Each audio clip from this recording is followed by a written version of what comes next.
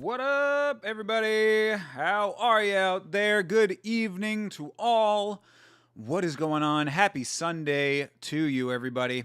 Thinker St. James here with you. Little bit of a chill stream tonight. Just going to hang out and rewatch. Well, I didn't actually see this event, so this is a first time watching for me, but this is a replay watch along of the main card of 173 Superbon versus Noiri, and I'm looking forward to this because this is like a stacked card. I mean, I didn't know too much about what was on this card before I decided to do this, but I saw that one had uploaded this or made this public about a week ago, and looking over the card, I was like, man, there's like 4 title fights on this. There's stamp fighting on this. And the first fight that we're going to be watching is Shinya Aoki. So, I mean, this is a pretty deep card here. This was One Championship's Japanese show. Their show in Japan. In Tokyo, yeah. Ariake Arena in Tokyo. So, we will check out some of these One Championship fights. Of course, this event is an 8-hour event, and even with cutting off the prelims, it is still a 7-hour event. So I don't know if we're going to get through all of this or if we're going to skip around or whatever, but we'll figure that out as we go. So either way, thank you for being here, and hello to you fine people. TJF, W Yama, WTJF, always, my man. How are you? How's your weekend going? CTE, what's up, Yama? Bro, what's up with you? How are you? How are all you guys? Thank you for being here, man. Before we get started, I should say, if you have not seen, there is a video out on the channel now about Ilia Topuria and the allegations that he is being accused of by his soon-to-be ex-wife. So if you've not watched that yet, give it a watch. Give it a like if you enjoy it. Leave a comment. I appreciate that. All of those things that you do help out in the algorithm. And guys, again, before we start, I should say, let me tell you something, okay? This is kind of a little bit of a celebration stream right now.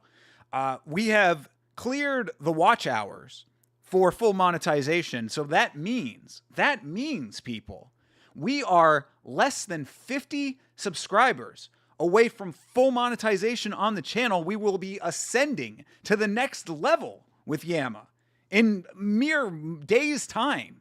You know, it's only going to take us a couple of days to get these additional subscribers on the channel. I'm sure of this. So a lot of different things are going to be happening after that 1,000 sub mark.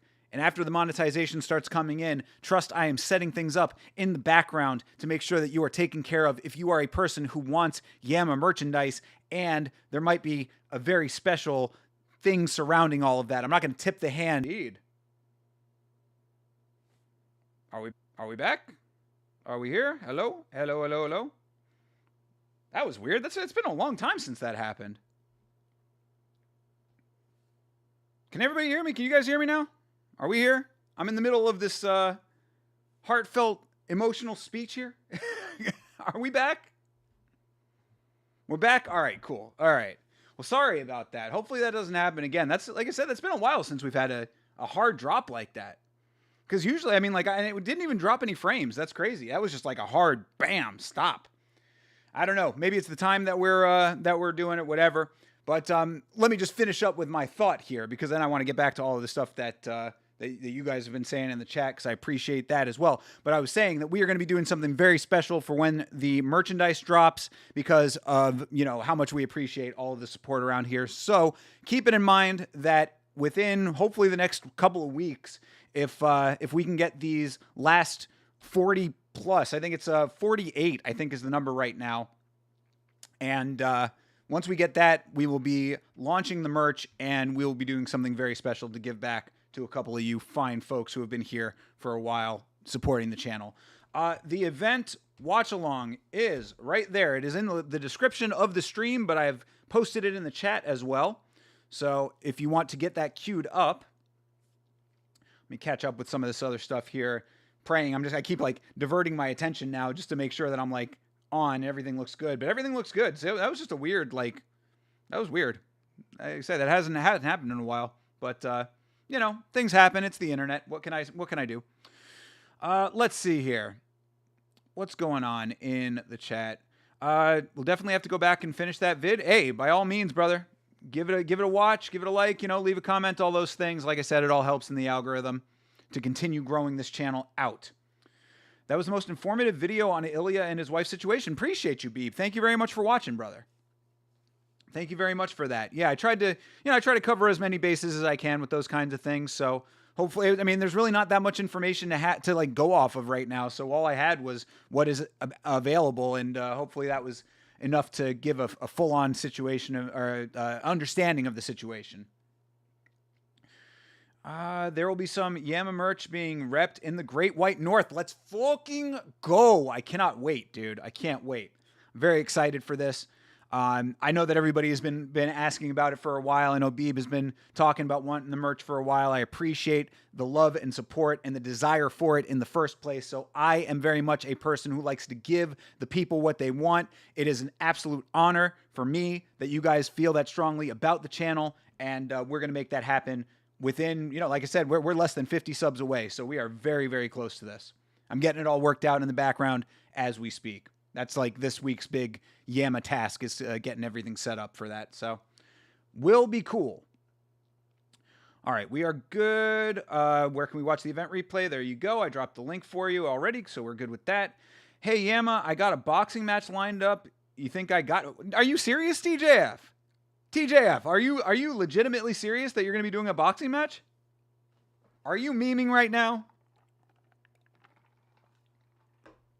Are you going to be doing an actual boxing match? Is it going to be for an actual promotion? What you got to give me more information than this. Of course you got it. Obviously you got it. But is it something that I can watch? Because you know that I will be there watching your boxing match if that is the case, my friend. Let me know the details.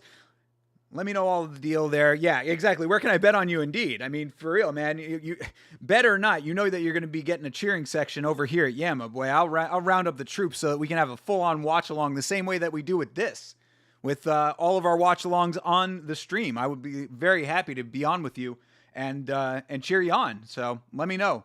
Let me know all the details. I will give you your sync point. This is actually something nice about doing these rewatches of events that have already passed. We can kind of mark the start point, you know, wherever we want it to be. So I have a start point lined up for you. I will give you a timestamp. In fact, I will type it out in the chat right now. Your timestamp for starting this event is going to be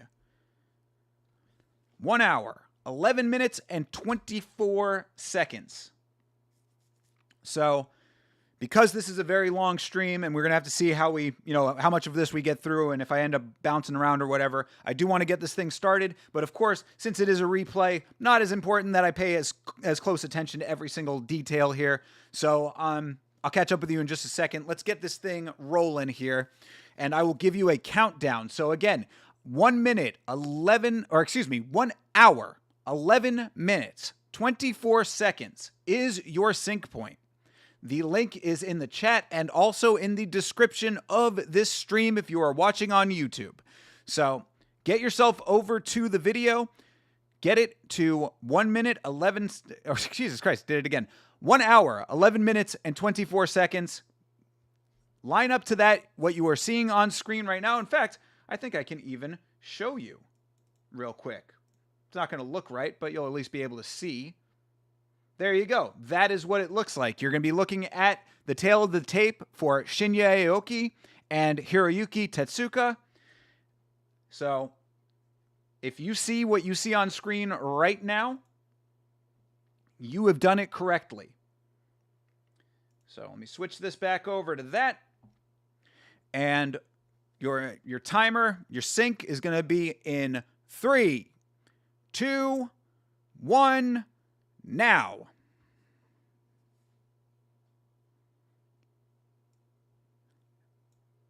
Yeah, this is good. That was perfect. Got right into the Dom Lao introduction. Introducing Hiroyuki Tetsuka. Perfect. All right, we are underway with the watch along. No timer for this thing. We're just going. We're free balling all this. Okay, so let me get back up with what we were talking about here. You edged me. It's backyard style, but legit boxing. Nothing amateur or pro. Okay. All right, so you're doing like a little smoker fight. Bro, yes, stream it. Get somebody to stream it on their phone or something. Show me a way to watch it. I will absolutely watch. Why are you doing this? What is compelling you to do this? Did someone challenge you? TJF? Did some kid in the hallway be like, "Hey, you, kid, I want to box you." Oh, yeah? Let's fucking go, bitch.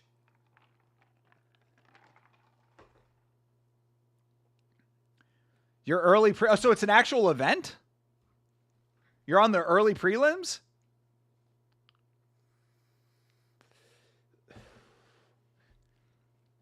You're just doing it for fun. I like it, bro. Good for you, man. By all means, bro, if there's any way for me to watch it, you know I will watch it. And obviously, you know that I'm cheering you on, bro. You know that the Yama stream, all of the chat is behind you.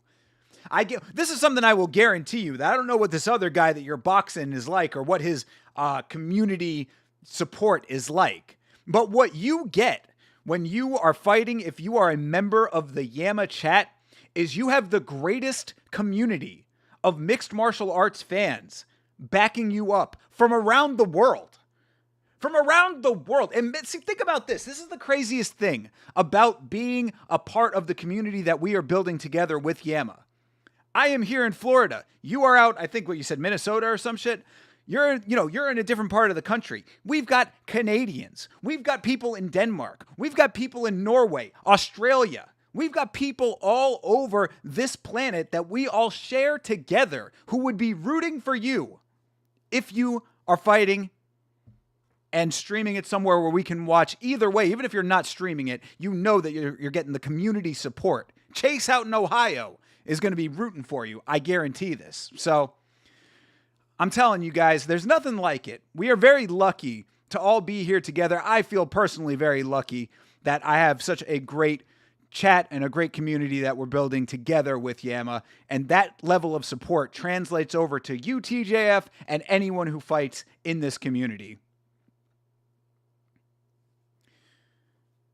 We're going to carry that love over to Shinya Aoki right now, the legend of mixed martial arts.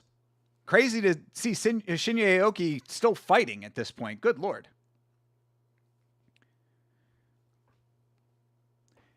You got Midwest discrimination from me? What? What does that mean? I got love for the Midwest. You just assumed I'm from Minnesota. I thought you said that. My bad, bro. Oh, wait. Indiana, right? Am I right about that? It's Indiana for you. My bad, bro. I was confusing you with someone else. Hey, Mr. Rage Quit. I was literally just talking about our international love, and then who should show up but the Norwegian legend, Mr. Rage Quit. So good to hang out with you today, Mr. Rage Quit. Everybody, if you are in the chat right now and you have a Twitch account, make sure that you go to twitch.tv/Mr. Rage Quit 8 and follow my dude, Mr. Rage Quit. He is the man. He is the coolest dude on Twitch currently playing virtual pinball right now. Of course, your boy used to. So if I was still around, maybe it would be neck and neck. But right now I am not. So Mr. Rage Quit takes the mantle. He holds the #1 slot. And he was playing some really cool virtual pin today, and I had a grand old time hanging out with him. It's very rare nowadays that I have the time to just hang out and watch my boys on stream. But that was a lot of fun. It lined up perfectly. I got up I was getting myself ready for the day. I slept in today, thank God. I was so tired.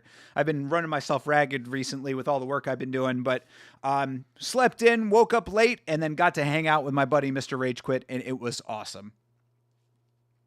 Happy New Year to everyone. Happy New Year to you, Mr. Rage Quit. So happy that everything's going well for you, bro.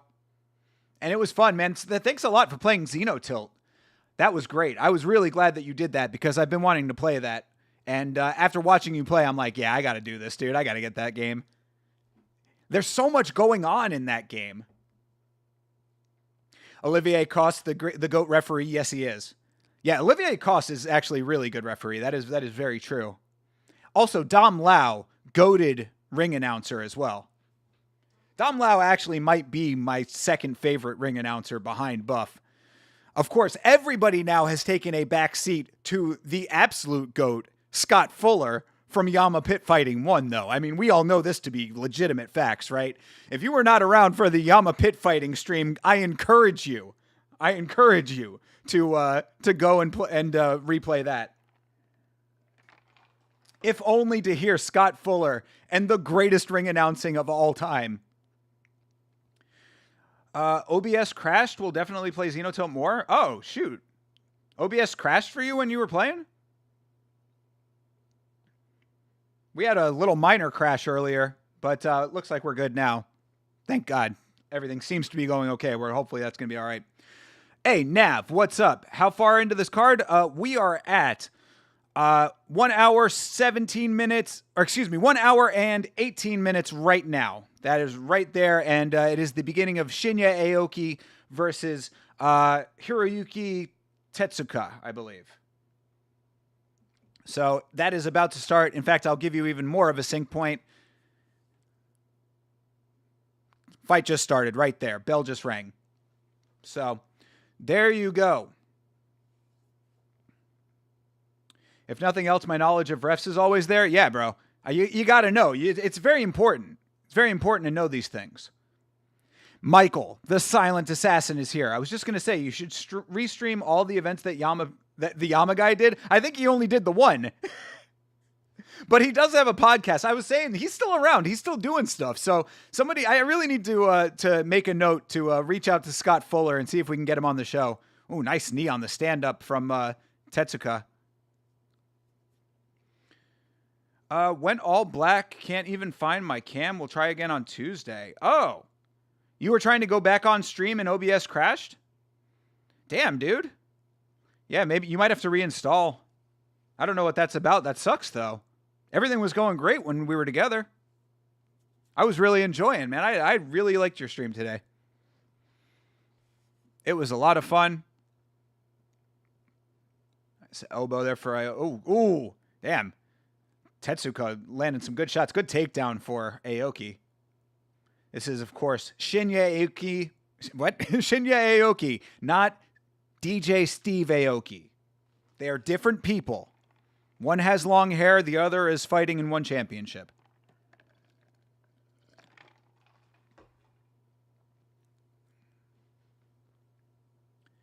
Senkaku means triangle in Japanese. Did you guys know that? We know that now. Thank you for that commentary. Bro, that is an odd position to try a banana split. What the hell is Aoki doing? But yeah, Mr. Rage Quit, if you want to watch these fights with us, I know that you are often left out from the watch-alongs because of the restrictiveness of Norway's policy on mixed martial arts, which is very ridiculous still. We know this. We have to petition the government of Norway to legalize mixed martial arts. It is 2026. We are living in the future right now. We are living in the future, and Norway is still in the past. We must get mixed martial arts legalized in Norway. That being said, if you want to watch these fights, the link is in the chat. It is also in the description of the video on YouTube. Oh, yo, Shinya Aoki with the twister. Bro, he almost had that twister too. It's weird because Tetsuka tried to elevate his hips out of the position, but the triangle gave this weird back half. Yeah, I mean, I don't know. Like I don't know if Aoki was actually going for a banana split because he was in a very odd position to try to accomplish it. But I think he just sort of had the leg splayed and was kind of just going with the motion. But that was a nice twister attempt. It sucks that he didn't pull that off.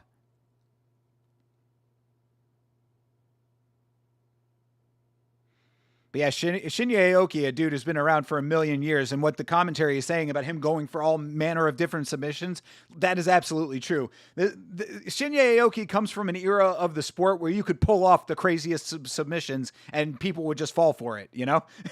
So before they all knew about a thing called defense. Who do you think will break out in the UFC this year? Probably Melquizael Costa. Honestly, I'm kind of sold on the guy at this point, man. After that knockout that he got recently, that head kick knockout, I'm like, yeah, he might be the real deal. He can do a little bit of everything. I like the guy. I'm starting to come around on the Dalmatian. So Melquizael Costa, probably a good choice for that. I want to say David Martinez. I know that Chase is very high on Jose Delgado. I'm going to need to see a little bit more out of Delgado before I go for that. But I'm down. Yeah, shout out to Dalmatian, absolutely. Other breakouts this year, Fatima Klein, absolutely. I think Fatima Klein is going to skyrocket this year. I hope that they hotshot Fatima Klein, to be perfectly honest. I'm usually not a fan of hotshotting, but if there's anybody who deserves a hotshotting, it is Fatima Klein. So I would say that she's probably going to be a big breakout star this year. She got everything that you need for being a breakout star. She's got the look. She's extremely talented. She finishes her fights. What else do you want? Other breakouts this year? I mean, a couple of the ones that we talked about on the people whose stock raised dramatically this year probably could be in that category. I'm going off the top of my head right now, but oh yeah, Louis Jourdain, that's one that I really like. Carly Giudice, I'm cautiously optimistic about Giudice. She is great. I put her on my list of up and comers for sure. I still need to see the same way about Delgado. I still need to see a little bit more out of Giudice, but I'm definitely with it. Louis Jourdain, though, yeah, I would like to see that happen, and then we could have both Jourdain brothers doing big things because Charles is still kicking ass himself. So I like it. It could have been a true twister setup, but he definitely tried for back control initially. Yeah, I mean it looked like he had the crank on it though. So yeah, those are a couple of breakouts, I think, anyway. Yeah, you are kind of right.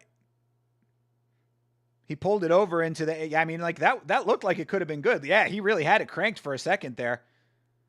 Yeah, Tetsuka did a good job of getting his head out of there.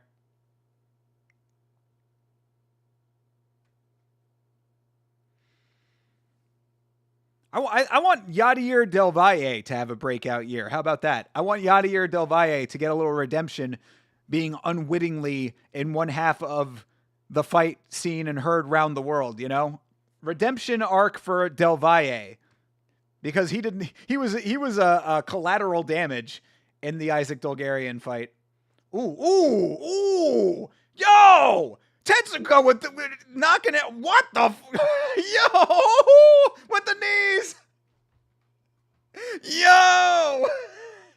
Hiroyuki Tetsuka. He literally knocked out Aoki with body shots, and then Aoki was just like stun locked. So he was like, you know what? Well, if you're not going to just go down, then I think I'm going to have to just punch you a knee or some.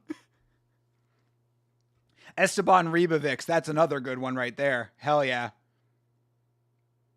What is he doing? He went all the way back up the ramp. And he just committed seppuku. What the fuck is he what the hell? Wow. Well, this is a good start to the watch along. Damn, that was a beautiful finish though, bro. He literally had him knocked out with body shots. He liver shotted him with punches. Low-key Cedricus is going to have a breakout? Okay, buddy. I'll believe it when I see it, but you know that I gotta ride with Florida Man so that he doesn't rob my house.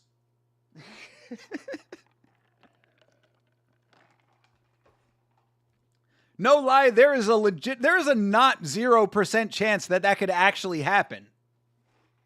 How crazy is it to think that? Need Ribovics to put together a win streak. I know he can't. Yeah, Ribovics, I mean, he was on such a nice win streak before he had that last loss, but the last loss wasn't even that bad. If I'm not mistaken, right? Pretty sure. Who's the Mexican doctor? That's David Martinez.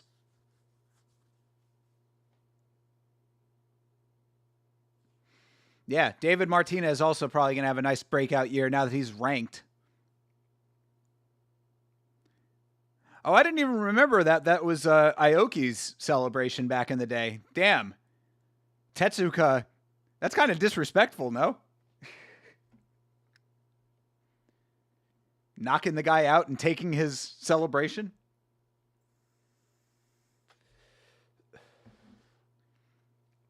DC's new boy, I think he beat Quang Lee. Oh, yeah. Who was the guy that beat Quang Lee? Knocked him out.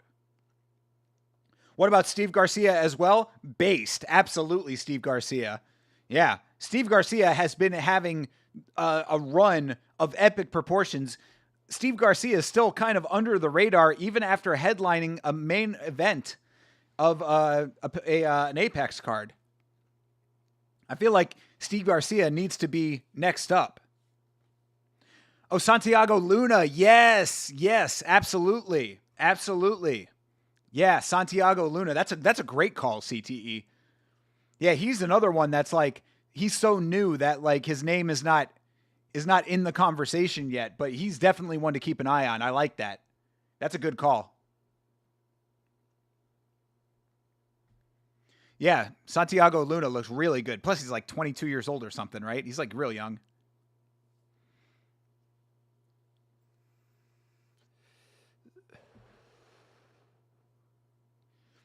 Yo, this Tetsuka guy is a talker, huh? Give me the belt. This is my division. 13 of 15 wins by finish. Let's go, bro. Hiroyuki Tetsuka might be a low-key beast. There's O'Malley's training partner who had the crazy grit on Contender Series. Yes. Oh, gosh. What is his name? I remember. Oh, fuck. What the fuck? Oh, my God. I'm blanking on this kid. Yeah. Tommy Gunn. Yeah. Tommy McMillan. Yeah, absolutely.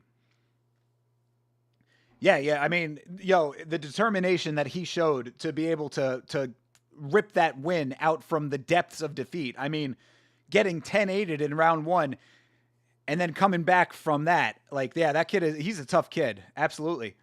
Speaking of which, Sarah Toby knows a thing or two about Tommy McMillan. How you doing, darling?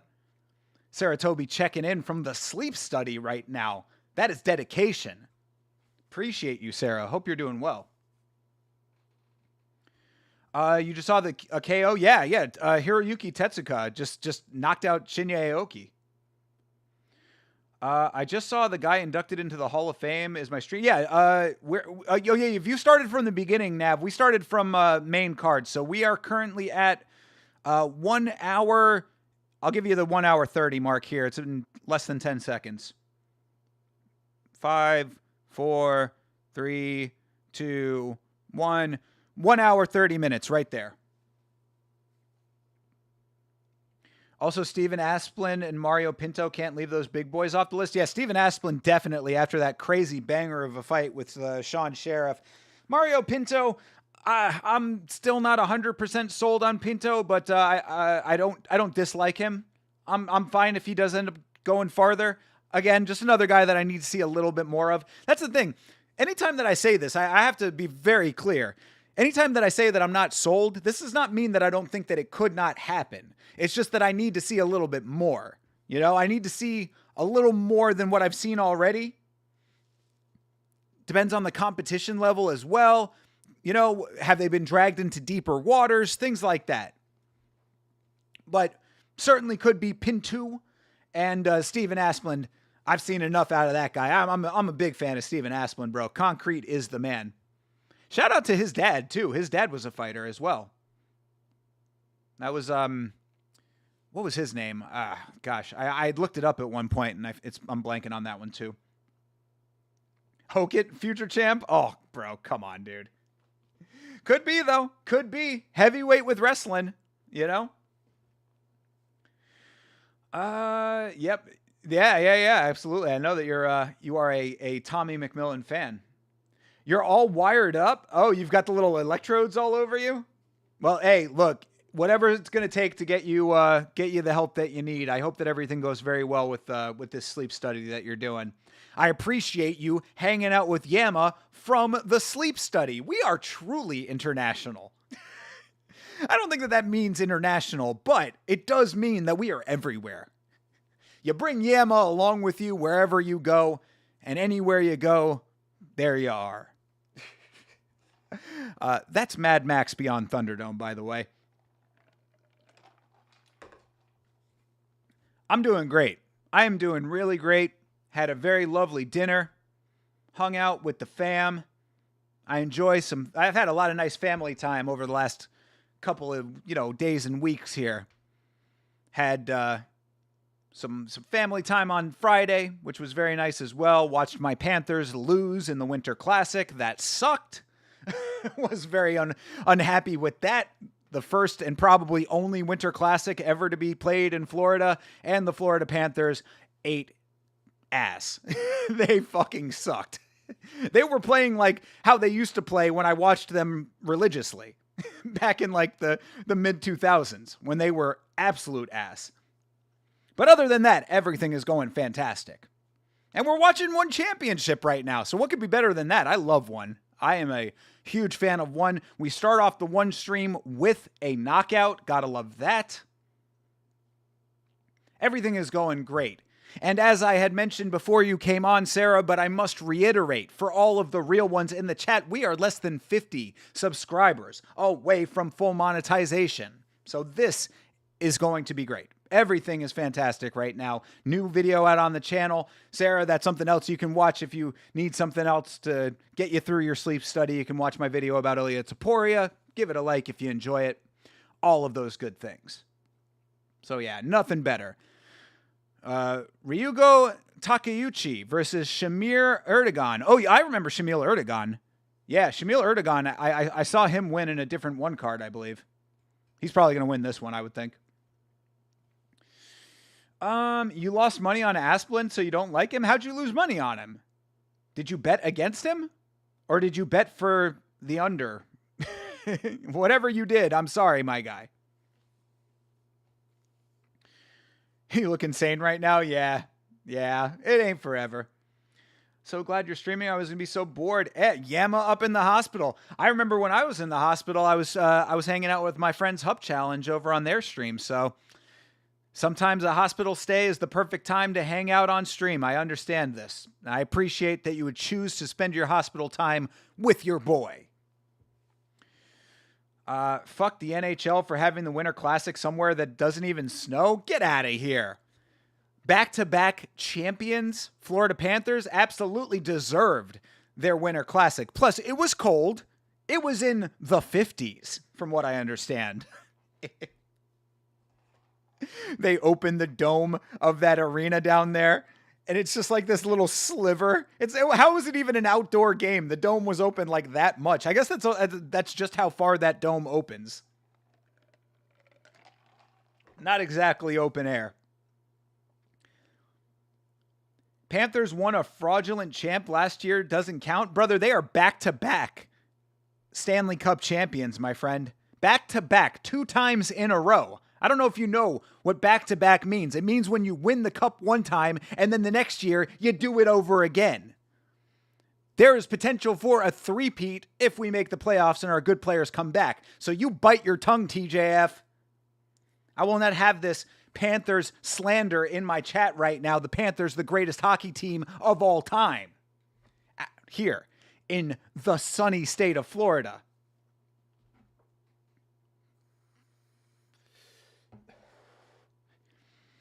Our sport?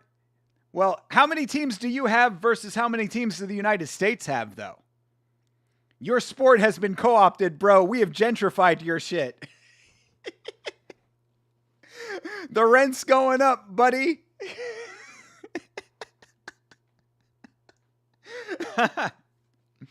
Your sport, the winter needs to be the Winter Classic needs to be somewhere it gets below 0 real degrees. Well, obviously not, because we just had it. Not only did we had it, but we had whatever Fonzie, Alfonso, or what's his name? Something Fonzie, Alberto Fonzie, whatever the Despacito guy. We had the Winter Classic and the Despacito guy here in Florida. We had backup dancers on the field. This was a Winter Classic of distinction. Nothing quite like it. Nothing that I've ever seen anyway. Brad Marchand won you that cup. You should be on your knees thanking him he didn't win it for the Bruins. Yeah, okay. Brad Marchand certainly helped. And I am very happy that we have Brad Marchand for the many, many years that I hated that guy. It's very crazy to be saying how much I am happy about him being here. That being said, 2 names come to mind. One is Matthew Tkachuk. The other is Alexander Barkov. Okay? So how about Sam Bennett? How about Steegsy? We've got such a depth of player base right now, it is not even funny. So don't tell me that it all hinged on Marchand. These are factual inaccuracies. Who won the 4 nations and who won the Olympics? You can have that shit, dude. Neither of those have a big, shiny Stanley Cup attached to them, do they? Hey, Savage, what's up? See, Savage knows what's up. Savage knows where the real hockey is played, right here in Florida. Who just got knocked out of the World Juniors? I don't care about Team USA, bro. Team USA is not Florida. I care about Team Panthers. I don't even like the Lightning. They're closer to where I am right now. The only team that matters in Florida is the Panthers. A team that I have been a fan of since 1996. All right? I've been a fan of the Panthers before some of you were born. Didgeridoo Dave, hello, sir. Good day, my friend. How are you? How are things going in Australia, where no hockey is played? Nah, that's not true. I think Australia does have an ice hockey team, if I'm not mistaken. Or they have ice hockey in general. They have multiple teams. Does Australia send an ice hockey team to the Olympics? That's a good question. How many teams are in the Olympics for ice hockey? We've got the Olympics coming up in Milan, Italy this year. Did you know that? I love the Olympics. I am a huge fan of the Olympics. I'm hoping to watch some this year. This is the Winter Olympics, of course, so hockey will be played. All your best players are Canadian? I mean, a lot of them are, yeah. You're the one that's making this Canada versus America, bro. All I'm saying is that I love the Panthers. So you can have these arguments with yourself, my guy. 1996 Holy Unk. Yeah, I know. And it wasn't even like close to when I was born either. How old was I in 96? Oh my God. I was like 96. I was 9. Yeah, I think I was 9 years old at that point. Good Lord. Old man thinker showing his age. You were born in 96? Well, welcome to this world. I was rooting for the Panthers while you were being shot out. Jesus, I didn't mean to. I didn't intend for that to sound as grotesque as it did. Sorry, I apologize. Ooh, yo, Superman punch for Taiuchi. Erdogan versus Taiuchi is underway here. Nice takedown for Erdogan. As I said, I think Erdogan's winning this fight. Representing for Turkey? Yeah, I think that's Turkey. Or is that Morocco? Should have been listening during the tail of the tape. Y'all booed our anthem first. Who's got the international reputation for being polite? I mean, I don't know why not me. Don't say we. I am not all of the United States. I am not those people in the arena. I would not have booed bro, I sing your national anthem when it comes on. I am one of the few Americans that knows the words to your national anthem. I still sing your national anthem the OG way. All our sons command. Canada don't have LeBron James. See, TJF is also spitting some big facts right now. How the Raptors doing? Lol. That was funny. Okay, good. I'm glad you laughed. Yeah, Erdogan, they're talking about how active he was in 2025, and I must have seen him on one of the other cards, and I think he got the win there too. So I remember the name. 2 fights, 2 bonuses. Erdogan low-key crushing in heavyweight MMA over in one championship. Right now sitting on Takayuchi's chest.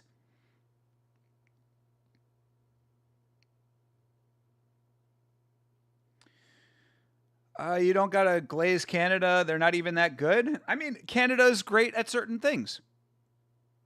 Just not at hockey when it comes to playing the Panthers. These are just facts. I mean, I don't. What do you want me to do? What do you want me to say? I mean, the sky is blue, water is wet. The Panthers rule at hockey. These are the facts. Aren't the Raptors not even doing that bad? No, I think the Raptors are doing pretty okay, but I don't watch basketball either. I think they're having a better year than they had before. Actually, to be fair, and I know that the reputation might be a little shaky right now, but from what I understand, Drake actually kind of helped that team a lot. Sort of got interest in that team again because he was always at the games. So, shout out to him for that at the very least. Hopefully he is staying very far away from underage girls. At least Justin Trudeau pulled Katy Perry. That's their only W. How fucking wild is that? Why is that a thing? How is that a thing? Because I only found out about that recently, but how did that happen? How the fuck did the ex-Prime Minister of Canada end up with Katy Perry? What a weird combination. She goes from Russell Brand to that. She's got a great track record, Katy Perry.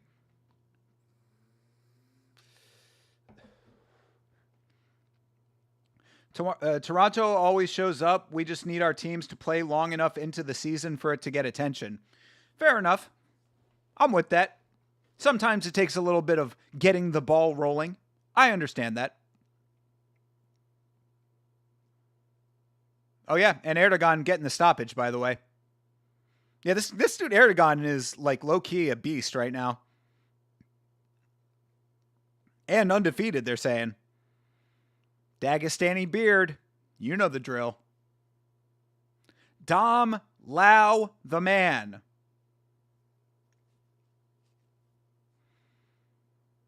I really do put Dom Lau up against anybody who is not Bruce Buffer as far as announcing goes. This dude is one of the greatest announcers in the game.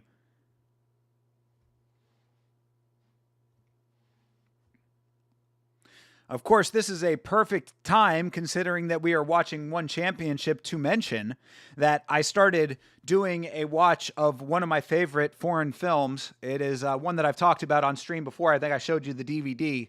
It's called Last Life in the Universe. I got just about 30 minutes into that now, doing that while I do my cardio. So I'm very happy to be rewatching this film. I love this movie so much. It's a bit like, it's like a dramedy, I guess you could call it, but it is so good. It is so good. It's so heartfelt, and it's just great. I love it. So shout out to the GOAT director, Pen Ek Ratanawong, who actually I've been meaning to see his other films. He did a couple of other ones, and I haven't seen like what he's been doing since then. I got to check in on my man Pen Ek Ratanawong. What's he been up to? But he did a great film called 69, or A Funny Story About 6 and 9. That's another one that I've got on the DVD shelf. That's an awesome movie, by the way, 1999. And yeah, he's done a couple of movies since then. A bunch of movies since then, actually. But yeah, Last Life in the Universe was 2003. And Actually, he had a movie that came out last year. I got to see if I can find some of these movies. But yeah, Penek Ratanaruwang is one of my favorite foreign film directors from Thailand. I also got to give Canada a W for Drake and Daniel Caesar. Who is Daniel Caesar? We also gave the world insulin. Well, all right. I mean, if we're just going to start naming random cool things. Yes, Canada, fur trade. That was cool. What other great... Oh, King of the Dot. The best battle rap promotion possibly ever. Other great things in Canada. The Just for Laughs Festival. A place that I know very well, considering that I went there. You could easily invent insulin. Okay, TJF, you get right on that. Reinvent the wheel for us. Which fight? The Erdogan fight just finished, so we are coming up on whatever is next. Currently, I am at 1 minute 47. Oh, Jesus, I all keep doing that. 1 hour, 47 minutes, and 25 seconds, right there. We're looking at a picture of the video of the bridge out there. The road to One Canada winner, Jake Peacock, the guy with one arm. We've got a one-armed man fighting next. Yeah, Jake Peacock versus Sua Kim.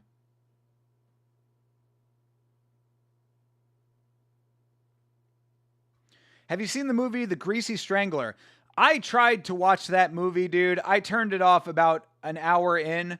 I really tried. I really tried.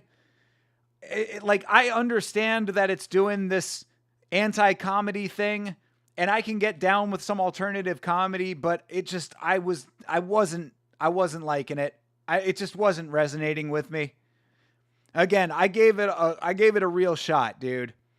I liked some elements of it. Like, there were some things about it that I thought were kind of interesting, but I just didn't laugh at any of it. I did not find it entertaining enough to stick with it. It just got really grating, and it didn't go anywhere.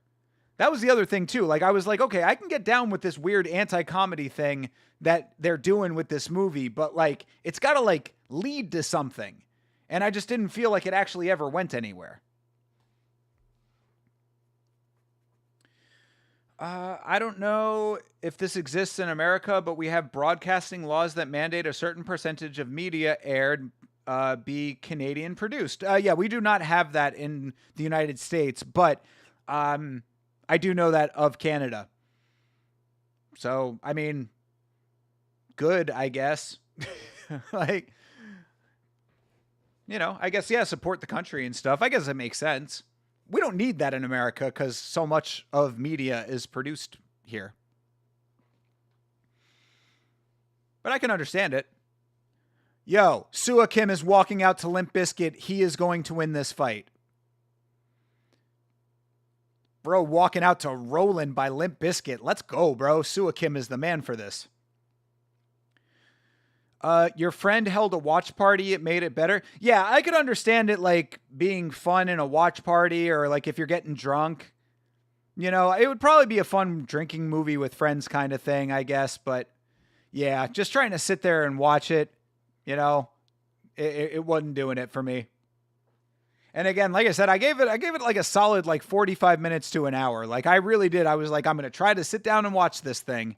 And it was not working.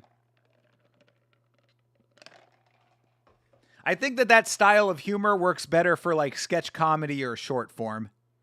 I could see them those guys, whoever made that movie, I could see them having a really poppin' YouTube channel. It gets better. What? See, I hate when people say that. I watched 45 minutes of the movie. It gets better. I don't care at that point if it gets better.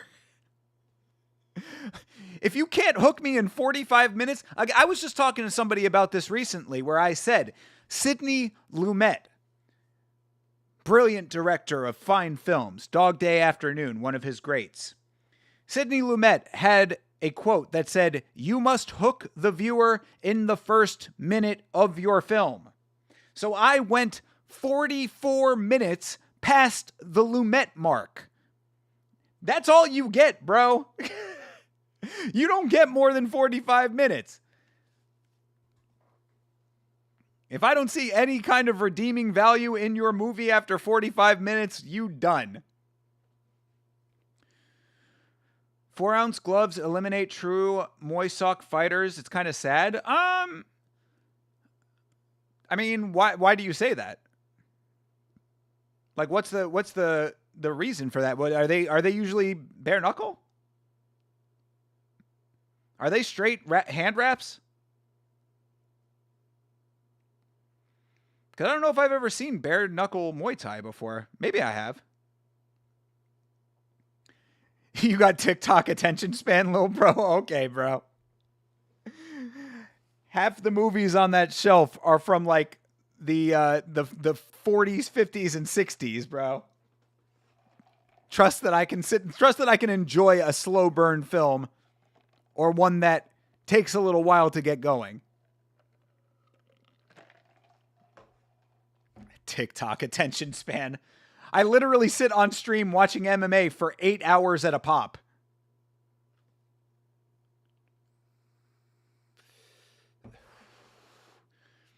Jake Peacock is walking out to Wild Wild West by Will Smith. What a man. Quality walkout songs on both sides of the coin here. Limp Bizkit and Wild West by Will Smith. All right. Dirty boxing is much more effective with 4-ounce gloves, and it changes the way clinch fundamentals work. Interesting. I mean, I guess I would have to see. If you're talking that versus bare knuckle, then I guess I'd have to see it. But I guess I can kind of understand that, because for a true Muay Thai clinch, you know, you want to interlace the fingers, I think, right? Ricky Sewell. Sua Kim fighting out of the blue corner, walking out to Limp Bizkit. Sua Kim. 154 and 59. These records, bro. 154 and 59. That is insane. Oh, traditional Muay Thai uses larger gloves. Oh, interesting. Okay. Yeah, I guess I would have to see it. You know, I guess I don't know that much about like straight traditional Muay Thai like that. Maybe this is something that I need to get hip to. You know, these are the great things. This is what I love about the channel too. Like, this is one of the great things for me about doing what we do around here, is that like I get to learn about things that I don't know about.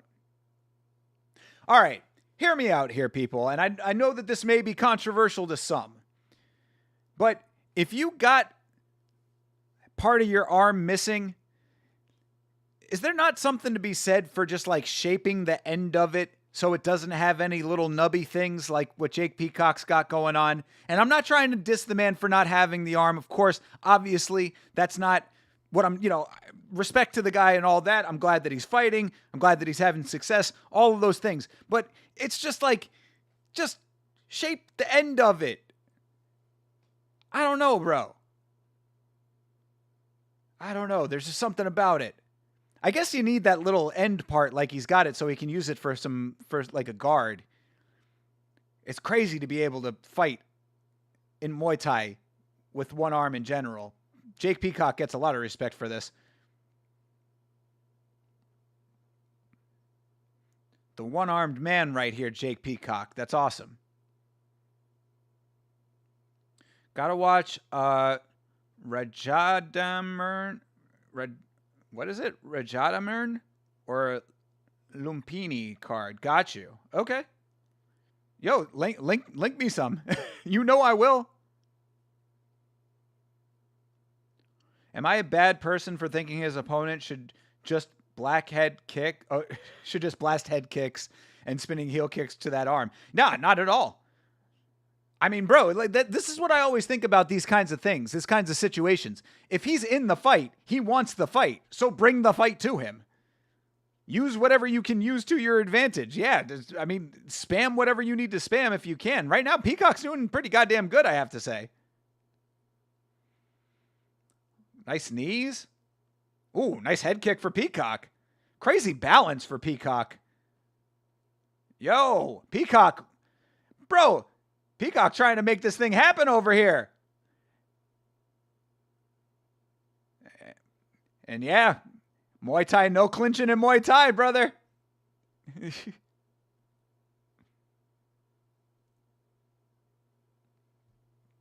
No cage stalling anyway.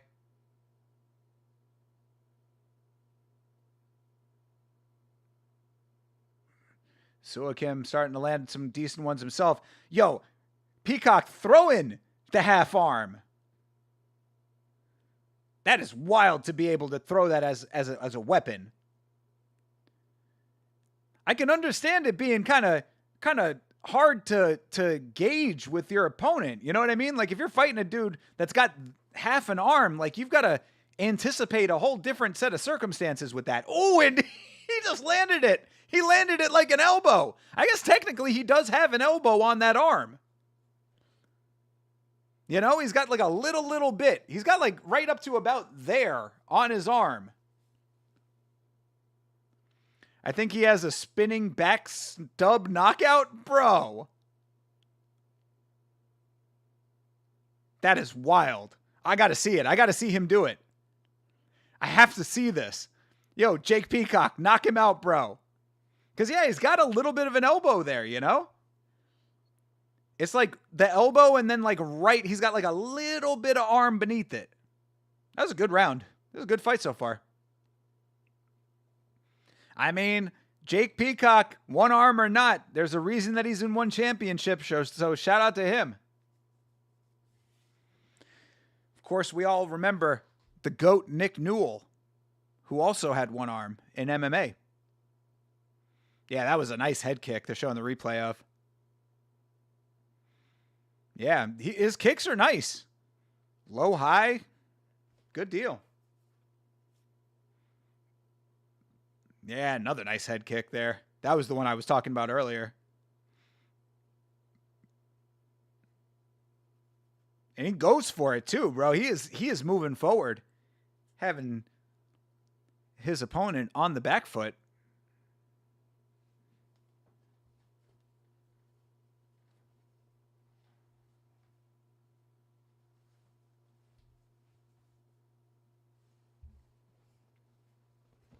Hey, there's Rick Allen. Happy New Year, Rick. How you doing, Rick? How's the New Year treating you? Ooh, nice trip by Peacock. Let's go.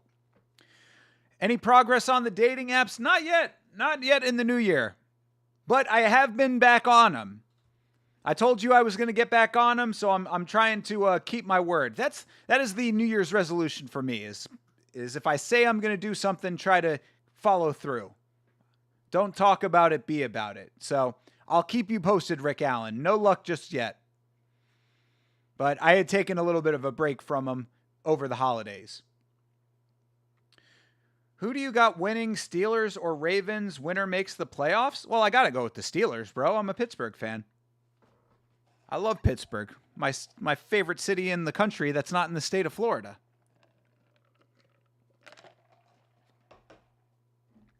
So, yeah, go Steelers. Oof. Yo, Jake Peacock's got a nice left hand. Whether or not it's the only one he has pays no difference into the equation.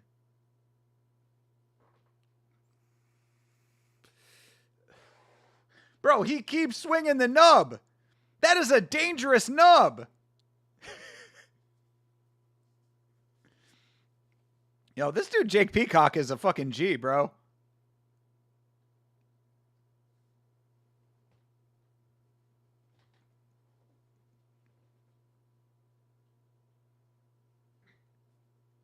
Another nice shot for Peacock off the cage. Kick lands. Yeah, Sua Kim needs to get himself into this fight a little more. Like, bro's got a crazy record. Need to live up to that. There you go. That was a good hand for Sua Kim. Yeah, low kicks for Peacock. Catches the kick, tries to go for another trip, doesn't get that. Bro, Muay Thai is the shit, dude. I love Muay Thai. It is so rare, or at least more rare. I mean, granted, I have not seen every Muay Thai fight, of course. There's 8 billion of them. But I would say per capita, it is much more rare that you see a boring Muay Thai fight compared to a boring MMA fight. Muay Thai is just action-packed. Throw the hands, throw the kicks, throw the elbows.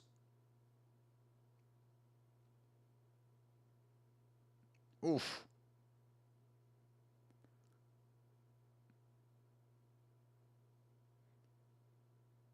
Ooh, back of the head shot. Actually, can you throw elbows in Muay Thai? I guess so, right? Or is that... Yeah, Muay Thai you can. Kickboxing you can't. Yeah, the art of the 8 limbs.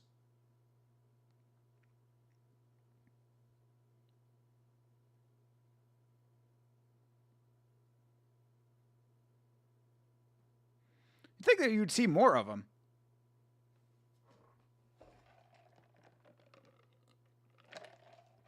Closer round that round. Peacock took the first one pretty handily. That nice trip. Yeah, elbow for Sua Kim. There's the elbow back. Got to be 1-1, you think? You think Sua Kim took the first? Or you think, oh no, Sua Kim took the second. Oh yeah, it was definitely closer. But one championship, they're on the universal rule set, so it's judged as a fight. So, does not go round by round.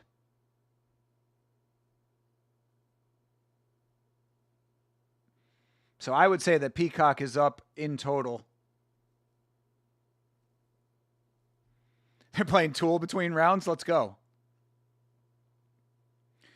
Still no vacations for 2026? Brother, I just started a bit. Oh! Sua Kim with the knockdown. Bow, bow, bow, bow. Down goes Peacock.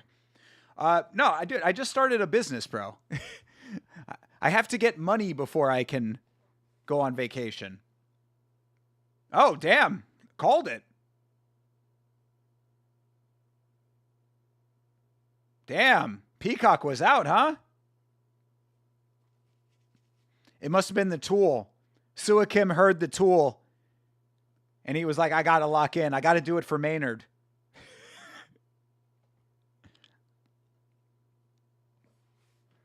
Damn, that was crazy.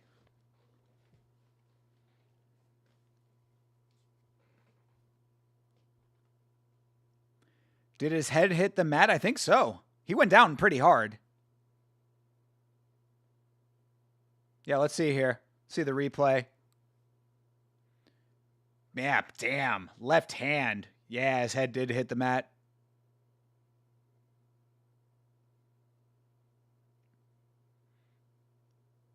Yeah, he was... Did they count it? Do they give him... They give him a count, right? No, they don't give him a count in Muay Thai, right? He just got to stand up on his own. Yeah, he went down. Surprised he called it. Most Muay Thai refs will send you to your death. I know, right? That's kind of why I was sitting here waiting for it to get restarted. I was like, oh, okay, he went down. And then I'm like, oh, shoot, they called it. That's crazy.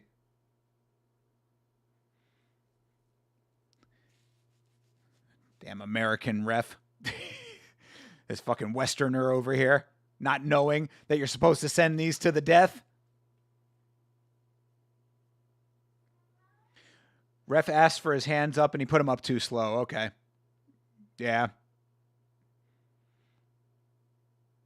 Fair enough then. Yeah, he was out. You could see it was a hard drop. That was a good fight. Yeah, there's another thing I like about Muay Thai is that the tide seemed to turn very on a dime in Muay Thai.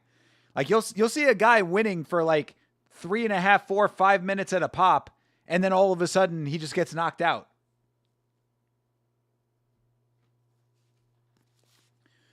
One unfortunately does give bias towards their Thai stars, but so be it. I'm not saying in this instance, but it does happen. I mean, you know, I wonder how much of that is like a directive or how much of that is maybe subconscious bias on their part. You know what I mean? Like, because again, we were thinking about that. So, okay, I'll say it to you like this while we wait for the next fight to start. So there was a tweet that just went out about how somebody placed a bet on Maduro getting dethroned from power or leaving power recently. He placed that bet about like 24 hours before the mission to go oust Maduro took place. So essentially insider trading when it comes to prediction markets, like Polymarket bet. Things like what you're talking about, giving preferential treatment to Thai fighters and stuff like that. How close to that does that get? You know what I mean? There's a lot of questions that are raised in those kinds of things. And if they actually are giving legitimate preferential treatment, then I don't like it, but you could still use it to your advantage. Make the bets. Place the bets on your Thai fighters if that's the case.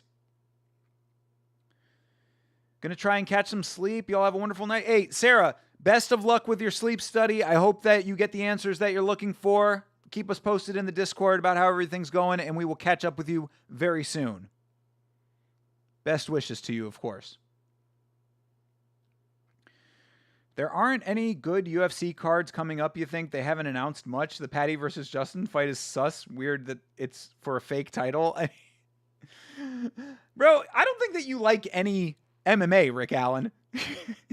I think that you low-key do not like MMA. Because every single fight ever is one that you think is not good enough. What was the last fight that you thought was like a worthy fight? And a card that actually had good fights on it. Rick has the worst rage bait. I will admit, though, that I do not like that Patty versus Justin is for an interim title.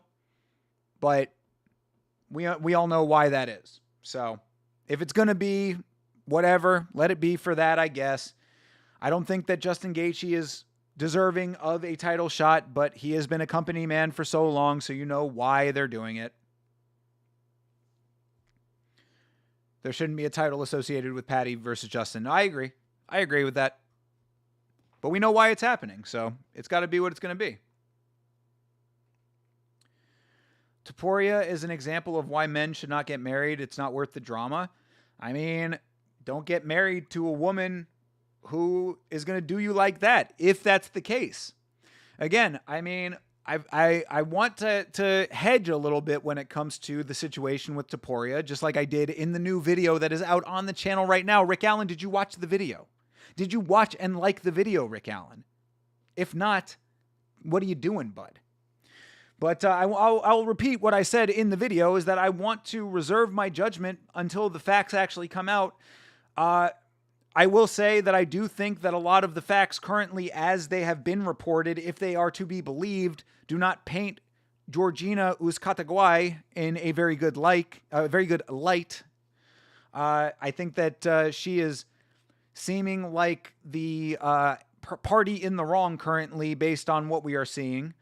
But again, I am withholding actual judgment until we know the facts. So, that being said, exactly. TJF just took the words right out of my mouth. The Nelk boys got it right. I mean, it's not even about Miami. It's about Miami women, quote unquote. You know what I'm saying? It's not about location. It's about the type of person. So don't get married to the wrong woman is what I would say. Obviously, he didn't think she was going to do him like that. Like all guys, when they get married, they're smitten. Well, see, that's the problem, Rick Allen. You should never allow yourself to be so head over heels that you let yourself get snowed. This is a concept we call keeping your nuts. Keep your nuts about you.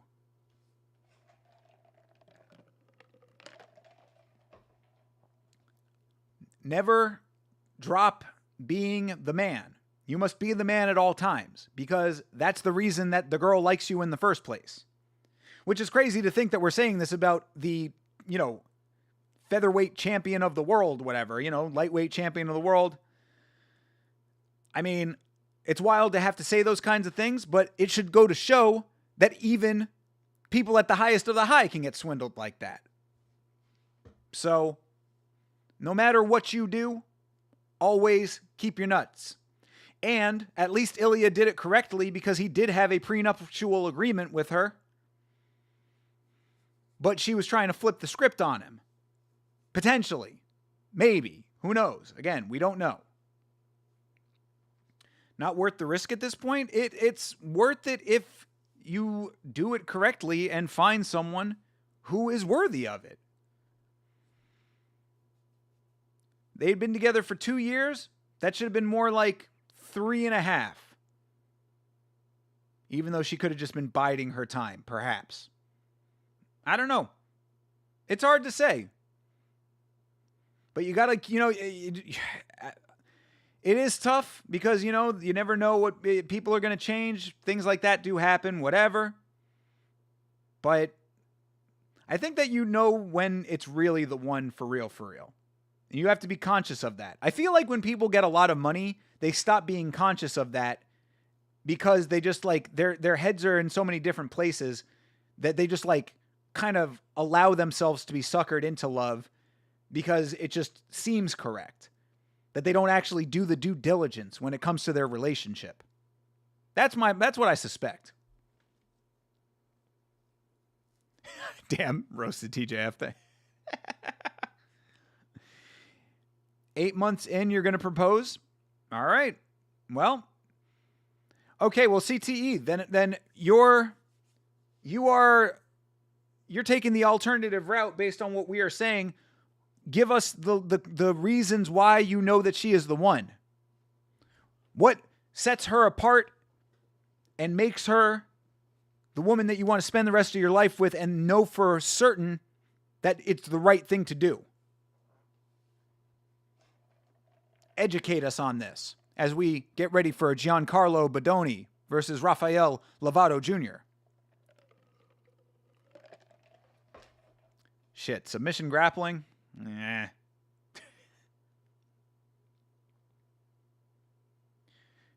You will absolutely not be proposing now. Don't worry, it's all jokes. Okay, fair enough then. 3 more years and you'll buy the ring? See? CTE is listening. CTE is internalizing. They say 3 years salary? I don't think that that's what the saying is, TJ. I think you might have gotten that a little bit mistaken.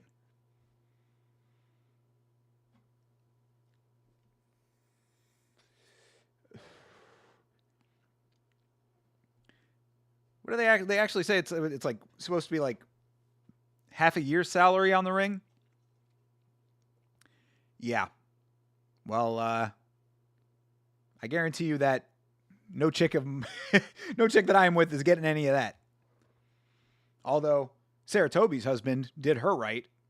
Sarah Toby just posted her wedding band in her Discord in her picture section, and I was like, God damn, that is a whole lot of big ass jewels on that thing. 25% of 1 year's salary? Okay. That's a little bit more reasonable. 3 months? I guess that's about, yeah, that's almost 25%, right? That's a month under 25%, so closer. I mean, fair enough if that's the case, but, My thing is do what you feel is appropriate and what you think she's going to like and what's going to make both of you happy. Because, I mean, if the wedding band, if the ring is one of those things, okay, fair enough. But my thing is that if you're going to have a wedding, two things with the wedding itself, right? One, the wedding is for the bride, for the most part. So make it how she wants it to be. It's her special day. She wants to feel like a princess, all of that stuff. Give her the wedding that she wants.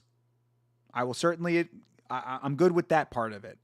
But number two, and this is very important for the men of the audience. Number two is that when it comes to the reception, you make sure that you also have a good time, that you get things that you want in there.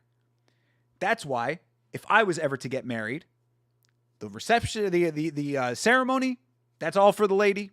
Whatever the fuck you want, we'll do it how you want to do it. Whatever, within reason, of course. Hopefully, not spending a life's worth of money on it. But I understand it's for her.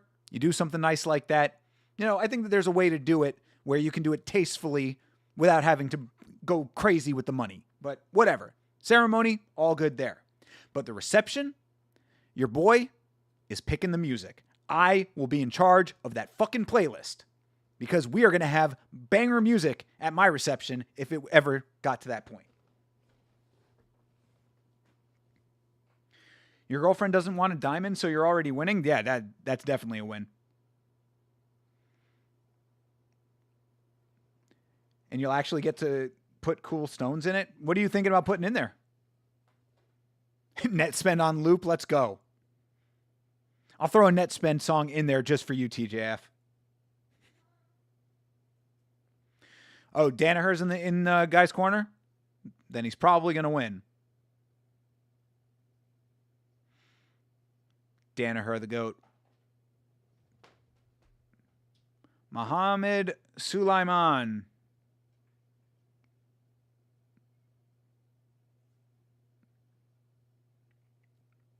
Rafael Lovato Jr., I believe, was at the CJI, if I'm not mistaken. Bro looks like Ron Perlman. Emeralds as the primary stone, probably, unless she wants to go with rubies. I like it. I like both of those. Emeralds and rubies are both very pretty. What you really should do is get her an emerald in the middle and then surround it with 8 rubies. And then you can call that the Valentina ring.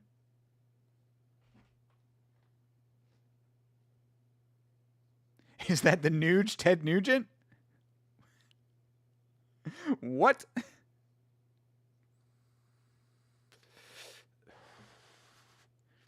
Ted Nugent sighting? At one championship?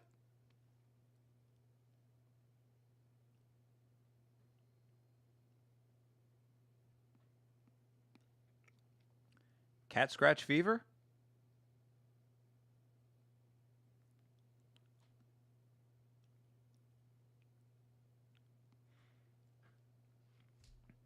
Yeah, Lovato Jr. looks a lot like Ron Perlman. That's kind of wild.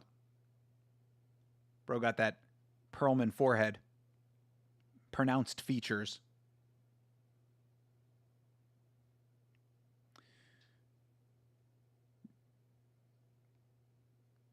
All right.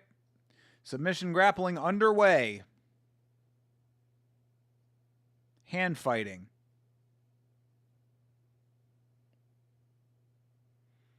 See if someone actually wins this match. I feel like every time that I see a submission grappling match in one championship, it never actually has a finish. She's also mentioned a big emerald with cubic zirconia accents. I mean, cool. I'm with that. If she's down like that, then that's great.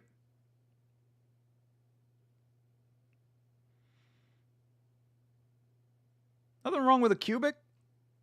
I mean, people get hung up on those kinds of things. Like, I've never put much value into jewelry in general, personally. So, as long as it looks cool, I'm good with it. It's a status symbol. I understand all that aspect of it. But it's never been something that has mattered much to me. I don't like fancy things all that much, to be perfectly honest. I mean, granted, I've never had fancy things, so, you know, maybe that's part of it. But, like, I've never been drawn to them. I don't like cars. I don't like jewelry. You know, fancy clothes. I've never been into, like, you know, designer clothing or anything like that. I like band shirts and movies. That's what I like. VHS tapes. That's what I spend my money on. That was my Christmas present to me. I'll wear it on stream soon. I got myself a new shirt. I said, you know, I haven't bought myself anything in a long time because I've been saving money, getting the business off the ground. And I said, you know what, you can do something nice for yourself for Christmas. I saw a shirt that I really wanted. I always, man, the algorithm has me pegged so badly, bro. Pause. But the algorithm definitely like knows me too well because it is always showing me shirts, and it's always shirts where I'm like, oh my God, I would want that so bad. Your brother got you a Shavkat shirt? That is awesome. Shit, dude, post the design, man. Take a picture of it and throw it in the Discord.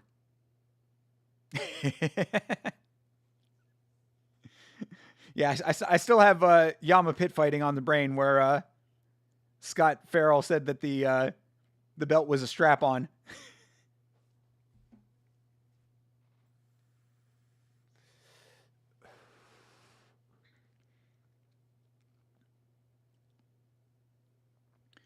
Oh my God, somebody do something in this grappling match. I mean, I'm happy that One Championship does all of these different styles of martial arts and stuff, but I just feel like these grappling matches sometimes really slow the momentum down. Blackman Pro Wrestling Zealot. Hello. Welcome. Any relation to Onyx Blackman?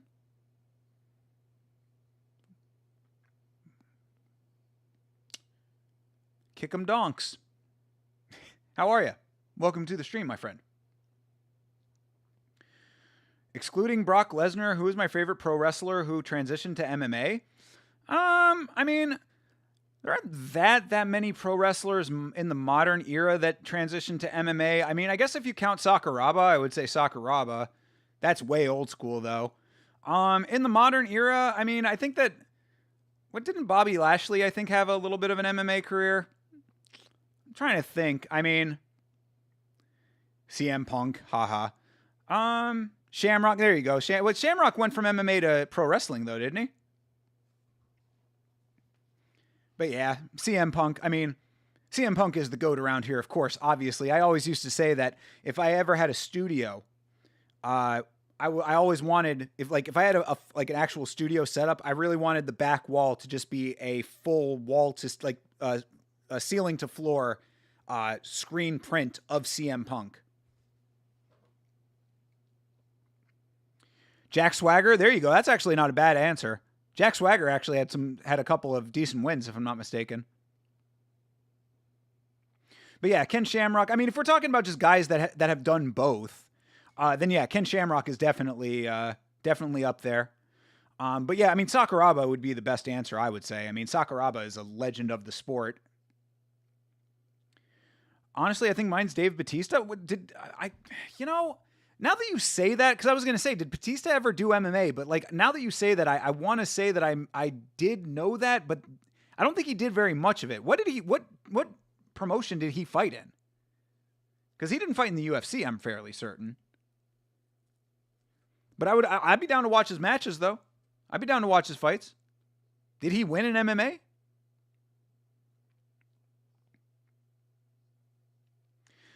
Man, why is all non-gi jiu-jitsu so lame? It's not that it's so lame. I mean, like, it's just that I feel like when you get to a certain level of jiu-jitsu, it just is like, they're too technical, and they know what's coming. So it's like, okay, this guy's going to do this. I'll defend like this. And now we're freaking 3 minutes into this match. And, this dude's trying to set up a calf slicer that's not going to work.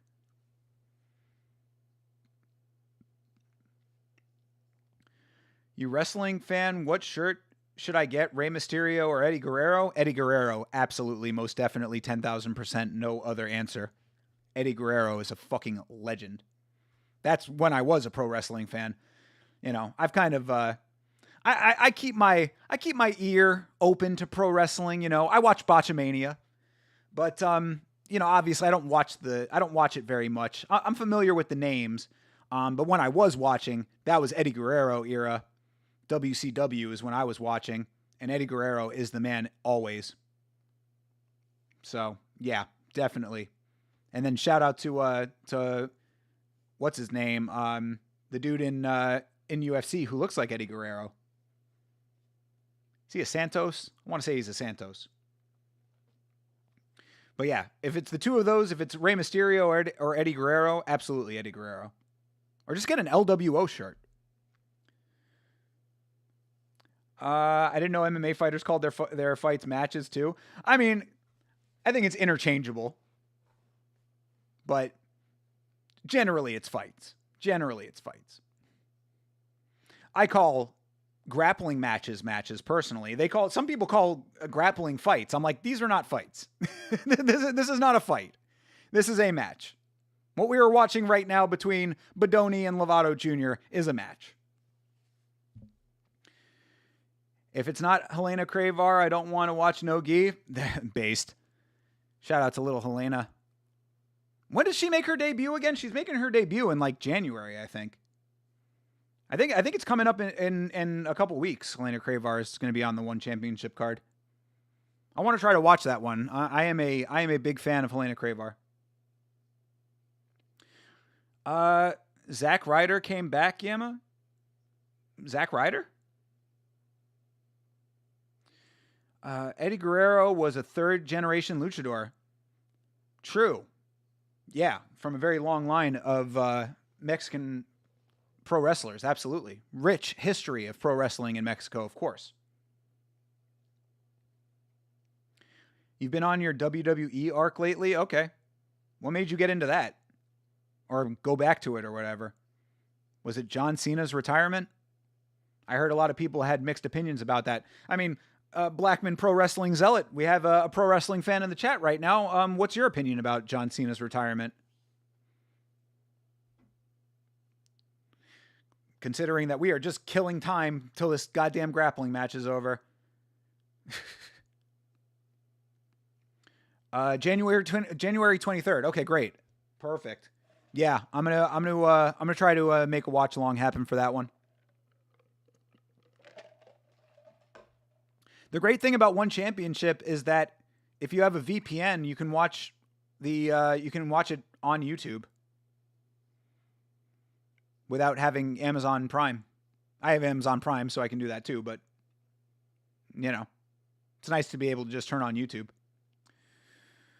All right. The thing is, John Cena, you can't really tell throughout the match that his body is completely broken down and he cannot move like the way he can anymore. It was like watching a pet who clearly needs to be put down try to do tricks. Got you. Okay, fair enough then. Fair enough. Yeah, like I said, I didn't actually see it, so I couldn't tell you. But if that's the case, then yeah, I mean, look, pro wrestling is one of those things that, like, that's why I am, of course, one of those people that says, obviously, it is predetermined, pre-scripted, whatever you want to say. You know, it's not a true fight, and we know that. But yeah, obviously, the physicality of it is insane, and their schedule is insane as well. So to think that these guys would not be out there breaking their bodies anytime that they're doing it. It doesn't make any kind of sense. So you saying that, it does track, you know, and it's amazing that some of these older guys are able to do anything in that realm. Like any of the dudes that come back after like a long layoff and, like when Sting was wrestling a little bit in AEW, it's like, obviously he wasn't taking like any kind of crazy bumps or anything, but it's like, bro, Jesus Christ, dude, Sting, come on, Stinger.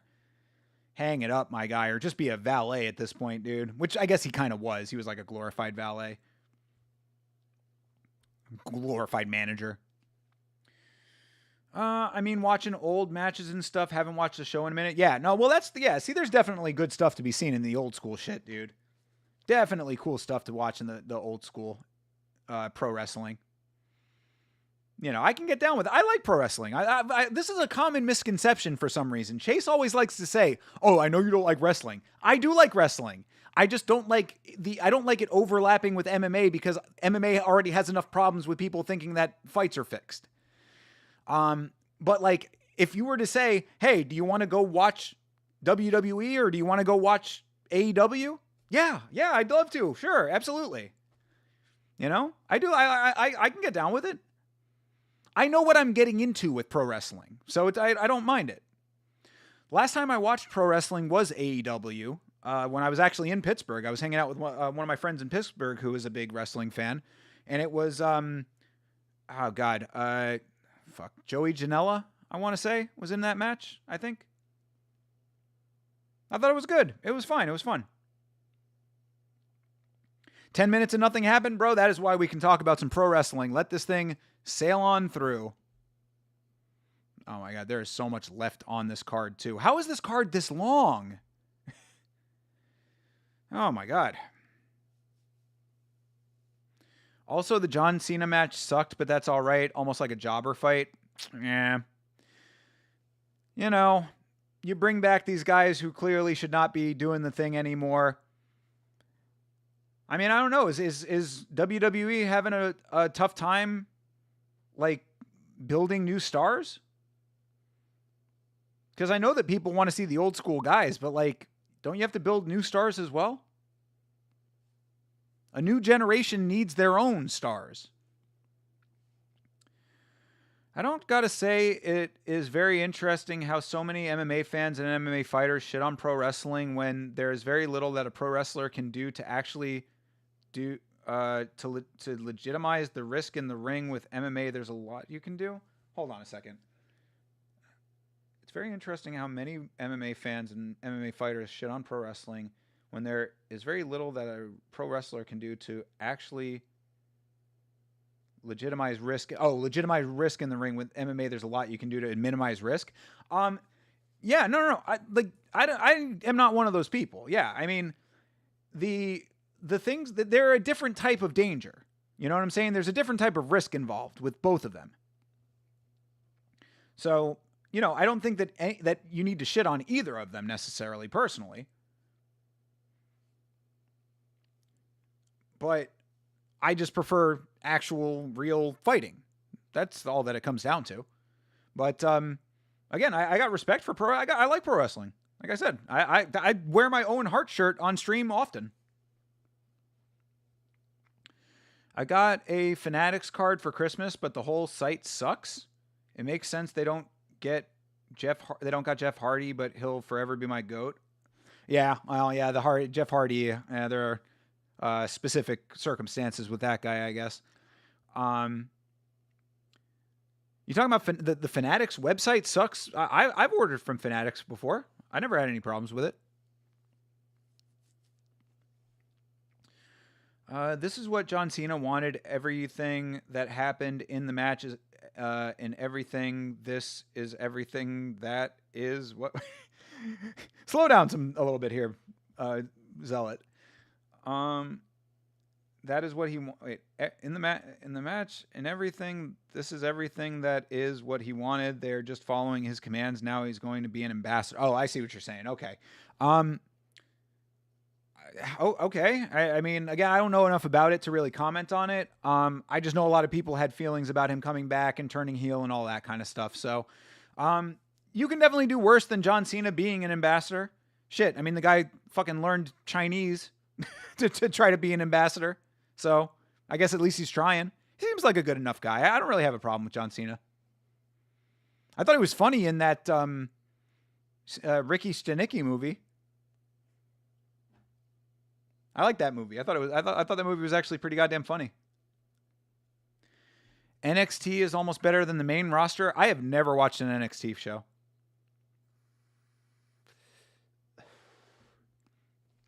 First round sub incoming. Yeah, well, we've got a Rotolo coming up. So I have not seen too much of the Rotolos in MMA, but I did see, this is Ty. Okay, yeah. I did see Ty Rotolo in his debut, and he got a first round sub in his debut. It was against one of the Lees, I believe.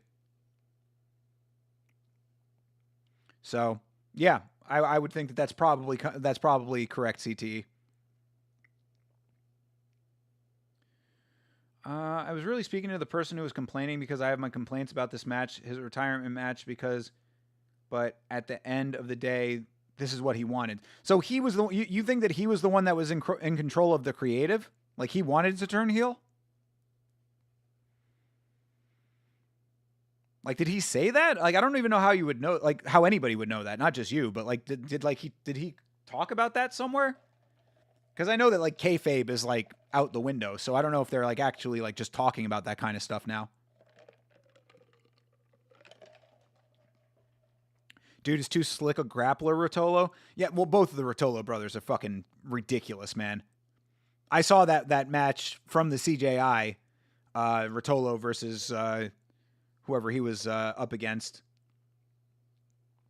That like crazy BJJ match. It was wild. Yeah, the Rotolos are ridiculously talented. They're making a great name for themselves in one, too. That's one of those things. It's like, I got a lot of respect for people like the Rotolos who come into one championship or an organization that's not the UFC and like generate their own star power from it, Hey, John motherfucking Dong, how are you, sir? Good to see you, brother. Hope you're doing well. If you want to watch along with us, the link to the One Championship card is in the description of the stream. We are currently at 2 hours, 37 minutes, and 45 seconds right there. They got their own sub, a Rotolotine. Yeah, it's like a modified guillotine, right? Not sure exactly what it is. Yeah, I'd like to see it. I think if I'm not mistaken, it's like a short guillotine. Like it's like a short side like I've seen it before, and like I feel like it's like a curled in short side guillotine, like where you like tuck in on the side. But I might be completely wrong about that, or I might have just seen one of the Rotolos do that and thought that that's what it was. Kate Rotolo is very good. Yeah, we're watching Ty right now, actually. Ty Rotolo is going to be in this fight. Modified choke grip. I know that you're a fan. I'm doing great, brother. I'm doing great. We were talking a little bit of pro wrestling with Blackman Pro Wrestling Zealot earlier. That's always fun. I like to be able to converse a little pro wrestling. I still listen to the occasional Jim Cornette segment every once in a while. Like I said, I watch Botchamania. I am still with it to an extent. But trust, you will never see pro wrestling covered on the Yama channel. Unless it's MMA related, of course. Which is why I still want to know and trust your boy. When it comes to MMA and the stuff that I have covered on the channel, this elephant never forgets. I am still waiting to hear what comes out of that lawsuit that was filed, or the civil suit at the very least, that was filed by that girl against Vince McMahon, that did not name Brock Lesnar, but heavily implied that Brock Lesnar was one of the people that this girl was essentially trafficked to. Like I said, I do not forget these things. I forgot what that girl's name is off the top of my head, but y'all know what I'm talking about. Vince McMahon, that dirty, dirty dog. Another person that if he just wasn't a complete piece of shit would be an amazingly impressive person.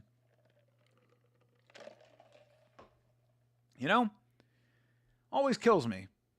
Great people just like have to be shitty people at the same time.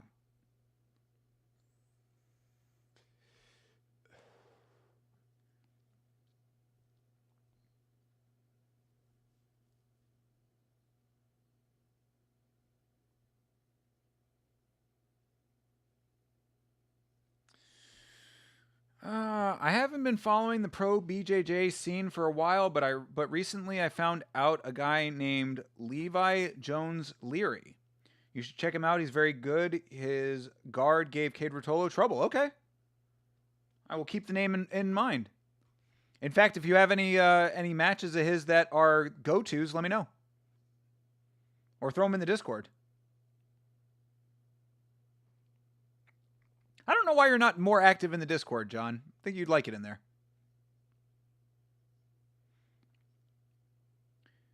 His style isn't very fun to watch, but he's extremely good. I mean, you're describing 80% of BJJ right there.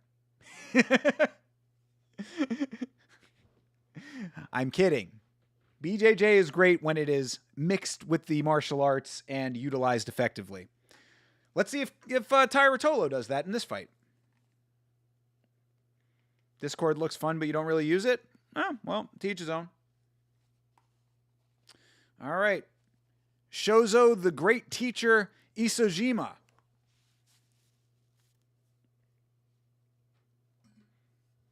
Hey, TJF, thank you for hanging out, brother. Good hanging with you, bro. Have a great rest of your night.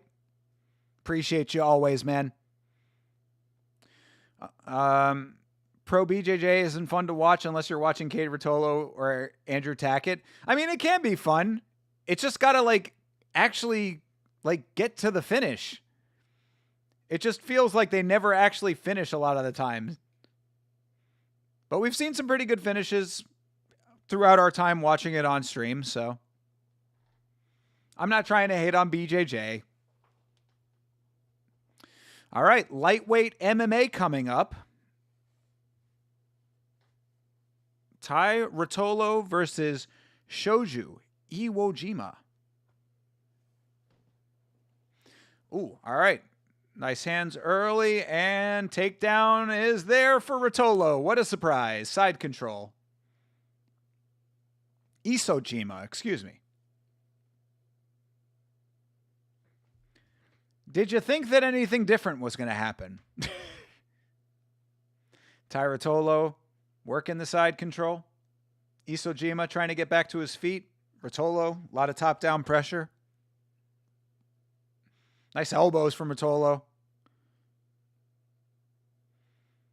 Ooh, nice knee from Rotolo. Someone taught this guy striking. I like it. Ooh, another nice knee. God, I love knees to down opponents. All right, nice knees. Yo, Rotolo working. Ooh, another nice knee lands.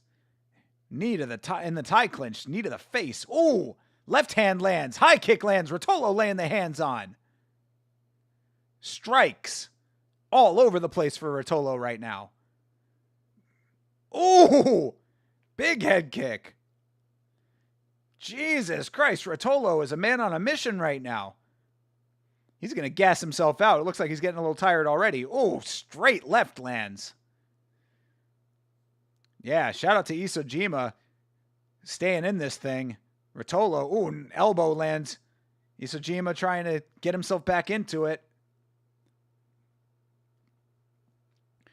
This UFC break has taken its toll on me. I can't believe we still have just under a month left. It's 3 weeks, right? Yeah. So yeah, I guess under a month. Yeah.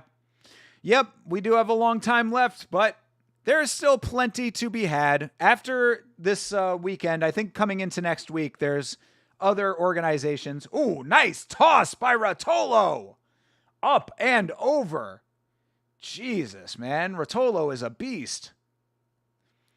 I mean, granted, one championship is setting these guys up with probable cans, but I don't want to say that about Isojima. I don't know him well enough.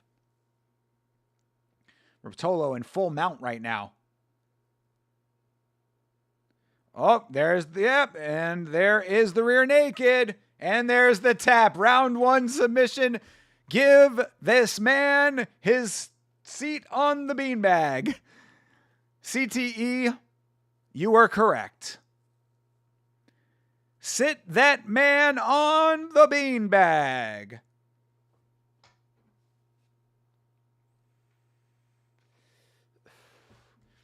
But yes, John Dong, don't worry about it, my man. We are going to be having fights coming up soon, and there are plenty of other fights and other organizations coming up.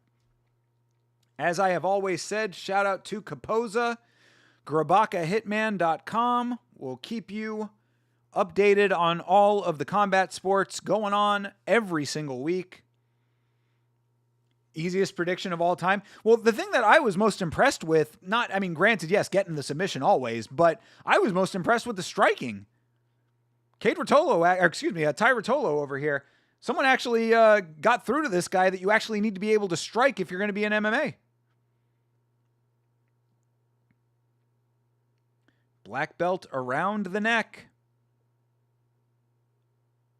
Yeah, the striking looked good. He got some high kicks up there. Straight left landed.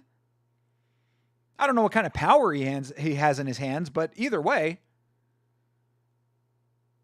still good. Still good by me.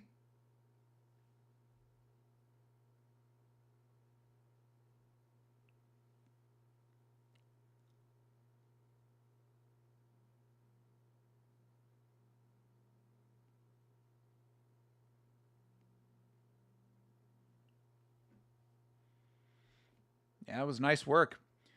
Like I said, I think we're going to need to see Rotolo up against some actual competition. I don't know if Isojima was really up to the challenge, you know?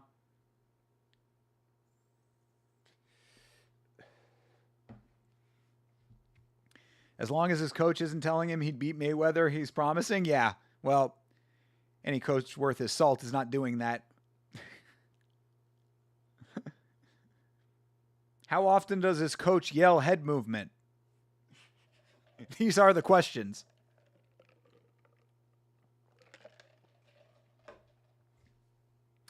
Head movement! Head movement! Easy rear naked, body triangle, so secure. Beastly. Dominant performance. What a savage.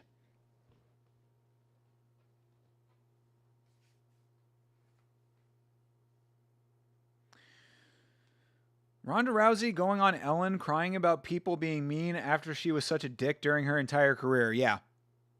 Ronda is one of the most delusional women. Definitely the most delusional woman in the sport. And one of the most delusional fighters of all time. For sure. The second most delusional woman in the sport was Jessica Ai. Third most delusional woman in the sport was Betch Correia. That's, I think, about where the delusion stops.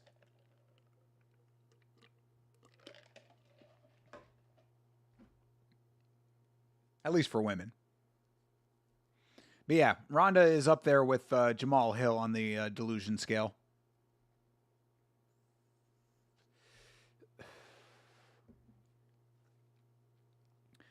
Juliana Pena calling for the winner of Harrison versus Nunes put her in the conversation as well. Yeah, true. That's actually, that's a good point. At least she backed up her delusion at one time, so you can at least give her that. But yeah, to think that she called for the loser of that fight, then that would make sense. But yeah, to call for the winner of that fight, that's absolutely ridiculous. Fucking Raquel Pennington has more of a claim to that than she does.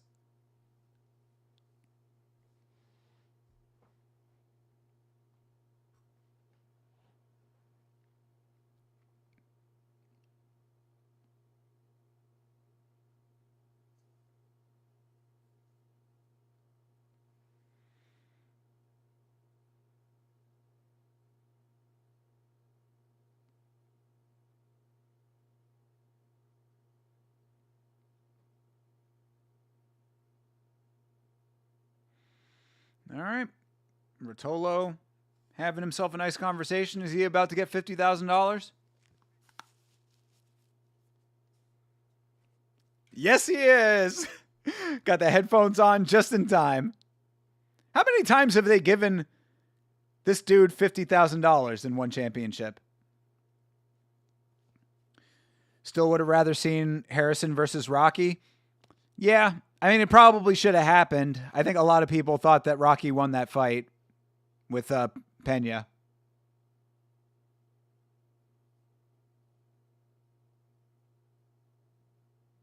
Yeah, that's not not an uncommon opinion that Rocky won that fight.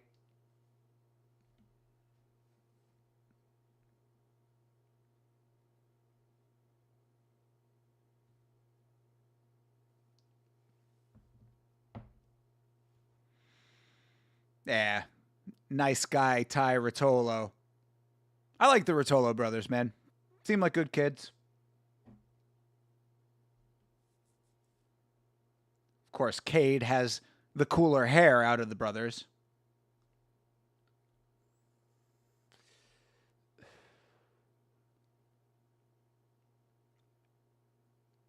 Yeah, there's Cade.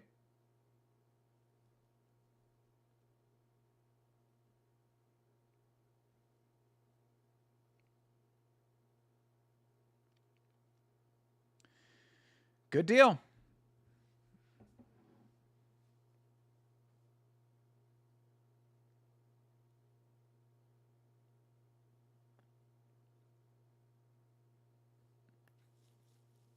Yeah, ground game was on point for him, too.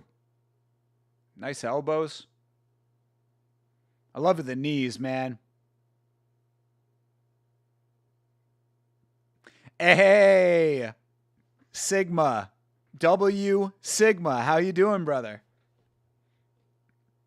There's a fighting man right there. We were just watching Cade Rotolo get himself a very nice victory. Excuse me, not Cade, Ty Rotolo. Just watching Ty Rotolo get himself a very nice victory in MMA. Some good wrestling on display in addition to his grappling. Next up is Stamp. Let's go. Should have worn my Stamp shirt for this. I don't have many fighter shirts, you know? I don't generally have a lot of MMA shirts, even though I have a large shirt collection.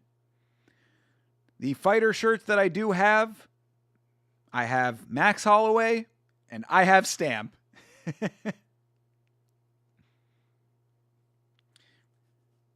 Ayaka Muira versus Stamp coming up. In kickboxing, yeah. No elbows in kickboxing. That is true. That is true. Yeah, I wonder why that is. Maybe it's because Muira is a kickboxer. Had to figure out a way to sandwich Stamp into this card somehow. Crazy that she's this far down on the card. It's probably because they're fighting in kickboxing.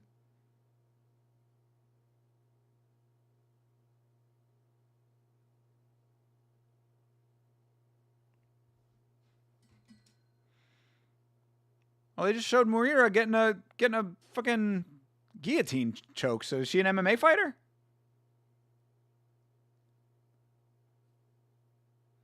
So why the hell is this kickboxing? They're showing all of her highlights are subs.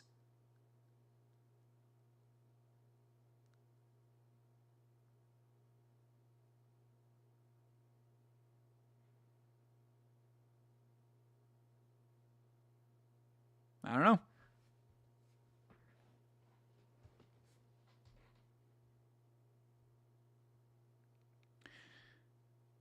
That arena in Tokyo looks like a little pastry. Doesn't it look like a little pastry? Or like a chocolate? It looks like a little chocolate that the hotel would leave on your pillow. It looks like a wrapped chocolate. I just want to unwrap that arena and let it melt.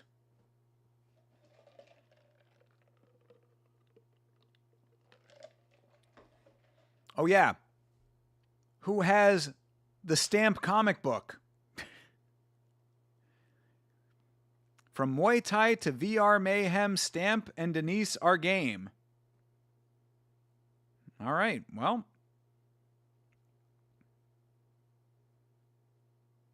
Hey, it's Chatri.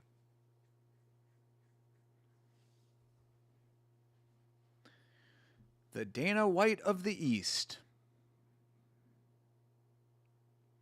Mr. Bossman.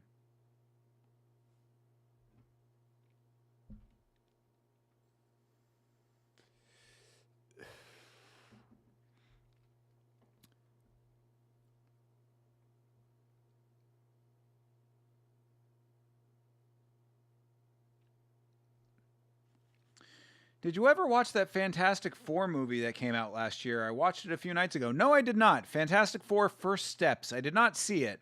I had some interest in it because I do like the Fantastic Four. But from what I understand, Doctor Doom was not in it. I guess he's going to be in a movie coming up or whatever. I got superhero fatigue very early when it came to the Marvel films, so I have not kept up with a lot of them. I think that what are the ones that I have seen? I saw Iron Man, I saw Black Panther, I saw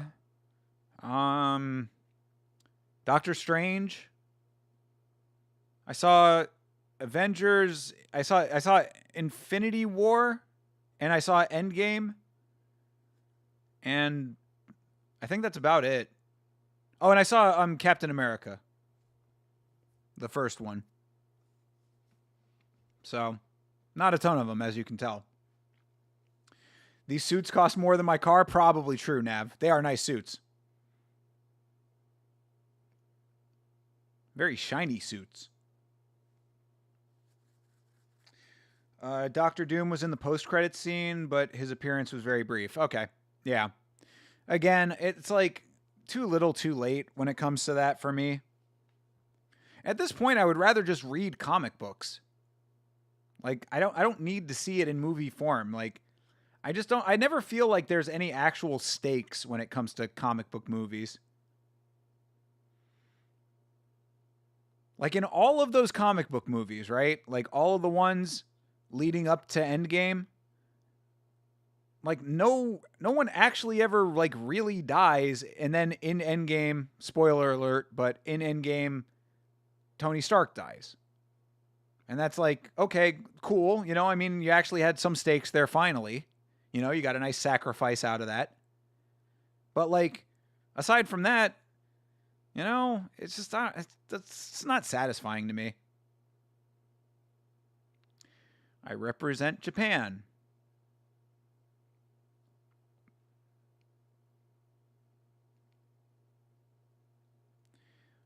You've always had that problem with Marvel movies. Yeah, it's, you know, I mean, there's a bunch of tropes that have gotten very old in Marvel movies as well. You know, the blue laser beam in the sky. You know, the reluctant hero. The underdog tale. Have you seen Suicide Squad from 2021? No. I think Chase saw it. I think Chase likes that movie.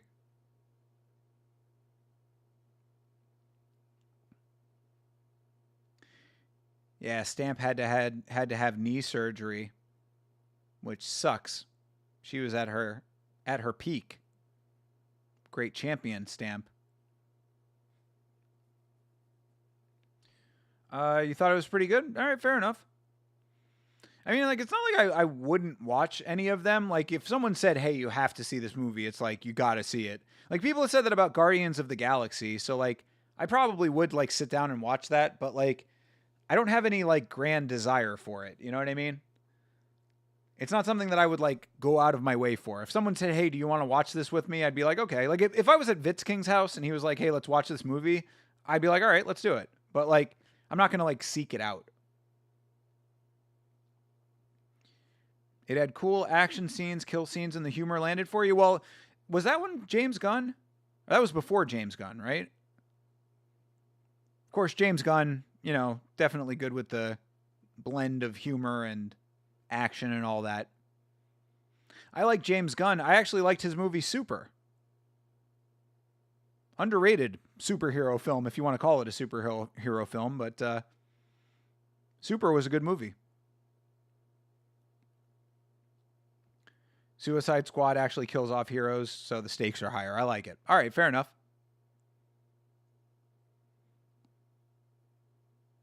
Is it on Paramount Plus? James Gunn. That was the James Gunn one? Okay, then yeah, there you go. I mean, yeah, I like James Gunn in general. Kind of why I would watch the Guardians of the Galaxy movies if I had the chance to, but like I said, I just don't care enough. To be perfectly honest, there's so much entertainment out there. It's like I just don't need it. All right. Stamp versus Kana.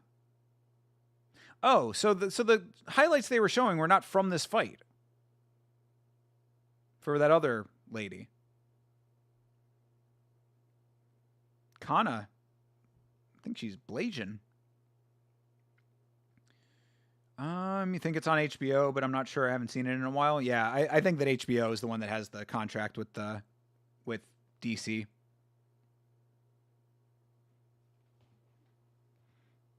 Yeah, it was a little joke about Paramount Plus. I'm sure that they don't have any of that stuff. Paramount Plus doesn't have like hardly any movies. Although I have been seeing and hearing good things about the UFC on Paramount Plus.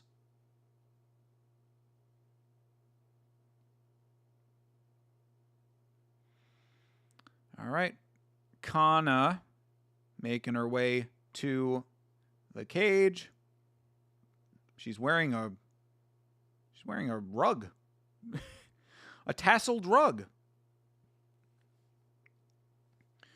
I was once in MMA Joey's chat, and they were talking about movies, and I brought up that I liked Suicide Squad, and he was like, that movie was dog shit. Yeah, you know. Again, man, I don't know why you like go and hang out at MMA Joey's chat when you don't particularly like him, it seems. Like, what's the point? You know what you're getting with him.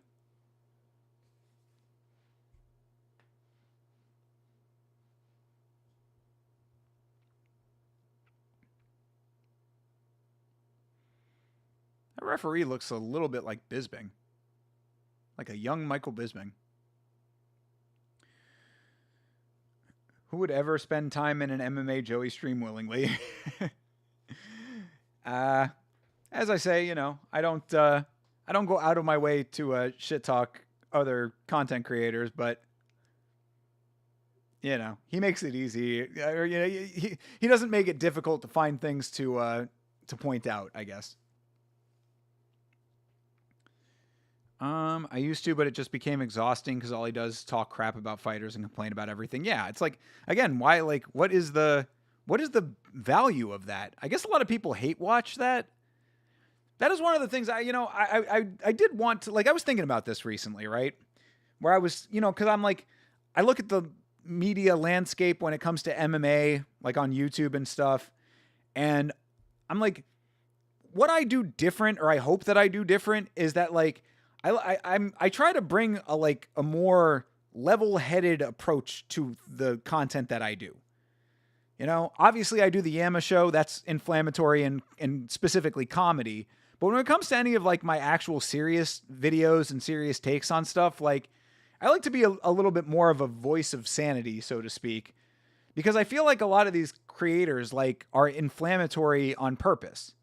And while I do understand that gets views, I would never want to be that personally. So that's kind of where I land. The only MMA creators who I actually watch streams are Yama and Vampiric Legs. Vampiric Legs is great. Yeah, shout out to Vampiric Legs. I like that guy a lot. I think he's funny. Yeah, he's a good one. He's a good one. I would say that Vampiric Legs, ITP, MMA, Mixed Molly Whoppery, but I think he's been gone for a while. I haven't seen Mixed Molly Whoppery in a long time, which sucks because he was one of my absolute favorites. I loved his videos. And then you got channels like MMA On Point. Oh, and Napoleon Blown Apart. Shout out to Napoleon. He's great.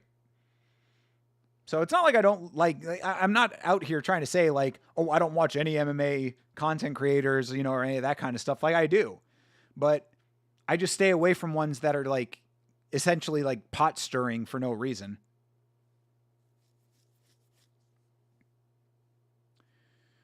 The funny thing is that Joey always glazes that movie Interstellar, which I've mentioned in the stream being overrated. Yes, you've mentioned Interstellar many times. Yeah, I gotta sit down and actually watch that at some point. Mixed Molly is top G. Yeah, no, Mixed Molly Whoppery is awesome. Friend of the channel, actually. I've interacted with him a couple of times. He's a good guy. So I really wish that he would come back. I don't know where he's been. I think he does like other stuff outside of YouTube. I mean, yeah, obviously he does, but like it's just crazy to me to think that he has like such a big channel and then just like leaves for, months at a time. Because there was a time that he was saying that he was going to come back and start like doing videos like more consistently, and I was like, yes. And then he dropped that. I think it was the last video he did was the Alexander Usyk video, and then he's like been gone since then, which sucks. Like I said, I think he's amazingly talented, and he's a good guy, and he's a nice guy. If you go back to my coverage of the Conor McGregor trial, I used one of his videos and did a watch along of it because he did such a great breakdown of all of the details of the Conor trial. To where I got to talk to him a little bit, make sure that he was cool with me using it. It's the most pseudo-deep film I've ever seen. Fair. Have you seen Us or Get Out? I have not seen Us. I have seen Get Out. I really enjoyed Get Out. But I have not seen Us. I heard that one was like, okay. I've also seen Nope as well. I thought Nope was good, not great. I thought it had like good ideas, but it didn't like fully capitalize on the concept. I felt like the ending was a little bit lacking. I'm not saying that all movies have to have a deep meaning, but people talk about Interstellar having some deep meaning, but it really isn't that deep. Yeah, I got to watch it, and I will give my opinions of it after seeing it. But I do know that you have that feeling about it, so I will go into it with an open mind and give you my full thoughts thereafter. I got to find it, though. I got to see where it's at. Maybe that's on Paramount Plus.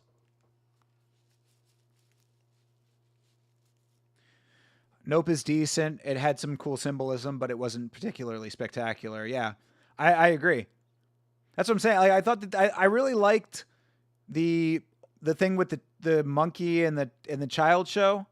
Like, I thought that was an interesting dynamic to it. Like, there were cool elements to it. And that plays into the symbolism that you're talking about. But like the overall package just I felt was lacking in the end. Us really creeped me out, which I consider a plus. Oh, okay. So is Us the one that I need to watch? Because I could do that. I'm not opposed to it. All right, Stamp versus Kana. Fight is underway. Was Us the movie with the black family? I think I saw it years ago. Yeah, I think that is about... it's like about a family and like doppelgangers or something like that. Oh. Ooh, spinning back fist for Kana. Stamp eats it. They're going for it in kickboxing. Big gloves. Ooh, nice body kick for Stamp. No clinching. Olivier Coste says no clinching, no clinching.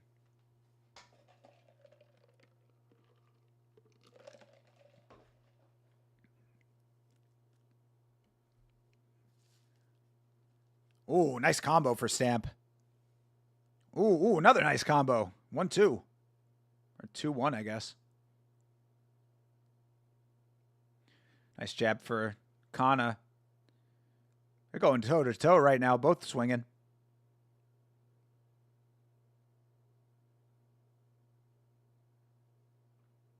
Nice body kick for Stamp.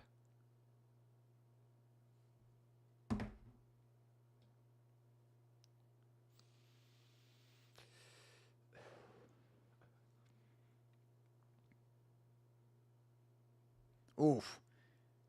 Kana. Good jab up the middle. This is Stamp's comeback fight after being laid off. I thought she had another fight besides this. I've seen her physical therapy on Insta. Crazy to see her hitting pads with leg kicks as hard as she can now with like a baseball bat. Yeah. Yeah, no, I mean, Stamp's a beast, bro. It does suck that she had that layoff. Obviously, things happen in combat sports and whatnot, but she's looking sharp in this fight. Although I will say Kana's looking good in this fight, too.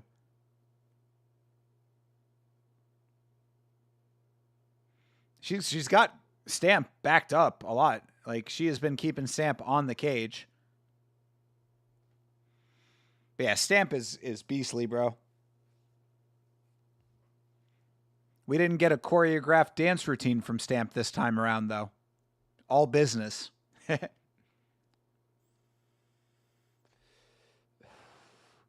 They're trading, dude. Kana swinging for the fences, man. Putting a lot of power on these shots. Ooh, nice body shot for Kana. Honestly, I think Kana's winning this fight, to be perfectly honest. That was a good round for Kana.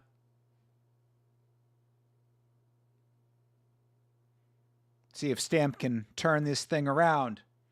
See if she can turn the tables, turn the tides.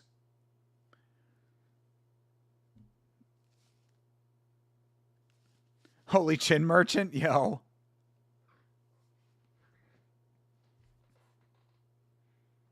This is why kickboxing sucks. I mean, compared to Muay Thai, come on, dude. Really kind of a no contest in that. Yeah, the big gloves just don't, you got to have so much power. That's why I mean, they're fighting atom weight, bro. There's no real threat here, I would say. You know what I mean? Who's landing the better volume? Right now, I think Kana's the one doing it, honestly. I think she had the better shots. Same sport that banned calf kicks. Oh, breaks the heart. Breaks the heart. Excuse me. Breaks the heart to hear. Ooh. Boy, I had Mexican tonight.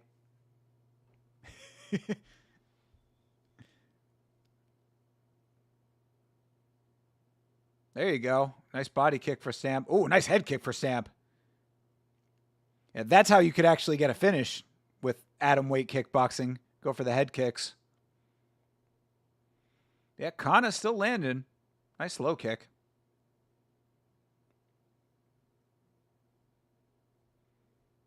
I mean, they're throwing calf kicks. Did they unban them?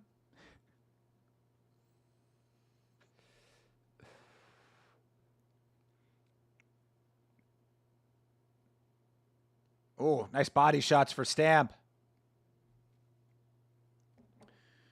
What do you think about Alexia Thayanara, who rear naked choked Molly McCann? How far do you think she'll get? She looked good in that fight, of course. Last fight was not as impressive, if I recall, but still got the win, if I'm not mistaken. So, yeah, I think she'll be fine. Oh, that was in Europe? Okay, gotcha. Yeah, no, I think that I think Thayanara's got potential. I think she needs to lock in a little bit more. Not be so showboaty, but I don't see any reason why she couldn't be successful. She's got good ground game. Ooh, Stamp down to the knee. This seems to happen pretty consistently when Muay Thai fighters transition. They can't clinch or elbow to manage pressure or distance. Interesting note on that. Yeah, distance management is definitely a problem right now for Stamp because she has been backed up a lot of this fight, and Kana is just in her face. I mean, she's not looking terrible, but she's looking one step behind for sure.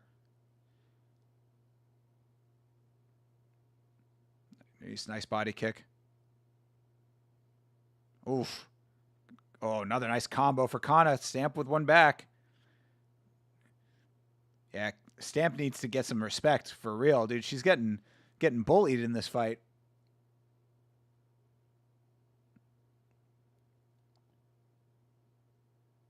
Nice uppercut. Ooh. Going for the spinning kick to the body. Misses that. Kana does. Oof. Yeah, Kana just laying on combos extended, but there's Stamp a couple good shots. This is back and forth. Oh, nice head kick for Kana. Yeah, I agree with commentary. Stamp is getting backed up way too much in this fight. It sucks to see because her striking isn't even particularly impressive. It's just a million calf kicks and eating shots. Um, yeah. I mean, I think that it's. I think you're selling it. I think you're underselling it just a little bit. Like, it's not technically amazing. Like, her technique is not amazing, but I think the volume is definitely there, and the land percentage, the accuracy is what's impressive about it. Because she's landing a lot of her shots. I mean, she's putting on these 3, 4, 5 combos and getting all of them, getting every single shot. Yeah, chop the leg out to get the one knee down for Kana. I think she's looking pretty good.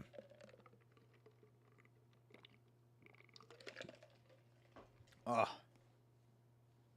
think that's what it is. I think the Mexican was a little salty tonight. That's why I'm running through water right now.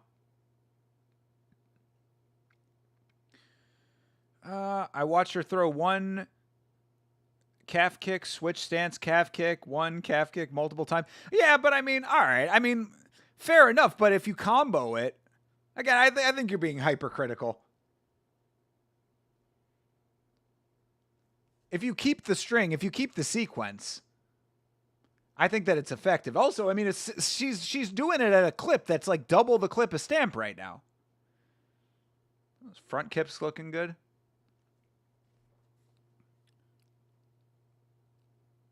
She's just got her back so far up.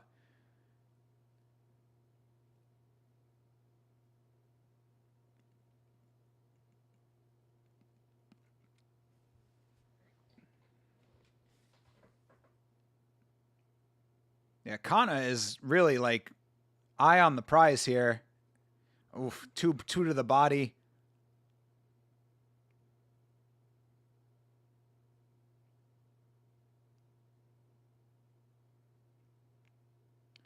That's decent low kick for Stamp. Body kick for Stamp. Yeah, you were definitely not wrong about the distance management, though. I mean, Stamp allowing herself to just be worked on the fence here. Like, she's not circling at all. She's literally just stationary against the fence.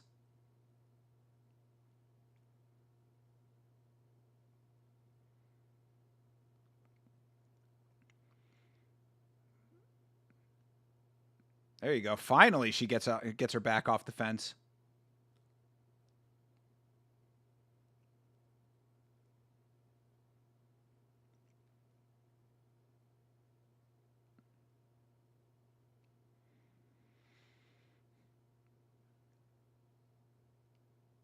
Oof, nice body kick for Kana, 2 to the body.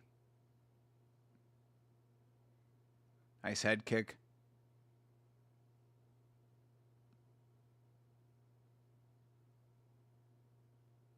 Oof. Nice shot to the body for Kana. Couple up tops. Yeah, Kana's definitely winning this fight. Jesus Christ. Be ridiculous robbery if she did not. 2 years off really showing. It could be. It could be that. I don't know, man. Oof. Head kick. Kana, yeah, she could just be that Kana's a bit of a beast, bro. Because she did not let off the gas this entire fight. She was in her face the entirety of the fight. Yeah. It's Stamp just ready to be out of there. Yikes. Yeah, not a great showing for the perennial favorite Stamp, unfortunately. But yeah, Kana doing some really nice work in that fight. Shout out to her. Looked great. Who are your most favorite actors and actresses, and who do you think are underrated? Favorite actors? Hard to say, because I mean, I like such a wide array of movies and different types of movies.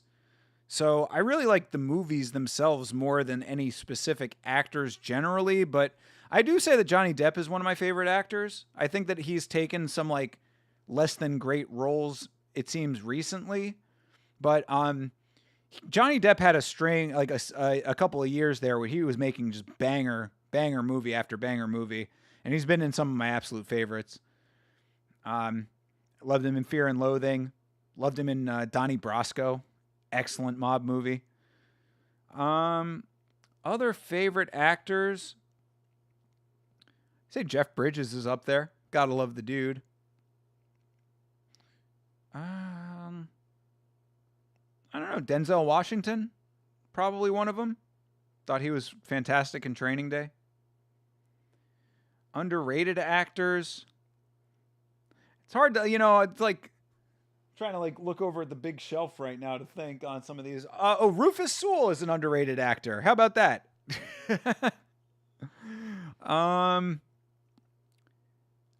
Gabriel Byrne, another underrated actor, probably. You're a huge Jake Gyllenhaal fan. Yeah, I think you've mentioned that in the past. It's funny that you say that, though. I can't necessarily say exactly why, but I am watching a Jake Gyllenhaal movie right now, and I'll be letting you know about it very soon.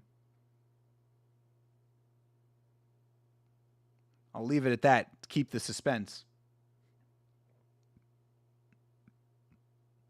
I wouldn't move off the fence either if someone kept bashing my shin and then punching the fuck out of my forearms instead of my chin. I mean, I think you're being hypercritical, dude. She was landing some decent shots to the body.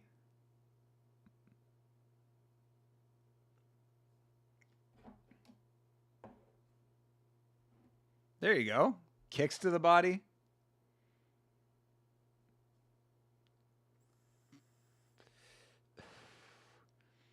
I mean, shit, is she getting $50,000? You just beat Stamp. I think you deserve 50 grand.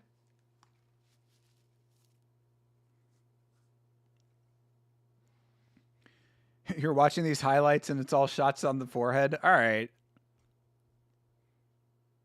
I mean, that's probably just because Stamp was dipping her head so much.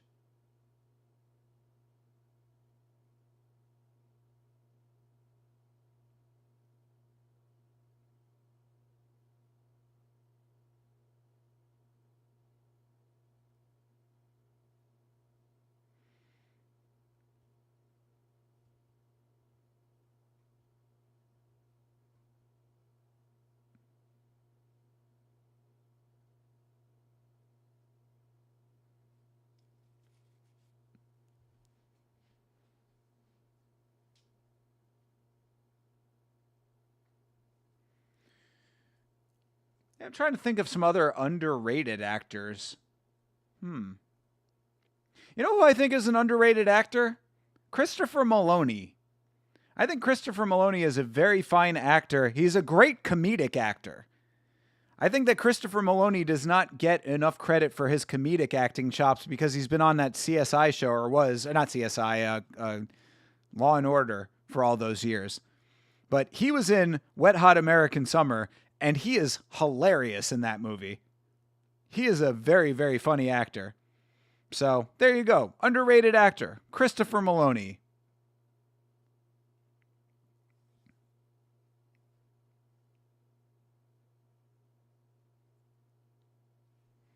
I like Robert De Niro as well. I think that that's kind of an easy choice. But Robert De Niro, Raging Bull, one of my favorites.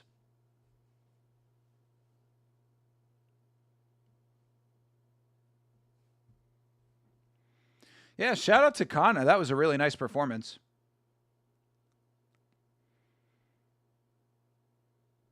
They have an Eiffel Tower in Tokyo?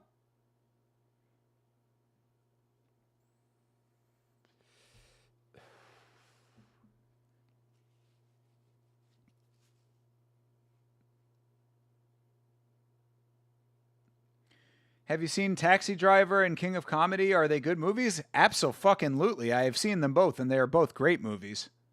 Yeah, Taxi Driver is definitely on, probably not in my top 10, but like Taxi Driver's got to be in like top 20, I would say.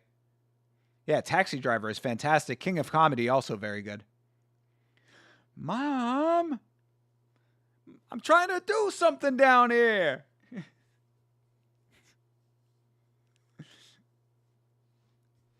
Yeah, I love King of Comedy. All right, 5 fights to go. How is there 5 hours left on this card if there are 5 fights to go?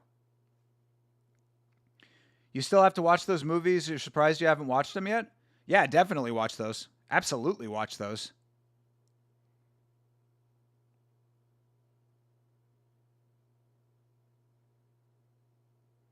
Yeah, they're both great. Hydra, what's up, man? Canada just lost in the World Juniors in hockey? Oh. Hey, CTE, what were you saying about Canada earlier? Sorry, that's a callback to earlier. I'm sorry that Canada lost. Love to Canada. Terrible reffing all game, and Canada just threw away every opportunity to win. It's kind of how I felt about the Panthers, except the Panthers were getting all the calls in the Winter Classic. That sucks, though, man. I'm sorry to hear that. Who'd they lose to? Who are they playing?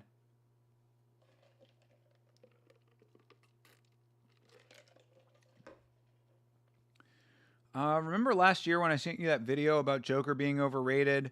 The guy in that video talks a lot about Joker copying Taxi Driver and King of Comedy. What do you think of that? There are similarities, I would say. You can definitely tell that it was influenced by those films, but I think that Joker is original enough that it didn't bother me that there are similarities.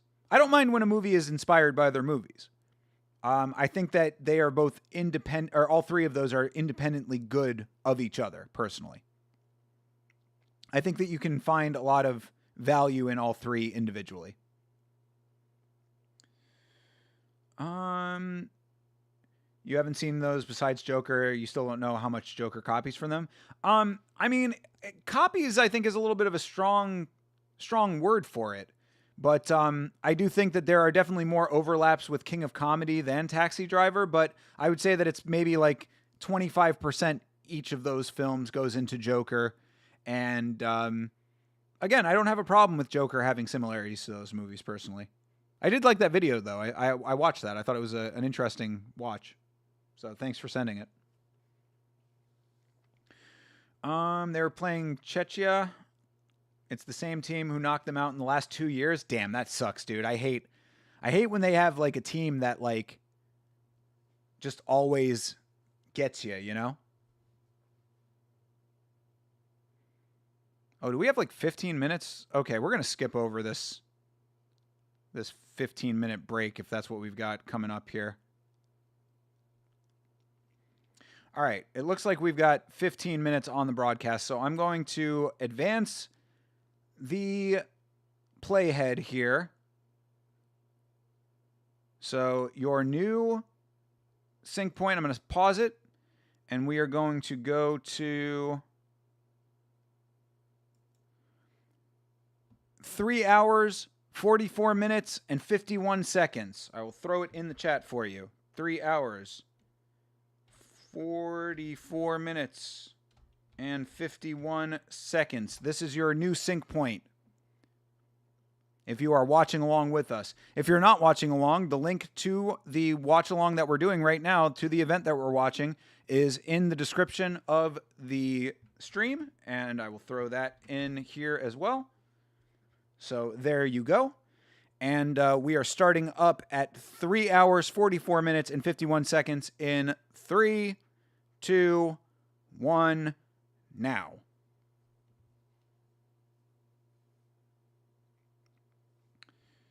It sucks, though, because we could have an insanely stacked roster, but our best players, 20 and under, are already in the NHL, so they're ineligible. Yeah. Yeah. That happens, man. That's why any competitions at that level, I'm not like, it's not like I'm not like I wouldn't watch them, but like I don't like to like follow them all that closely because it's like it's too much. There are too many variables at that age. It's the same reason why college football is not great to me. Like I'm like I'd rather see like the skill being built up over the years of experience. I don't know. Maybe that's just when it comes to team sports, though, because I love the Contender Series. So, I don't know. Two things can be true, I guess. The guy makes very interesting points. I wish he was more active on YouTube. True. Feels like that's a lot of YouTubers, you know? Sometimes you see a video where you're like, damn, that was awesome. And then they just like disappear. Thanks for the count in, brother. Appreciate you being here, man. Sorry about Team Canada. Do you know a girl on YouTube named Jenny Nicholson? Yes, I am very familiar with Jenny Nicholson. I watched all, whatever it was, 4 hours or 7 hours or whatever of her Star Wars Galactic Cruiser video. I love Jenny Nicholson, actually. She's kind of cute, too. She also has a video about Joker. I would recommend that video. She makes interesting points about Joker. I didn't know she had a video about Joker. I haven't watched her videos in a while, actually. I guess I gotta go catch up with her channel. Let me see here while we're waiting for this thing to start watching the presentation of the fighters.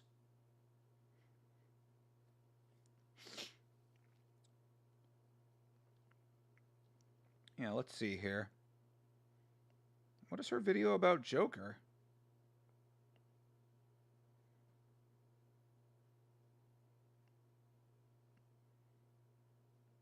Are you sure it's her? Oh, well, I didn't like Joker. Okay. Yeah, I guess I'll have to watch that. 6 years ago. I don't know how I missed that one. Maybe I wasn't watching it, or maybe I was saving it to watch after I saw the movie and then didn't, never watched it. Yeah, I'll check that out and let you know. I like Jenny. I think she's talent. She's another YouTuber that like doesn't post very often. When was the last time she posted?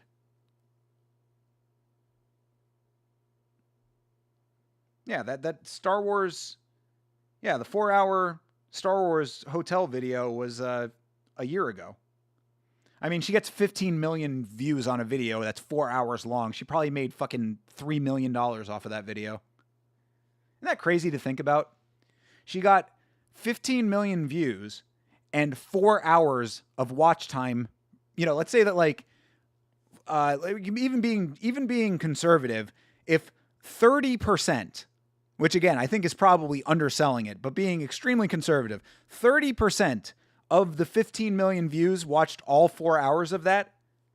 Like, that is an insane, she made an insane amount of money off of that video. That's so crazy.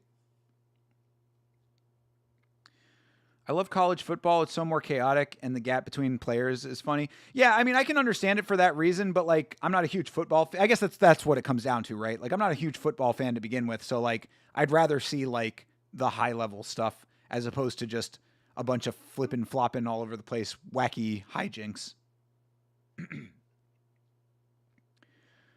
Also, I like that the age they fit into an archetype easier, like old school MMA specialists. Okay, there's something to that. She hasn't been very active on YouTube either. Yeah, I know. Yeah, because that's what I was saying. She's like, you know, you make that amount of money off of one video, like, she's not only is she set for the year, she's probably set for like the next 5 to 10 years off of that one video. So she's making the next 4-hour video that's going to get her another $3 million.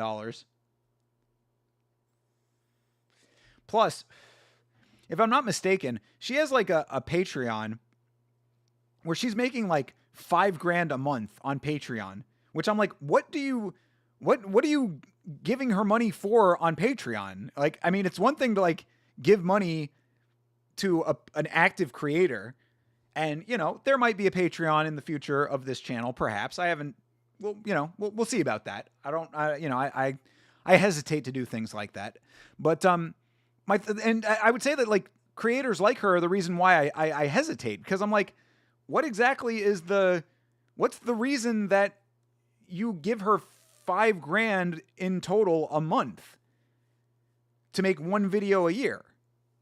You know? You'll only pay for a not safe for work Yamma Patreon? I will keep that in mind. We will think very hard about the Yama fans or only yams.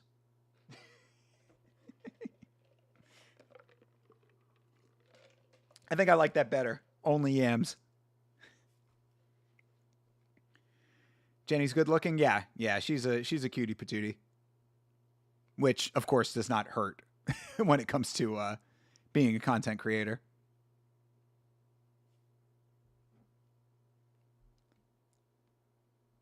That reminds me of that other girl. Oh my god, what is her name? Something Isabel, I want to say. Anna Isabel. She's like also kind of a cosplayer. Her videos are pretty good too.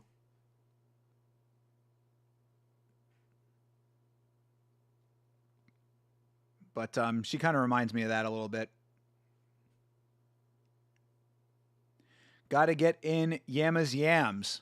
I mean, you're sounding like Savage right now.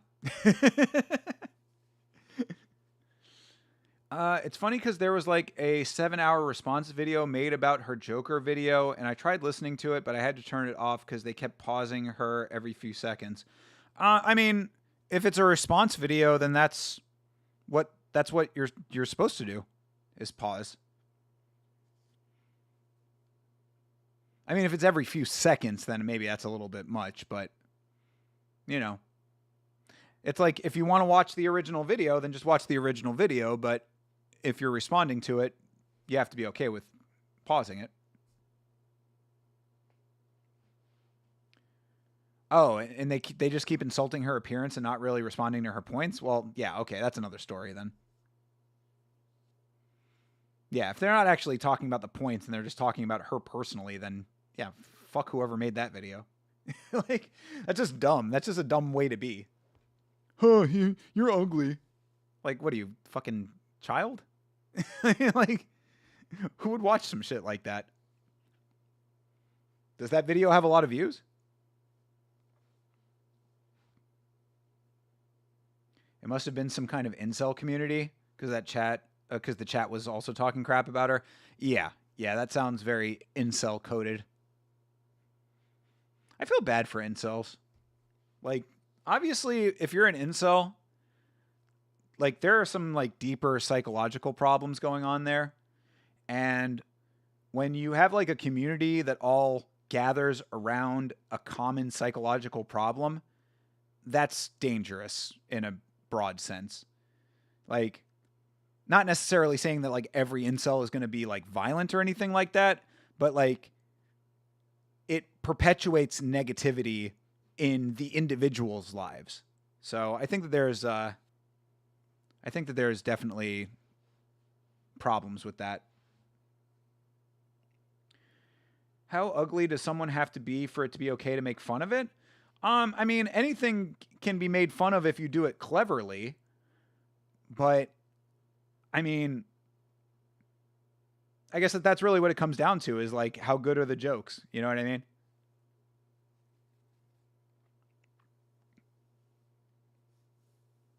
Because the answer is like none. You know, like, it doesn't matter how ugly a person is. Like, if you make fun of them, that's not a nice thing to do. So if you're going to do a not nice thing, then you have to at least make it entertaining. You have to at least it has to be clever. And that is the big problem with most modern comedy, is that people mistake meanness for comedy when being mean for the sake of being mean is not funny.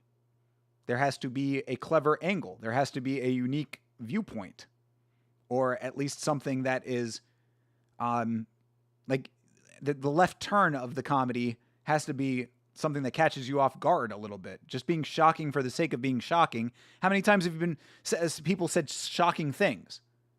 You know? Hitler was right. Is that funny? Like, is that a funny thing to say? Like, it's just an inflammatory thing to say. And people would say that, and I'm just joking. Well, where's the joke? The video is called EFAP. I know EFAP. Yeah, Mahler. Yeah, Mulu. I think that's his second channel. Damn, Mahler did all that. I mean, Mauler is a little bit of an inflammatory guy to begin with. Like I've watched a lot of Mauler's videos. I've seen all of his like the Force Awakens stuff and all like his Star Wars stuff. And you know, he makes some good points and like his like I agree with certain parts of it, but I definitely think that like there are some points of view that are a little bit skewed on when it comes to Mauler. So I have not seen that episode of EFAP. I don't really watch EFAP, but I would I guess I could check it out. You know, I don't know. Send me the link. I'll have to try to watch a little of it. But yeah, it would not surprise me if the EFAP audience is slightly incel adjacent. Nothing will guarantee you'll be involuntarily celibate forever like being an incel. That is definitely true. It's a self-fulfilling prophecy. All right, Hiromi the Purple Comet Wajima. The Purple Comet. How do you get a nickname like the Purple Comet? What does that even mean, really?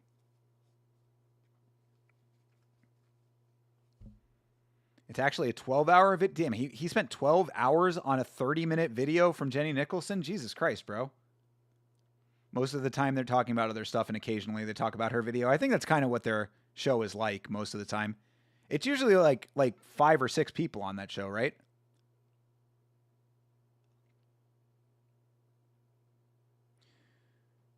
Nabil Anane. Nabil Anane. Or Anane. Anane? I think it's Anane. Nabil Anane.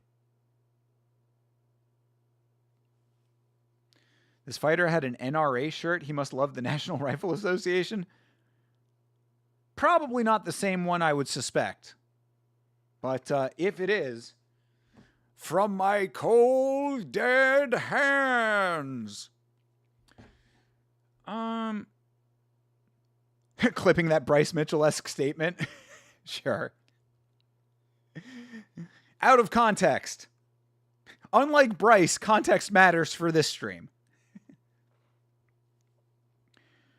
Mueller, not Mauler, are the same. They are the same guy. Yeah. I think that's Mauler's second channel.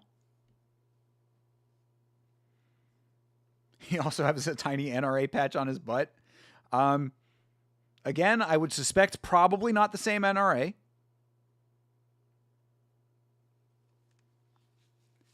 Purple Comet because he sips lean and throws hands. Let's go. I love it. He listens to DJ Screw and knocks people out. Volume.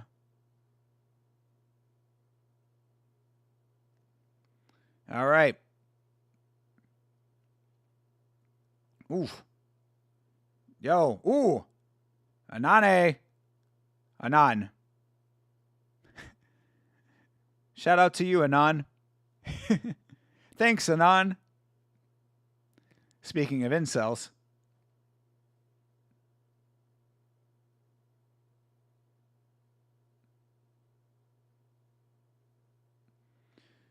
Yeah, Anan is tall, bro, compared to Wajima. Yeah, you see Wajima whiffing on the kicks. Nice inside leg kick for Anan.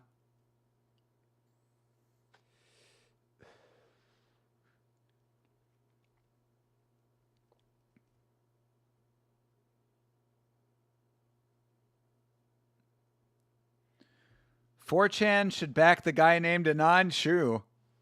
True, bro.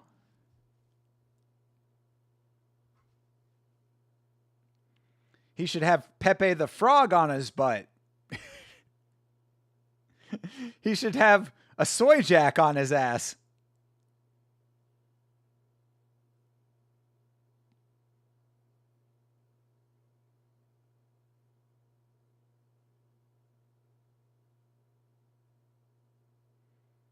Oof, there you go.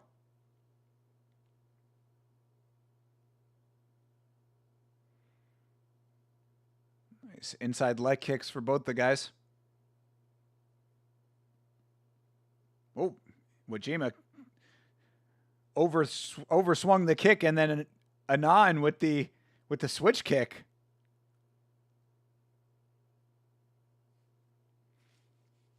If someone hasn't made an Anshul Jubilee soy jack, they should.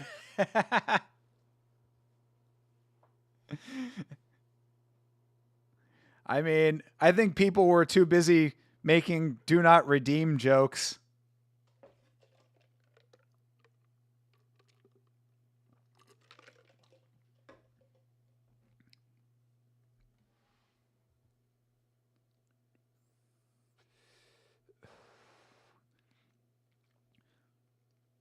Oof. Oh, nice knee for Anon. Yeah, I mean, Wajima just a step behind. Anon doing some nice work in that round.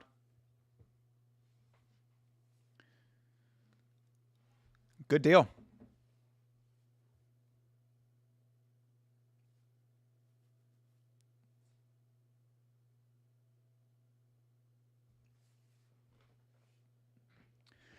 Wajima. Those do not redeem jokes got old so fast. Yeah. Yeah. It's too easy. Again, this is what I hate about modern comedy, quote unquote. It's the lack of actual cleverness. Because like there is probably some clever way to do the whole Indian scammer angle thing. Like you could probably make something clever out of the premise, but they just don't do it well enough. Going on, you got this. If you win a kickboxing match, you're officially not a chud anymore. See, Hydra knows how to be clever. Yes, Anon. You can looks max your way to ascension, Anon. I'll be in another live stream where they keep making Indian jokes. I'm not Indian, so I'm not offended by them, but it's just boring humor. Yeah, I feel the same way. Lol. Pajit. Lol. Shit in the street joke. Lol. Like, I don't know, dude. It's just boring and played out. Mog him with a KO. There you go. Absolutely. Go clavicular on his ass. Let's go. Looks max your way into vehicular manslaughter in the cage. Did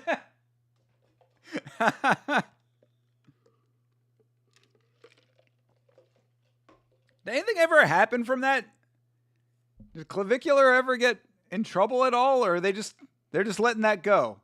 They're just letting him run over that guy go. Has he even been questioned by the police?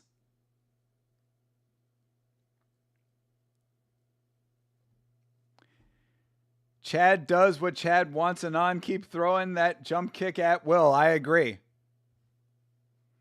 Sheriff officially said he's allowed. Yo, for real. Sheriff came out in the press conference and said clavicular did nothing wrong. We have reviewed the footage and clavicular is A-OK by us. Continue to be a good upstanding citizen and run people over at will.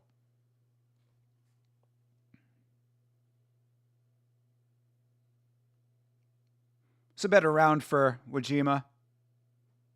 But, oh, there you go. Nice counter for Wajima. Might be 1-1.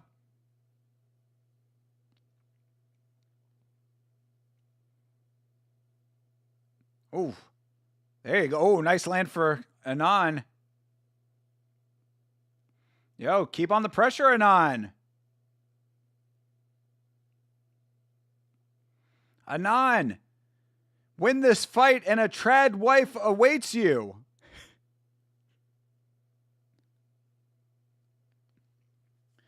There's literally a compilation of the Florida governor and sheriff saying it's encouraged to run over protesters or people jumping on your cars. I'm not even joking. I believe it.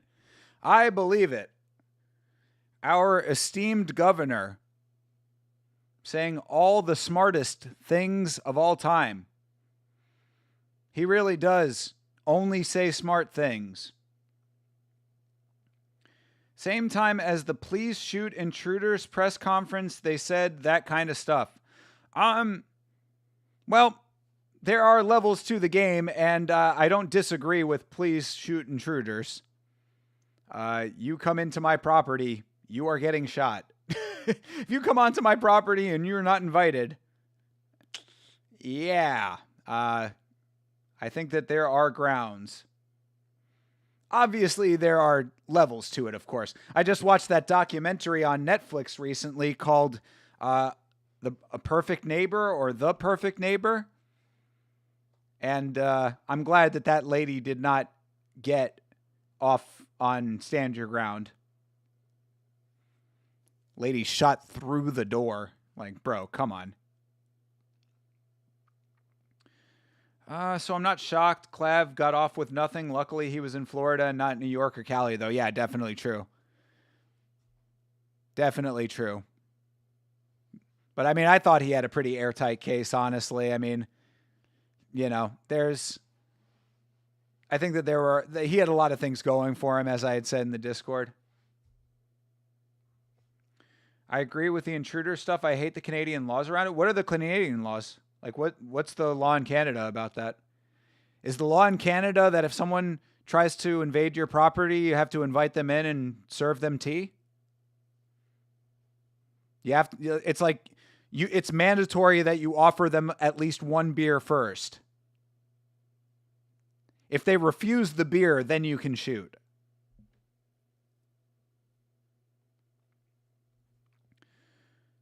Funny that you guys brought that case up. I have something in the news about that Byron Smith case. I'm not familiar with that one off the top of my head. What were the circumstances there? Yeah, I don't recognize it by name either. No legal right to self-defense based on intrusion. Must hide and call the police. What?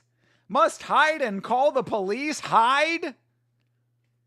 There's a man inside my house with a gun and I have to hide and call the police if I have a gun? Tuh. Wow. That's wild, dude. Also, no right to escalation during self-defense. So if someone hits you with a bat, you can't shoot. Oh my God, dude. Bro. What the fuck, man? What the fuck? That's crazy, bro. That's wild. To be in a country that has guns in it and that be the law is fucking crazy. That's really nuts, dude. Yeah, I don't know about all that, dude. I cannot abide with all that.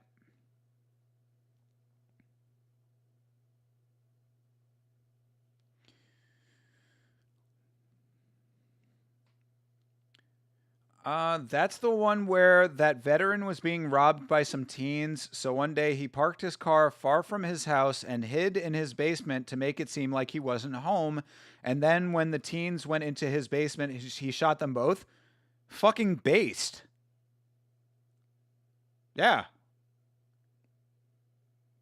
I mean, I guess you could argue entrapment, but why? I mean, like, he has the right to park his car wherever he wants to park it, right?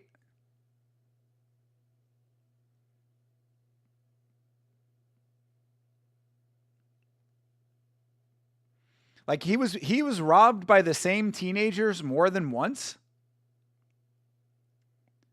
Yeah, fuck that. Did he call the police first and report it? And then they didn't do anything? I see no problem with that, man. I don't see any problem with that, to be perfectly honest. Like, I mean, the only thing you could say is that he should have called the cops first and told them what was going on. But if the cops were not going to do anything about it, then yeah. He called the police multiple times. Case closed.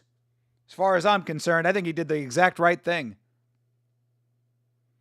Yeah, fuck that. People are breaking into your house, breaking into the place that you are supposed to be the most safe, breaking into the place where you keep all of your prized possessions and potentially the people that you love the most, and the cops are not going to do anything about it? Did he get off? I hope that they did not arrest that man. I have a big problem with burglary and home invasion. I find that to be one of the most deplorable things that a human being can do short of sexual assault or murder. Nobody who's armed follows the law. They get a good attorney, or the Crown defense is begging to defend them, and they always get off with house arrest or suspended sentence. Yeah, that's very unfortunate, bro. And it's like, you know, you want to believe that you live in a progressive country and that like things like that just won't happen, but the reality of life just, it's different, isn't it? You know? And that's what sucks. Because I too would like to live in an idealized world where bad things just don't happen, and that should be the law because it works and will, you know, it will still keep you as safe and secure as you would like it to. But in the reality of what life is, it just don't work that way. Only time they don't is if it's an illegal firearm, or they're a criminal getting their trap house, or they're a criminal and their trap houses getting broken into. Well, why would that be the case? 2026 will be a good year. Yama, we will succeed. Yo, Sigma, I agree and I appreciate the sentiment. Thank you, sir. Absolutely. I hope the exact same thing for you, my friend. Thank you very much for that. Yes, I too believe that 2026 is going to be a major, major year in the growth of Yama and for all of the fine members of this community, including you. All right, Anon wins. Anon gets his trad wife. But I think the argument against him is that he purposefully made it look like he wasn't home, so he was intending to murder them, but I don't agree with that. It doesn't matter. To me, they didn't have to break in. They didn't have to... It's his house. He can park his car wherever he wants to park his car. If they break in, it's on them. No one forced them to break in. Yeah, bullshit. If they had already broken in before, he has probable cause on top of it. If he's told the police already and they didn't do anything about it, he's got more of a case. And at the end of the day, it don't matter. If he is in his own house and someone breaks into his house, stand your ground. That's one of the few things I do agree with that law. I think that law is misapplied a lot of times, but at its core, I agree with it. Castle doctrine is more appropriate for that, but stand your ground to an extent as well. I'm sitting in my basement, people break in, I'm fearing for my life, I'm shooting. Pretty cut and dry as far as I'm concerned. Because there have been many cases of teens attacking homeless and or elderly. You think he was arrested? Well, I hope that he is not charged. Keep me posted on the case if it's still ongoing. The case is very popular, though, partially because the guy actually recorded himself shooting the teen. Damn. I'm sure you can actually listen to them on YouTube. Well, he probably should not have done that. I mean, he probably thought he was doing the right thing with that, but he probably would have had a more airtight case if he did not have video evidence, maybe, of him just sitting, laying in wait. But I don't know.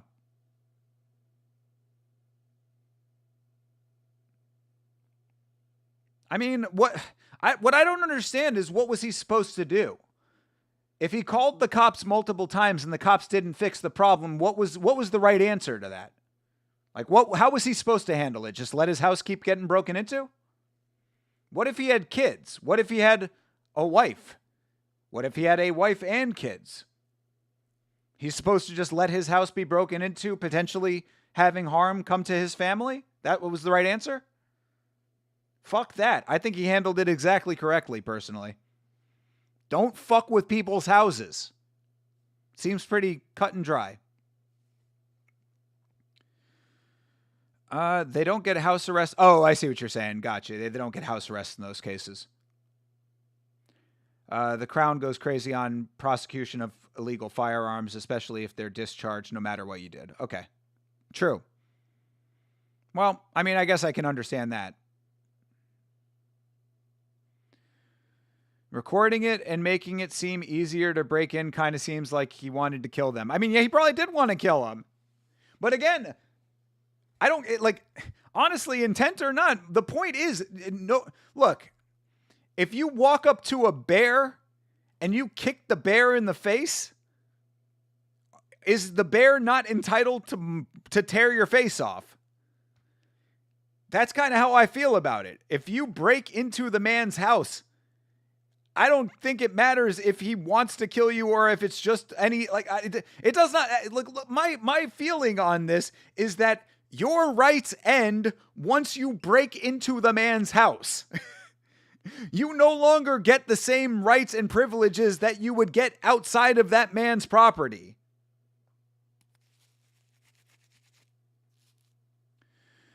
You asked ChatGPT. Honestly, he should have just parked his car like normal and not recorded it. Yeah, exactly. That's true too. I mean, he probably would have an airtight case in that point, in that case. You asked ChatGPT, and that's actually why he got arrested, because in the recording, you can hear him shoot them, and after they are immobilized, he taunts them and then ends their lives. Yeah, that's unfortunate. That's unfortunate, but still, again, I don't have a problem with it personally. I don't really know what that says about me. If you got it, maybe other people would have other feelings about it, but I think he's well within his rights if they have already broken into his house. Again, I don't care if he did have a wife or kids or whatever. I have a cat in my house. I don't want you fucking with my cat. And if these kids are out here breaking into houses repeatedly, then maybe it's not that bad that they're not around anymore. I don't know. Just saying. Does that make me a bad person? Maybe. I don't know. I wish death on a lot of people. I don't have a very high opinion of humanity if it's not, if it hasn't been made clear yet. So I really have very little sympathy for home invaders. Call me crazy. So he got in trouble because he wasn't allowed to shoot them once they weren't a threat anymore. And yeah, I mean, but again, how do you define them being immobilized and not being a threat anymore? If they were unarmed, maybe. If they're unarmed, maybe. But still, like I said, dude, no one asked you to kick the bear. No one asked you to walk into the lion's den. You cannot be surprised that you get mauled by a lion when you walk into the den of a lion. I feel how I want to feel about this one. I mean, I don't know. I don't think I'm very far off. Taunting and still shooting when immobilized doesn't seem like self-defense anymore. Again, I don't really feel like it needs to be self-defense at that point. You're still defending your house. The threat is still a threat until the threat is no more.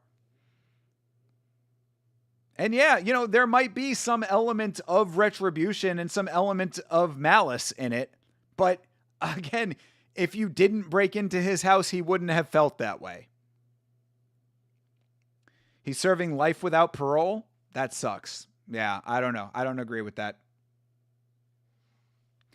The taunting while they're immobile after being shot just seems like he's enjoying it too much in a sadistic way. Yeah, I mean, there is an element of sadism to it that I don't agree with. I don't agree with that part personally. I don't think that part is okay. But to have got to the point that he was pushed to, it didn't have to happen, and he was not the one that made it happen. Unless there was some issue that he started with the kids earlier, was he out there yelling at them or starting shit or something? I mean, did he antagonize them to begin with? Because if so, then okay, maybe. But again, barring that, like, none of it would have happened if they did not break in the first place. That's all that I'll keep coming back to. No one made you break into that guy's house. Just feels gross. Yeah, I mean, I don't like it. I'm not supporting that aspect of it for sure. And again, I really think that he probably would have done himself a lot of favors to not record that. Like, because, yeah, that definitely, obviously, he was setting up a trap, you know? So if you're going to set up a trap, you know, you got to be very surgically precise with that. Got to keep it strictly business. I was fine with him shooting the teens, but him taunting them was weird. Yeah, no, again, I don't support that. I don't support that element of it. You know, I'm not advocating. I don't want those kids to get killed. You know what I mean? I would have preferred that he immobilized them and called the police. But, again, you play stupid games, win stupid prizes. I don't feel that much sympathy for these kids, for these teens, you know? Granted, they are teens, so, you know, maybe they're too young to know better. How old were they? I guess that's a good question in all of this. Were they actually teenagers? Were they under 18? I'm also a Canadian soy boy, so take my opinion with a grain of salt. No, you're completely entitled to your opinion about it. And, you know, I'm not saying that I'm necessarily right about it. I'm just saying how I feel about it. Again, this world is so full of anger, hatred, and malevolence that I feel like sometimes, like, we're just people are expected to rise above the rest of the world, not stoop to the level of the rest of the world. However, that's the entire rest of the world. So why is it beholden upon me to be the better person always? You understand what I'm saying here? Like, I don't think that I'm that far off with this. I'm okay with everything up until the taunting. In my perfect world, he shoots them and then calls 911 after, and maybe they live, maybe they die. Leave it up to God or whatever. Don't take the kill shots. Yeah, I agree with that. That would be a perfect world scenario. Also, apparently, he didn't call the police for over 24. Oh, okay. Well, that's different. That's different, bro. That's a different story. But I'm reading the details from ChatGPT, so I don't know how accurate they are. Okay, well, find out what the actual details are, because maybe we're speaking out of turn here. You know, I'm just going off of what you're telling me about this case. So, I mean, obviously not knowing all of the details, I would have to know all of them before I made an actual full-on judgment. But based on the dynamics that you laid out, that's how I feel about it. The one about him being arrested is true, though, because I remember reading about it. Okay. Well, like I said, lay out the actual details and we can talk about it. One was 17 and the other was 18. Yeah, I mean, come on, dude. That's close enough, man. 17 and 18. 17's old enough to charge as an adult, so yeah. You should know right from wrong by that age. Didgeridoo Dave, how's your day going? Brother, my day is going so good. Today, I hung out with my good friend, Mr. Rage Quit, on his stream. I don't have a lot of time to watch other people's streams, so it was very nice to just relax and watch a live stream with my buddy. And now I'm on stream, hanging out with you fine people. So, I could not ask for a better day, really. Got to hang out with my family for a little while, had a very nice dinner. Today's been great. Yes, it was an unfortunate day for Canada, though. But on the plus side, we're about to watch Superlek fight, so hopefully this is good. The kicking machine. Superlek, the kicking machine. Ooh, with some banger-ass walkout music.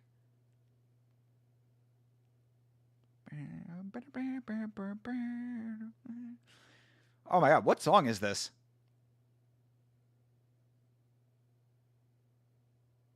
Yo, this song is going.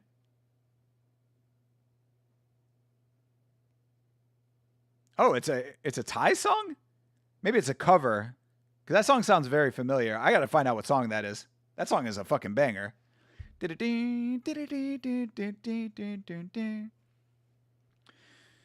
Yeah, sorry to Canada for their loss. It was not against the USA. USA just wins in every other way.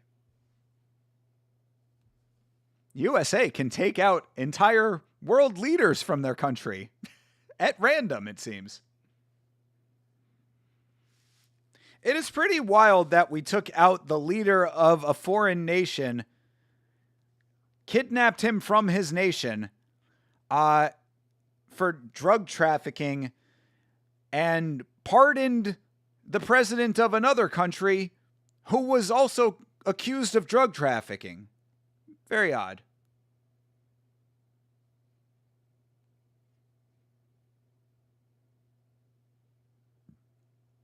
USA got knocked out of the tourney by Finland yesterday. Damn it, Finland. That's okay then. All right. I don't appreciate this anti-American sentiment in the chat right now. Gotta hope they actually build the rink for the Olympics so we can redeem ourselves. Of course they're going to build a rink for the Olympics, right? We got the Winter Olympics coming up in Milan, Italy. My ex-wife's brother-in-law in Thailand was named Lek. It means small. Oh, interesting. Yeah, I always wondered about that.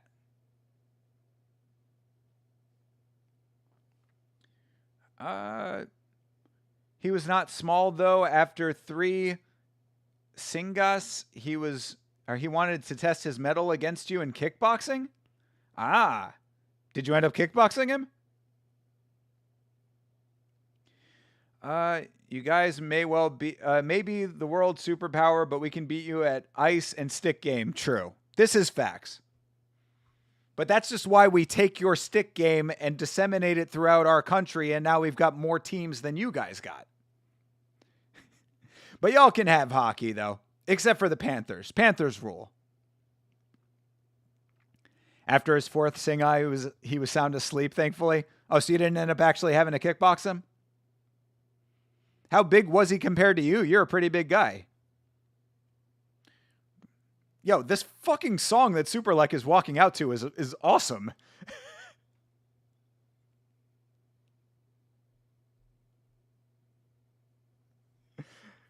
Yo, Superlek walkout song. What is that song?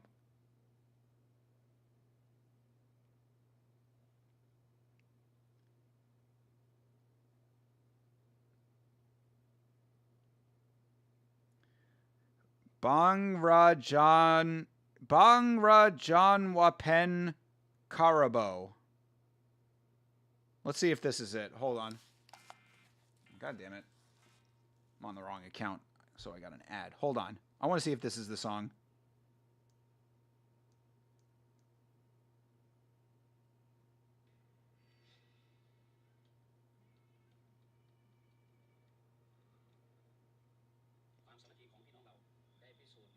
Oh my God, where's the song? Yes! Yo! Dude, this song is fucking awesome. Hold on. I'm going to throw this in the Discord.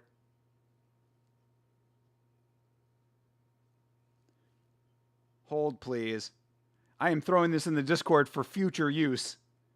Because this song is fucking ridiculously dope.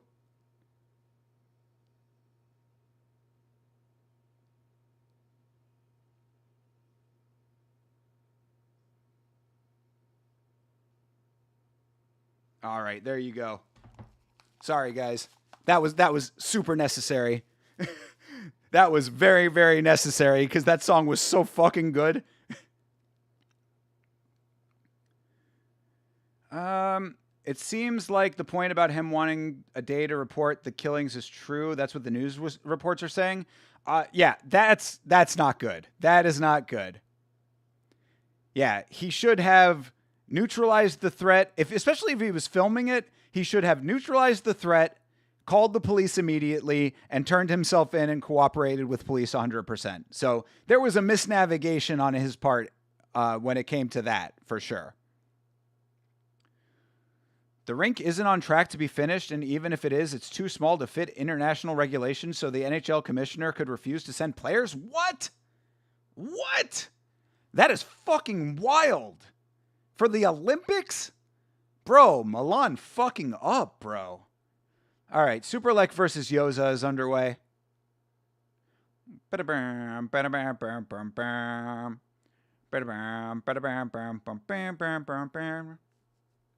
Yo. I just want to listen to that song so bad right now.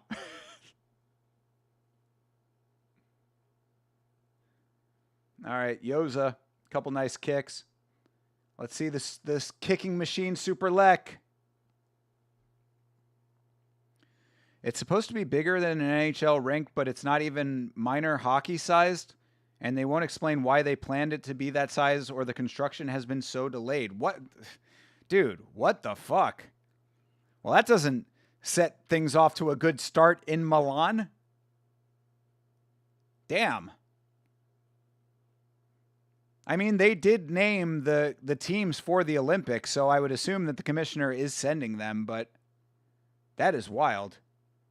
I mean, what measurements were they going off of? Did they just freehand the design? 3 feet here, 2 feet this way, like...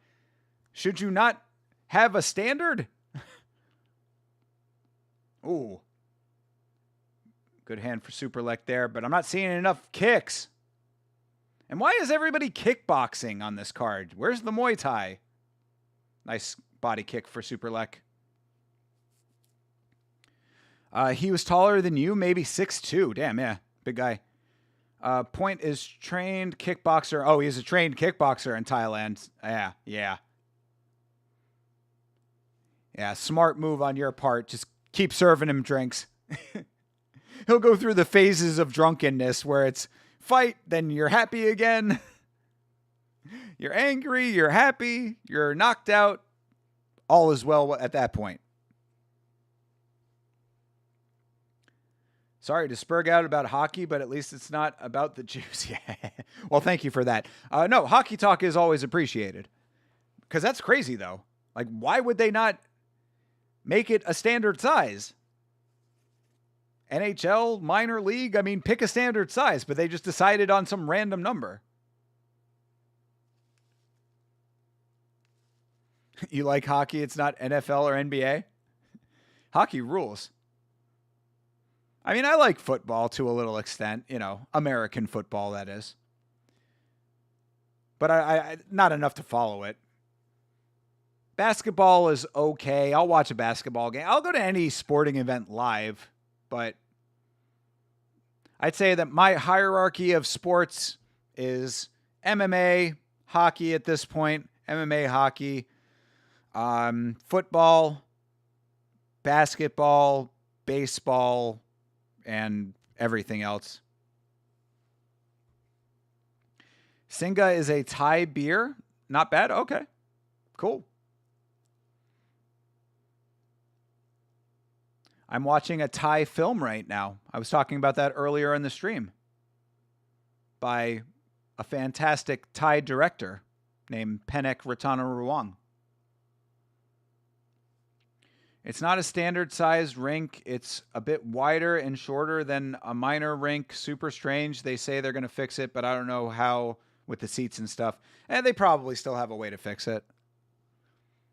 Depends on the floor size of whatever building it's in, but they can probably fix it. But again, why? Like, why would they not pick standard sizes, whether it's minor or major or whatever? Again, did someone just make up random numbers? Put this over here, make this way? Like, it's just strange. Oh, Superlek just spun himself out real quick. All right, he's back to his feet. Does have both of his ankles taped. Compression wraps on his feet and ankles. Go Bills. The Bills have not gone for many, many years. When people in Buffalo say go Bills, they're actually saying, Bills, please leave Buffalo.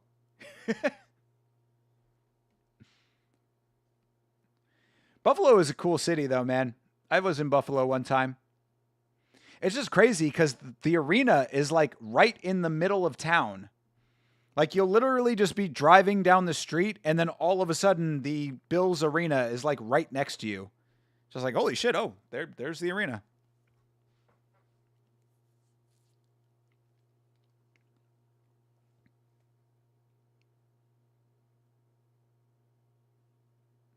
Oh, nice knee for Superlek. Didn't get all of it, but still a nice attempt. It was just weird rumors until the commissioner did a press conference threatening to not go, and they admitted it was true and that they'd fix it.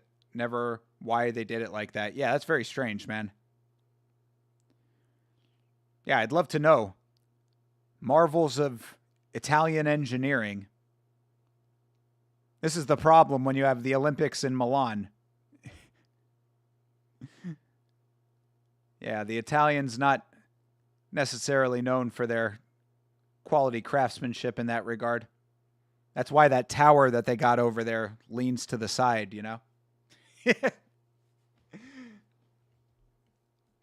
Bills have the most snow games, so I have to be a fan of them. Fair.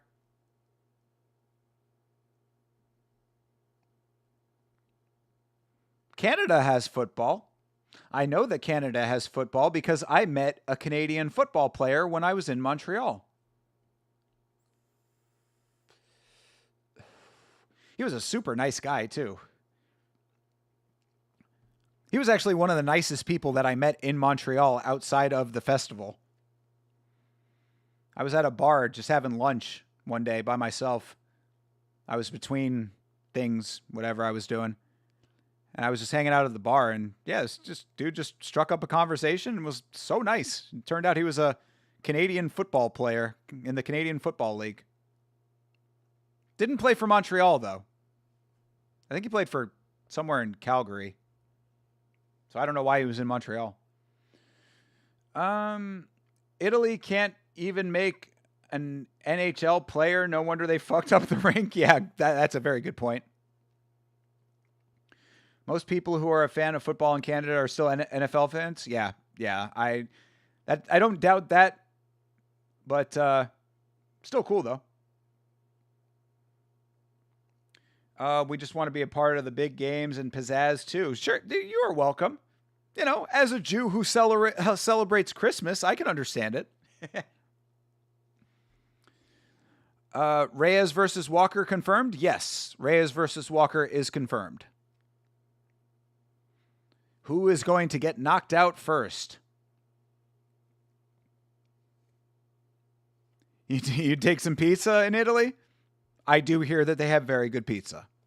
Of course, pizza invented in America. Don't know if you knew that. Italy perfected pizza, but it was made in the States.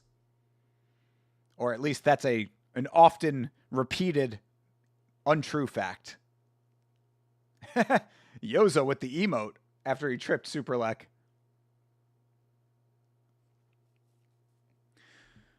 Reyes versus Walker is the first fight to have both fighters close as an underdog. Plus money on both sides. But who's the bigger underdog? I think Reyes got that fight, man. I'm not swayed by Zhang Minyang gassing himself out and Johnny Walker emoting. I think Reyes he's been doing some nice things since he's come back. I think Walker is actually the biggest test that he's faced since his win streak has restarted. But either way, Dominic Reyes on that one.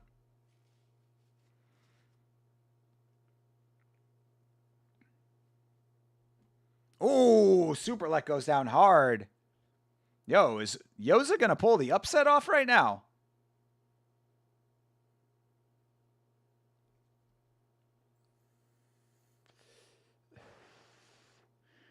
Yeah, Yoza is putting some work in against Superlek. I thought Superlek was a fucking shoo-in for this.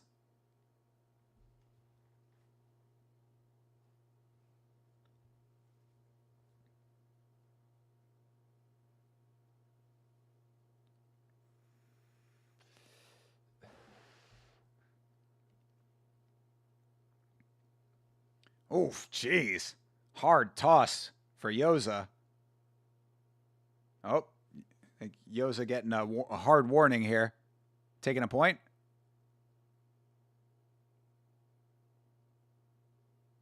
All right, hard warning. No point deduction.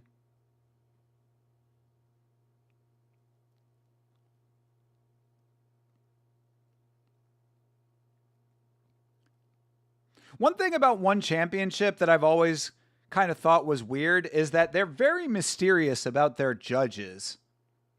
Like, you don't know the names of the judges. You never see you never see the judges in UFC either, but like usually like it's like the judges are not referred to very often. Like the judges are very shadowy in one championship. Why is he so mad about it? Are throws not legal? Yeah, throws are not legal in kickboxing. Technically, trips are not legal either, from if I'm not mistaken.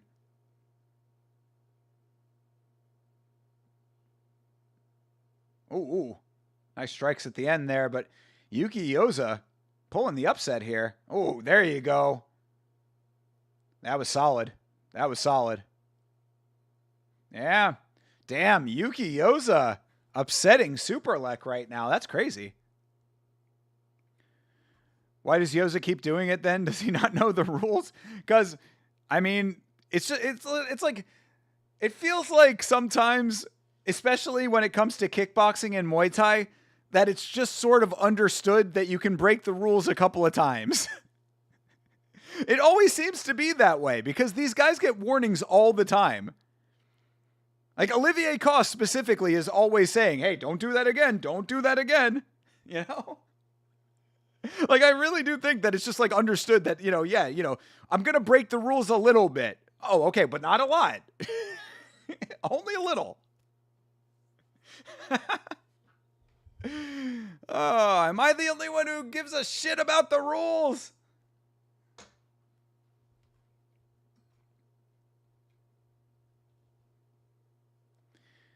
I thought it was Muay Thai because they keep clinching and throwing each other, but the ref just gets pissy for a second. Yeah, exactly. That's what I'm saying. Like, kickboxing is like so limited.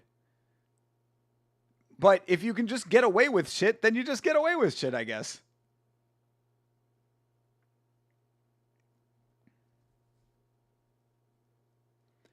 Big gloves, no elbows.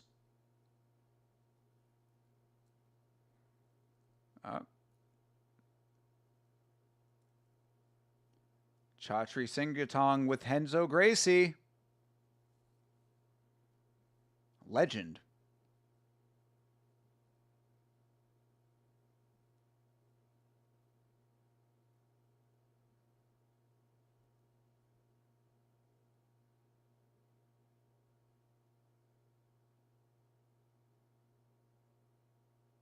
Yeah, dude. Yoza. Yoza nearly taking out Olivier Coste with his excitement for winning. I mean, good win, man. That's crazy. I would never have thought that Superlek was going to lose that fight. Damn. We've seen a couple of upsets. Stamp got upset. I mean, granted, Stamp coming back after 2 years, I guess not as much of an upset, but yeah, Superlek. Yuki Yoza getting the upset victory here. Specifically makes a sport with no clinching or trips. Fighters just trip and clinch with no punishment. I don't get it. Yep. I mean, again, dude, it's just there's a level of you just get away with shit. Dude. I mean, I bitch and moan till the nth degree about the oversight of mixed martial arts, and that's in the United States. Like, overseas, it's like I don't really think that it's like levels of lawlessness. You know what I'm saying? United States is a lawless land in lawless times right now, but I would think that at least somewhat in competition, there's a level of, follow the rules to an extent.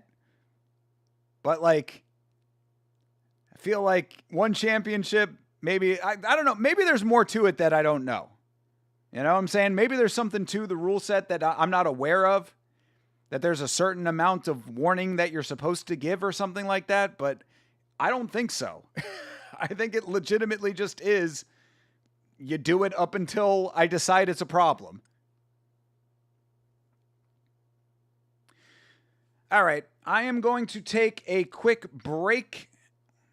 Man, we still got a lot more card to go. Holy shit. I don't know if we're going to make all of this. I do have to work tomorrow, but all right, I'm going to take a quick break. We will come back on the other side of this. I'm going to leave the stream going, so if you guys are synced up, then just keep it going, and we will come back in a minute here.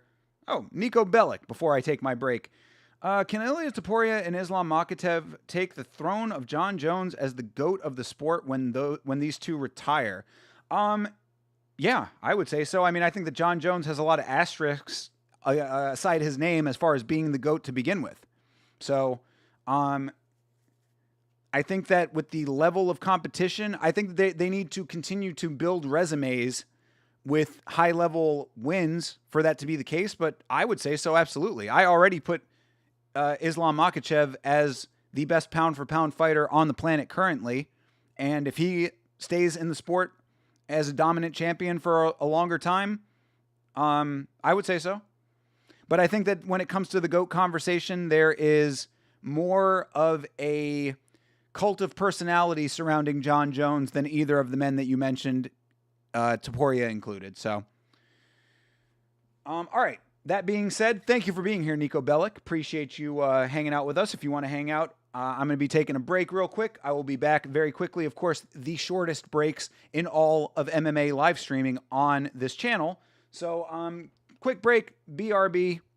We will see you on the other side.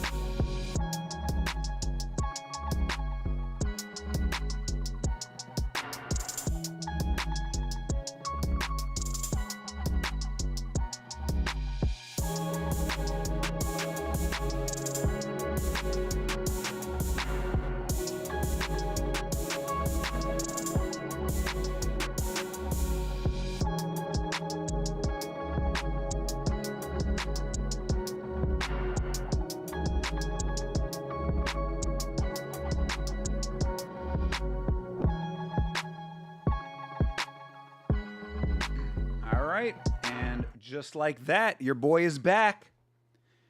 Quickest goon break you'll ever see. You know it. You know it.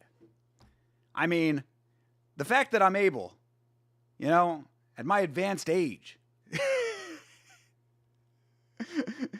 skills of a teenager when it comes to my breaks.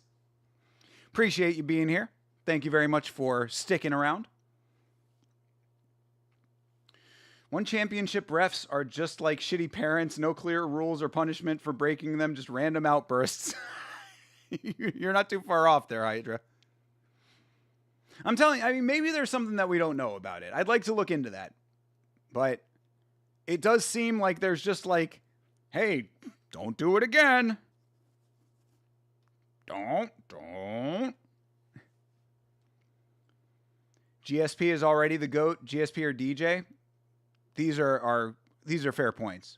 These are very fair points. And again, like I said, I mean, I think that John Jones, the asterisks next to his name certainly make it so for me that, I don't consider him the GOAT of the sport.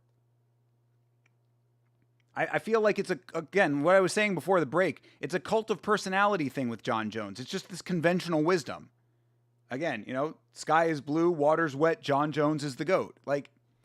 And I'm not even trying to discount the accomplishments of John Jones, but I feel like you have the early accomplishments as a younger person against older competition, but whatever. He still did it. He still beat a lot of amazing fighters, a lot of legends of the sport.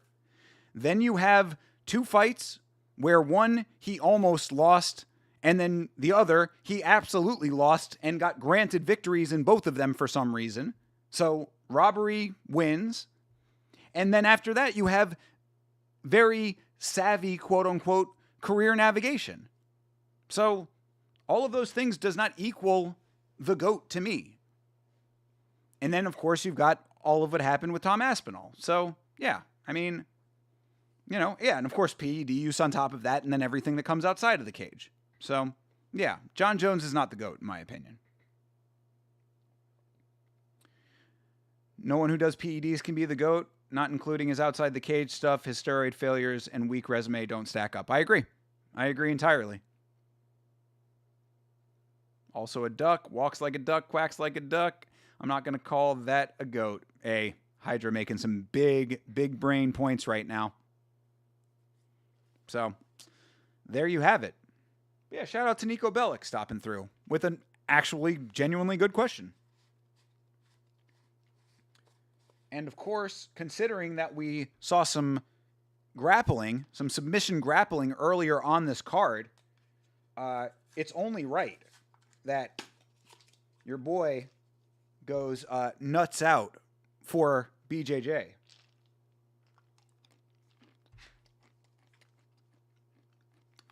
Oh, God damn it. Dude, did I get both of these unsalted? Fuck. Oh, well, that sucks. Well.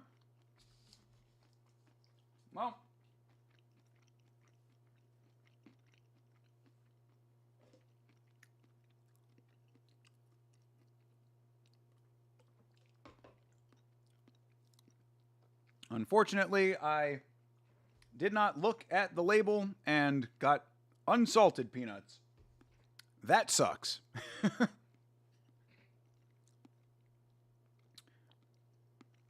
Thanks for coming over from GTA 4 for a bit, Nico. I appreciate it. Is that a GTA character?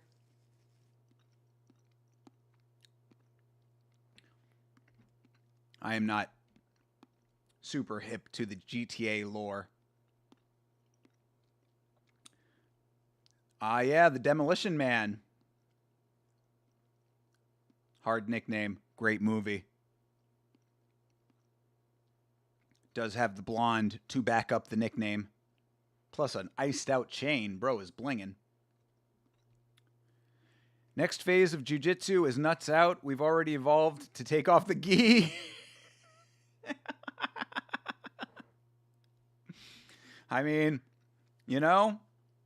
I don't know how they'd feel about it in competition, but anytime that we see BJJ, we got to go nuts out for it. Unfortunately, unsalted. Actually, real quick, I want to go check if that other thing of them was unsalted as well. Because honestly, I might have to go to the store and exchange these.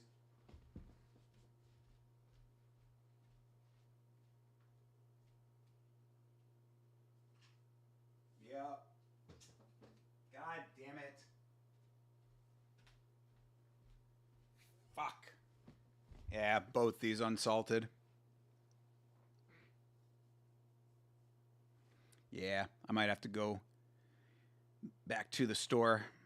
I'm pretty sure I still have the receipt. Be like, yo, guys, I fucked up here.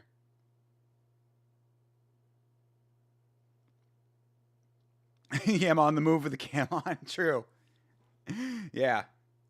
Sadly, I don't think I have. Well, I do have a cool shirt. This is one of my favorite shirts, actually. I got the Cowboy Bebop black on black going on, which actually shows up pretty good on stream. I don't think it shows up very good in person. But on stream, looks pretty good. You can take blurry screenshots like a cryptid. I did it just to prove that I actually can move my legs.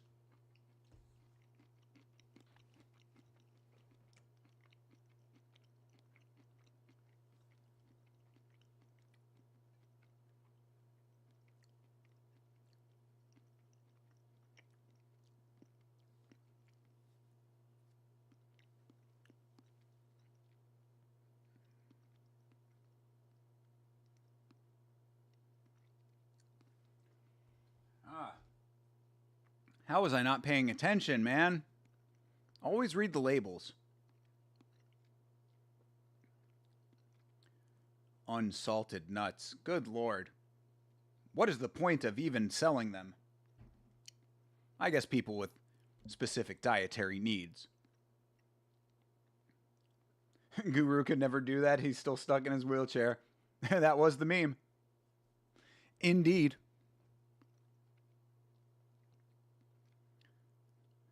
Till we found out that he was like fucking like 6'4" or some shit. Good Lord, that dude is massive.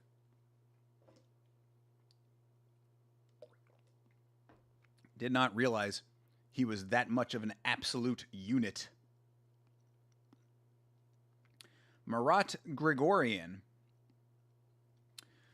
Marat. Marat.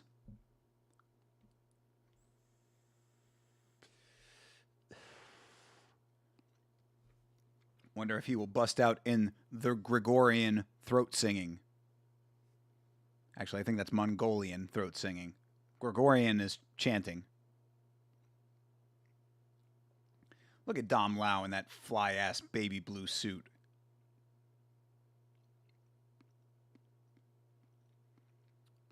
I should have walked out to the Gregorian chants. Yeah, exactly. Missed opportunity indeed. Actually, I didn't hear what he walked out to, but...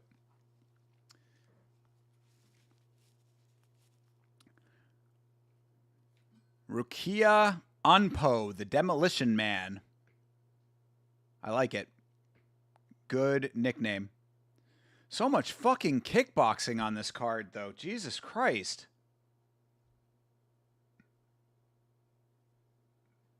That suit is so smooth it looks fake. Like, fake how? I mean, like, painted or something?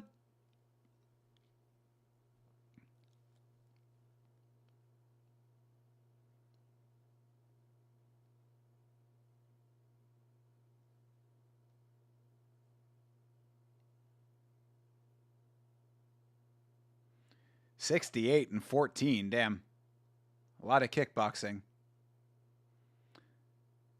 Ah, he's Armenian. A rare Armenian not named Armin.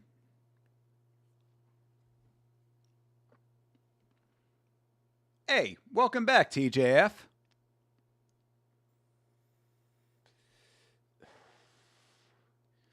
It looks like a video game asset. True. Yeah, it is pristine. That is true.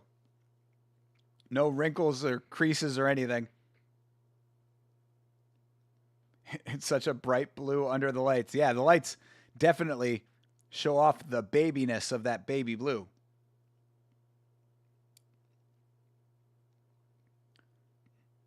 True. Yes, we're both nursing our wounds right now, considering that Canada lost in the juniors and the Panthers lost in the Winter Classic. See, we both have hockey to mourn. Hydra is the GOAT Canadian. These are facts. Don't tell it to the CTE, though.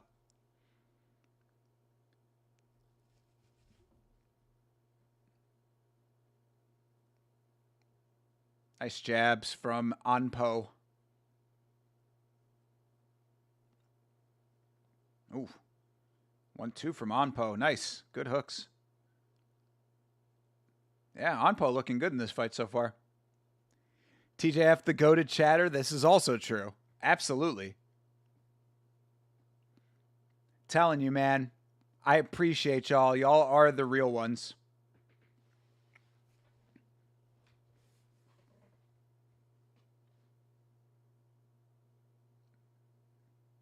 Oof. Yo, Anpo laying on some nice hands in round one here.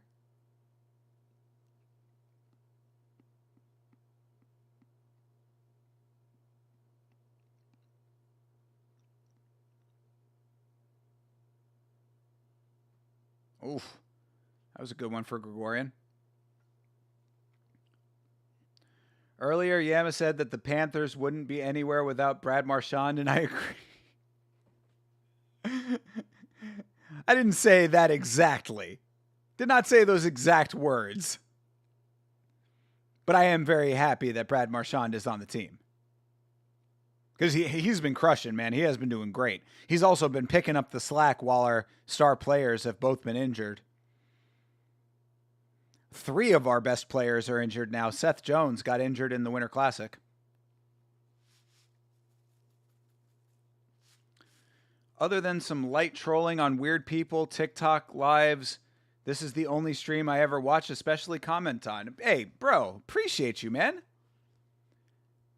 Not only do you watch, you are also imbued with the mighty wrench as well. So you are well appreciated around here, Hydra. Thank you very much for being here. Marchand, that little rat, I hate him. It's even worse. He's such a good person off the ice. It makes me hate him even more. Yeah, God, I absolutely despised him when he played for the Bruins. I could not stand that guy. And you're right, he is a dirty player sometimes. But man, he has been kicking ass as a Panther. Bruins suck, unfortunately. Bruins are one of my 2 least favorite teams. I hate the Bruins and I hate the Montreal Canadiens. Specifically the Montreal Canadiens. Regular Canadians, you guys are cool. You guys are awesome. Good first round for Onpo.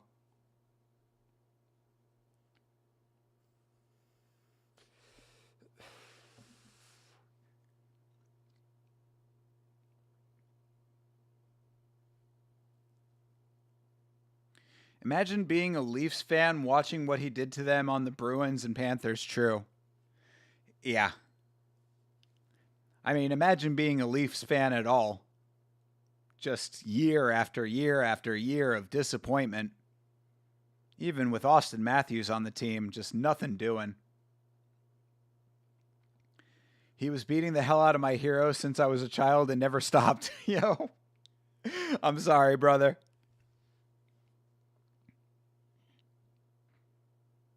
You were talking about yourself? You're a Leafs fan? If so, I am very sorry. I like the Leafs too. Like, I wish the Leafs were better. I do not understand how an original 6 team like that have never been able to figure it the fuck out. They've got one of the most rabid fan bases in all of hockey and never deliver for them. It's like their front office just cannot put the pieces together.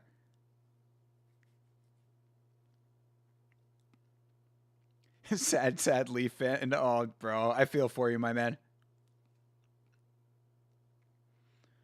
The Panthers made the playoffs today? Oh, the Panthers made the NFL playoffs. Yeah, okay. And the Steelers won. All right. I was going to say, the Florida Panthers are still clinging to hoping to make the playoffs right now, but still early.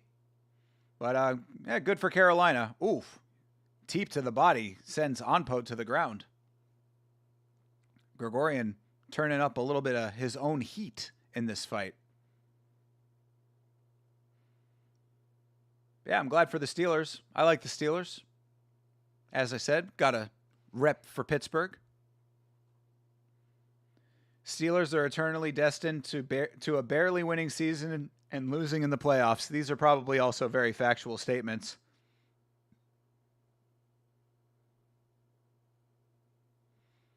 But that does not mean that I don't root for them. All that to lose next week is a crazy ending. Yeah,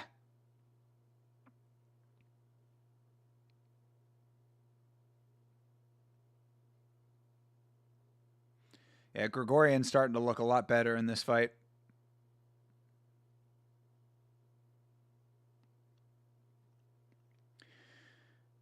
Yeah, I mean, that's how sports goes, though, you know? That's really how I felt about the Panthers in the Winter Classic. They were like clawing their way for every inch that they got, and then they never capitalized on anything. They were getting so many goddamn referee calls too. They had so many power plays. They didn't score at all on the power plays. Hey, Bleeding Edge, how you doing, brother? Good to see you. What are we live for? We are live for One Championship 173, Superbon versus Noiri. The link to the event is in the description of the stream, and we are currently at 5 hours, 6 minutes, and 18 seconds right now. 5, 6, 18 currently. Good to see you, man. Bills and Steelers are my favorite teams, but I only watch playoffs, MMA, then F1, then hockey are my top 3 sports. Got you. Yeah, I unfortunately am a family of Jets fans. So we are perpetually disappointed. I meant the game tonight had an insane ending cinema, I might add. Okay. Which game was it? The Steelers game? Yeah. Toss it on, brother. We're watching Gregorian and an Onpo right now. We've been in this long stretch of kickboxing, which I am certainly looking forward to being on the other side of, but we're going to be getting to some title fights coming up here in a couple minutes. Yeah, this, of course, is a replay from November, but still. Jets got crushed by the Bills tonight. Yeah, again, I'm not surprised. I saw a great hat. Actually, just before the stream, I was, like I said, the algorithm has my number down, so it's constantly showing me shirts, and then by extension, companies that make shirts also make other things. So I saw a hat today, and it was like just a block of text, and it said something like, I just hate it. It was a green hat, and it said, I just hate this fucking teams. I was born into this, and I will always be a Jets fan, but really, I just hate this fucking team. And I was like, yeah, that pretty much sums it up. Jets have the number 2 pick. Again, not surprised. The Jets, in my lifetime, in my entire lifetime, the Jets have never been good. Ever. The Jets have not been good since fucking Joe Namath.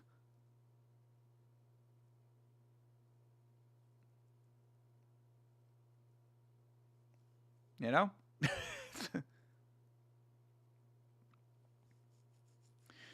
The number 1 draft pick is from Indiana University, the first and the only one. Hey, shout out to Indiana University. Giants don't have the first pick. If they did, they should have.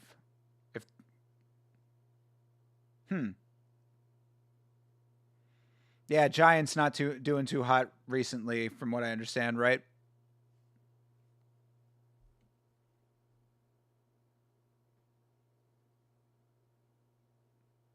Oof, nice elbow for Gregorian. Ampo starting to look rather tired. Gregorian's still kind of looking fresh. Oof, nice hands for Gregorian. You have a green hat with a trout on it that says, buy a man a fish he day, teach fish man to a lifetime. I like it. Very nice. That's like one of those memes that I've seen a couple times where it's like, fellas, girl kitchen C, do what if 9 o'clock, you know? And it's just like a picture of a chick bending over, like in front of a stove or something. Fellas, your girl kitchen, 9 o'clock, do what A? Do what C this?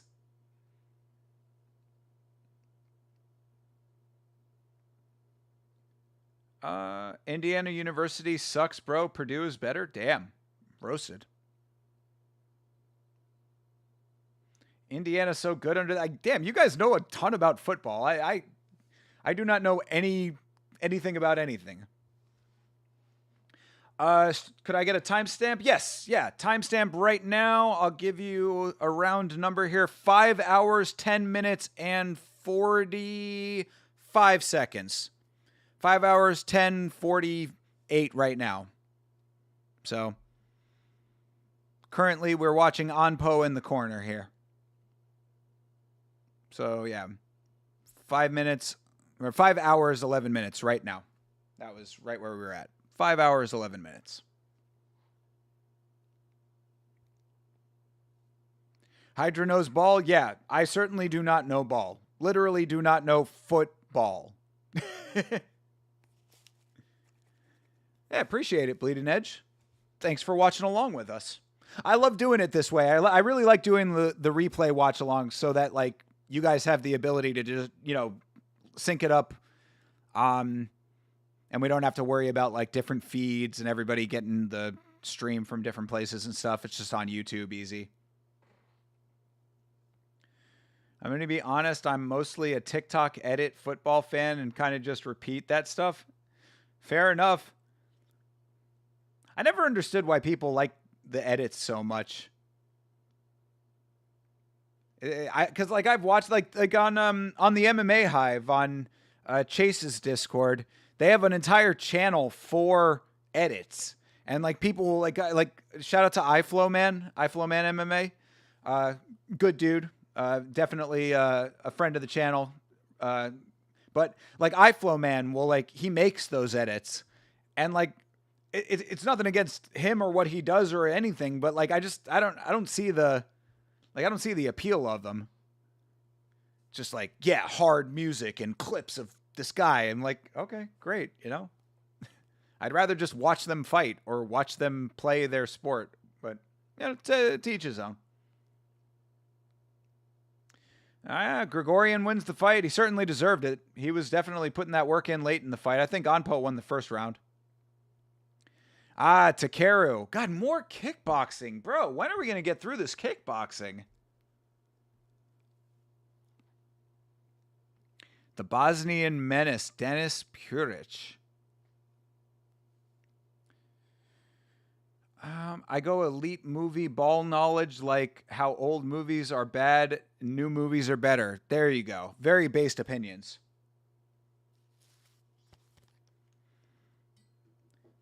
You ever watch the Tavin Austin mixtape? I have no idea what that is. I'm just unk. That's why. It builds hype and character. I mean, okay, like the fights do that.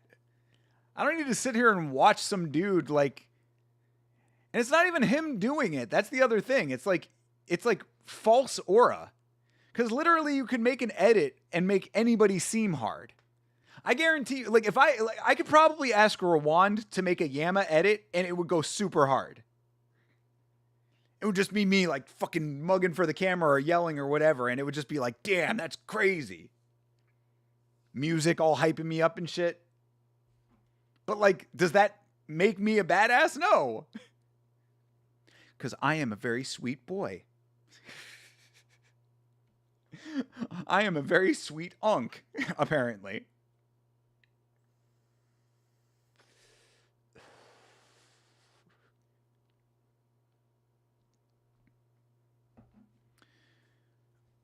It's fighters' best highlights to music I listen to in the car anyways, plus I'm dopamine rotted enough to like the cuts and the effects. Fair enough. Again, I'm not mad at it. I just don't, it doesn't appeal to me personally. It'll do the reverse effect? I don't think so. I think it would make me look fucking cool and awesome and completely badass and dude who gets all the ladies. That's what I think it would do.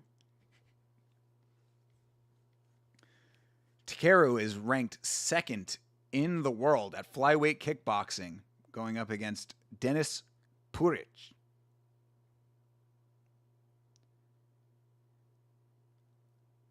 I like Timothy Chalamet edits when he's rapping. Timothy Chalamet raps? Oh, God.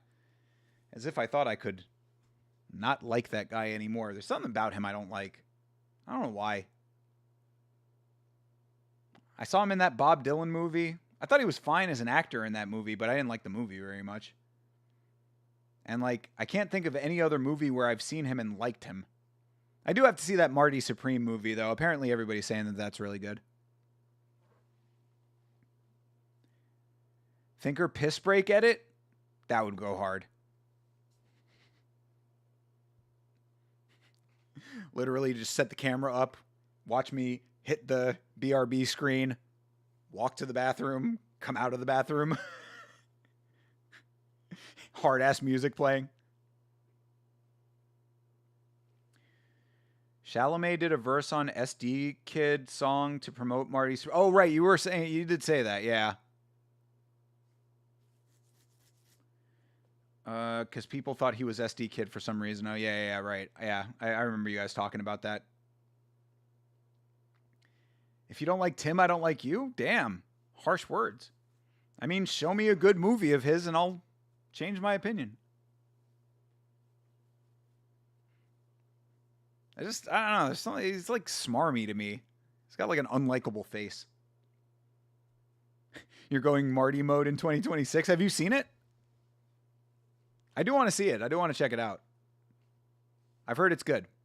I heard it's very tense. I heard it's like Uncut Gems a little bit, which is of course also a Safdie brothers.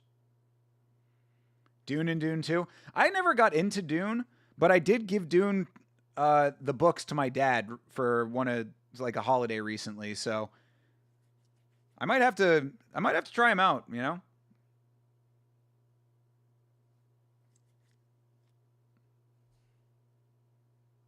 Probably because he took Kylie Jenner from you.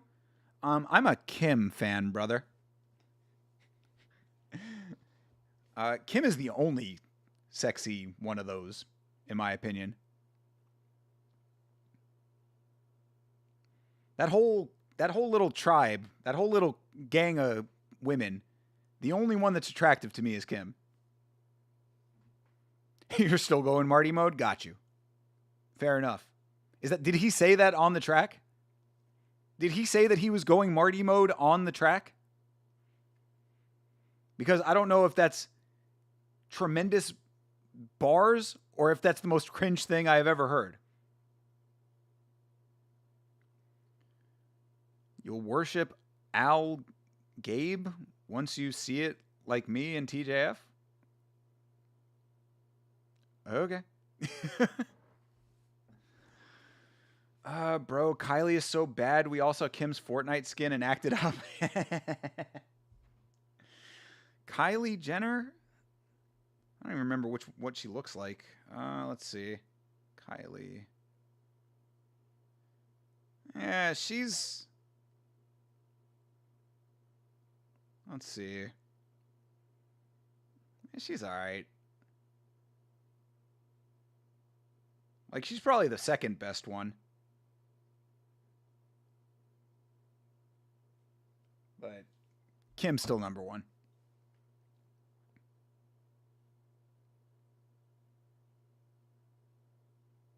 That's like fans with a more $1 billion. Oh, the people that acted up over Kim's Fortnite skin? I still do agree with the sentiment of who was that for, and I guess the Goon Squad does make sense. But that's weird to me too, because like you could just look at actual pictures of Kim's ass if you want to see her ass. Like there's plenty of them. Remember when she broke the internet?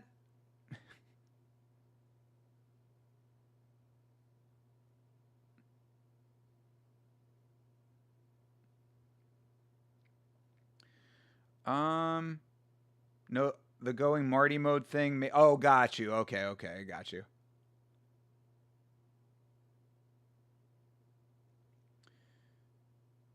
To be honest, though, I didn't mind the Tim feature. I mean, I'd have to hear his bars. I give everyone a shot. Like, I'm not just hating for the sake of hating. All I'm saying is that I saw him in the Bob Dylan movie. I thought he was a fine enough actor in that movie, but I didn't like the movie. I thought it made Bob Dylan look like pretty much like a prick and like the most glazed human being of all time. Like Bob Dylan led the most fucking charmed life that I have ever seen in my life. Like, bro rolls up into New York, everyone instantly loves him. He goes and meets his hero loves his song. Like, this dude, everything that Bob Dylan did turned into instant gold. Like, this man did not face a moment of adversity in the entire movie. The biggest adversity that he faced was he himself putting himself into a love triangle because he couldn't keep his dick in his pants. But yeah, so I mean, I saw him in that movie. I didn't think that, I didn't like the movie, but I thought he was okay as an actor. I think he's got a real smarmy face. And I haven't seen the Marty Supreme movie yet, so that's all that I know. And I heard his Willy Wonka was cringe as fuck.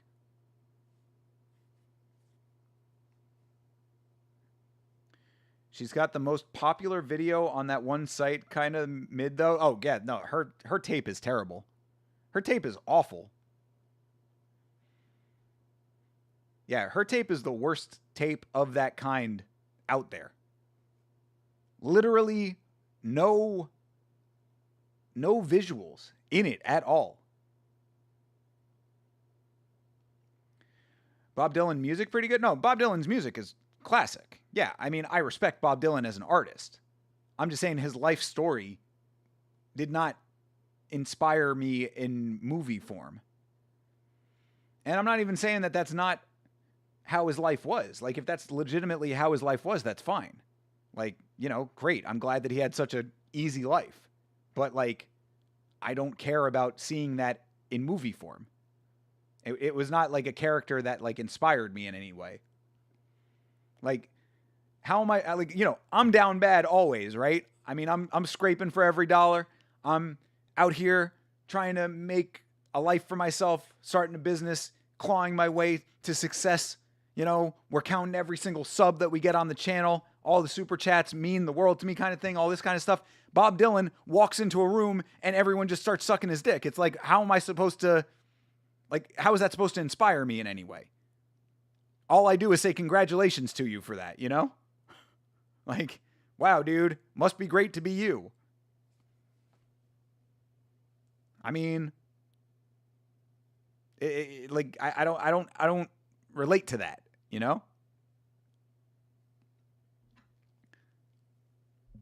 But yeah, don't get it twisted. Bob Dylan's music is amazing.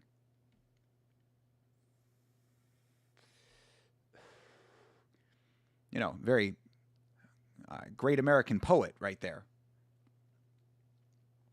Sounds like your life? There you go. I mean, this could be it. Maybe TJF is the Bob Dylan reincarnated, even though Bob Dylan is not dead. If there's any Bob Dylan fans, you've got to start glazing Yama and sucking him off like he's Bob Dylan. Yo, legit facts. I mean, I would think that anybody that watches the stream or the videos, like, knows that that should be how I'm treated at all times. I mean, you're seeing what we're doing here. Like, I like, this should not be an out of left field line of thinking. Every time that I look at the impressions of my videos and I see how many impressions it gets versus how many views it gets, I'm always like, what the fuck is wrong with these people? Like, bro, you see that thumbnail, you should instantly be clicking. This is like common sense.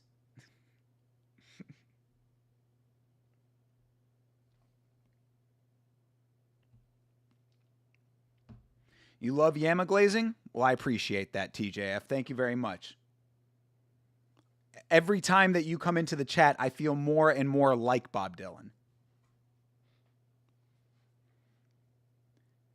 Savage wants to treat you like that. Why haven't I seen the tape yet? You ain't wrong about that. Savage takes the glazing to a little bit of a different level. You're glazing Yama, Vitz, Hydra, and Sigma? Well, that is why you are goated, TJF.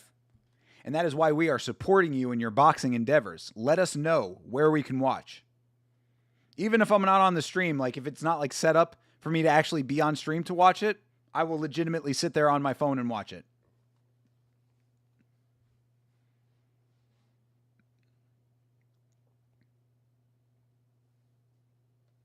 All right, Bosnian Crusher over here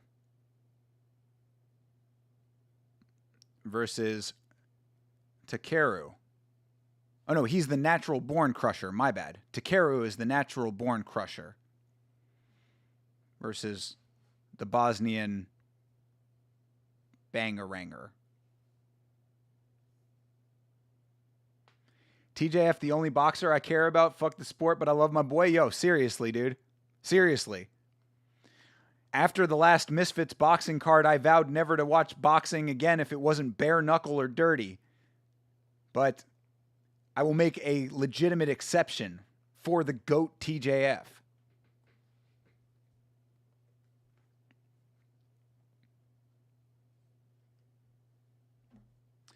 All right, Takeru versus Mr. Bosnian.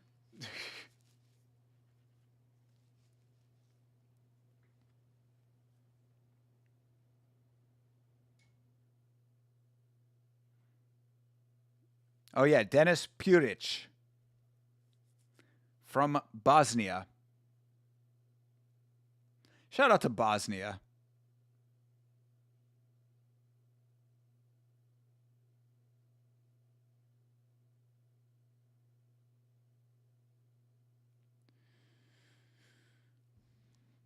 All right, starting off good for Puric with a leg kick.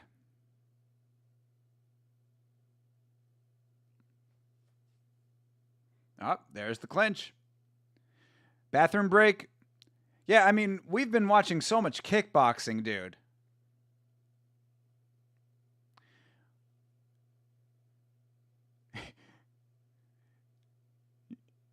You ever what is this? You ever been to Bosnia meme? What is that?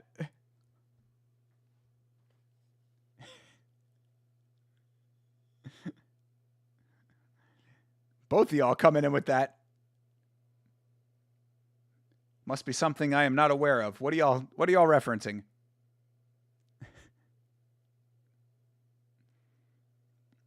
I know about the tragedies of Bosnia and Herzegovina.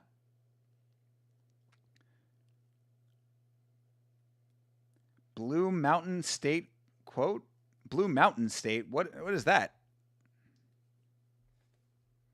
What are these things that I don't know about? Blue Mountain State? Oh, it's a TV show. Oh, Takeru with the knockdown. Finally, a knockdown in kickboxing. We've seen 3 kickboxing matches and no knockdowns.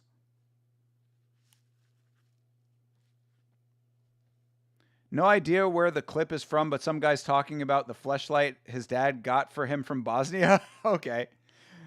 Blue Mountain State, I guess. It was a sitcom, but I never heard of it. Ooh, good shot for Puric. I want to see the replay on that knockdown. Ooh, another heavy shot from Takeru. Nice kick on there, too. Yo, Takeru. Oh, jeez. Puric trying to go for a switch knee, and Takeru catches him midair. Ooh, overhand. Ooh, another nice one for Puric.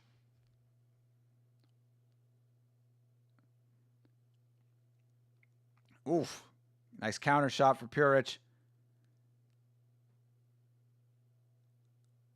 Oh, nice. Puric is getting some good strikes off right now, but obviously the knockdown weighing heavy for Takeru. Nice switch knee.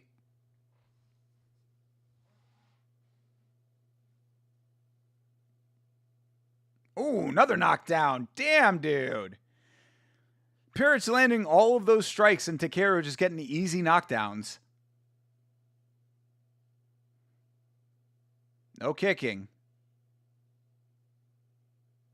It's kickboxing. I assume that he means when he's on the ground, no kicking. Damn, 2 knockdowns in the first for Takeru. Puric in bad shape right now.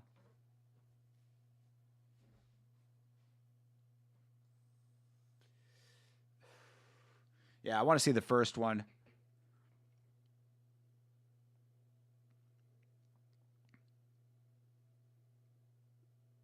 Oh, yeah, he went out. He was out for a minute. Yeah, he went down heavy. Yeah, dude. He just goes whoop. Is there a knockdown TKO rule in one? Yes, there is. It is three in one round and 4 in total. So any one round, if you get 3 knockdowns, that ends the fight, and if you get 4 knockdowns total at any time in the fight or throughout the course of the fight.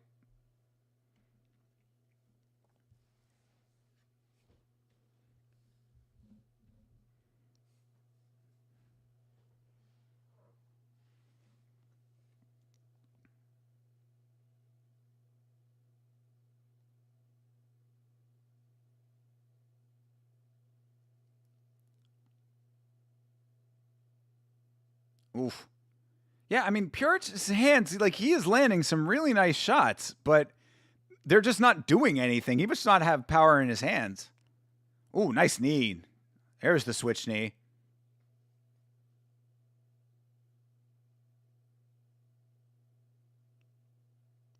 Yeah, I don't know why there is so much kickboxing on this card, though, because generally one is, oh, yo, that's TKO. Yeah, that fight's over. Yeah, he ain't going to be able to come back from that. Was that off a low kick? What happened? Yeah, no, he's fucked, bro. Yeah, that must have been off a calf kick. Yeah, next knockdown will do it. Yeah, it's crazy, though, because Purich is landing some really nice shot. Takeru's just eating all of them and then knocking this guy down repeatedly. Yeah, trying to chop that leg away. That's a smart move by Takeru at this point. Because, yeah, Purich's leg is definitely compromised, even if he's muscling through. Oh, another heavy leg kick for Takeru. Purich, man, he is, Takeru just must be a tough motherfucker because he's tanking all of this damage.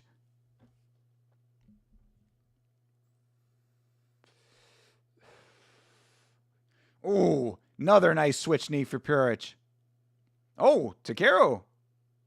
Almost getting knocked down himself. Oh, damn. How many times can that leg get kicked? Purich is definitely hurting on that lead leg. Finally, a good kickboxing match. That's what I'm saying. Like, Purich has been landing so many good shots. His accuracy is really nice, but just Takeru's eating all of it and then just slamming him. It's fucking wild. That's what I'm saying. I mean, the only thing I can think of is that he doesn't have any power in his hands, like, because the accuracy is definitely there. The technique looks good too. Oof. Oh, another head kick. Oh, bro. Oh, down goes Purich right before the bell. Wow. Takeru getting the job done. Buzzer beater. Buzzer beater. That's crazy, bro. Wow. Impressive. That was really impressive. That should be $50K. I think Takeru's getting a bonus today. Maybe Asians have the Mexican chin now? I don't know. I wouldn't trust that. Oof. Heavy land off the backflip. Bro's going to blow his knees out after a victory. Yeah, that was awesome, bro. That was great. That was a great performance. That was a great fight. I've been less than enthused about these kickboxing matches that we've had so far, but those were good.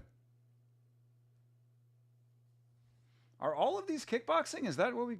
Hold on a second. Oh, we got...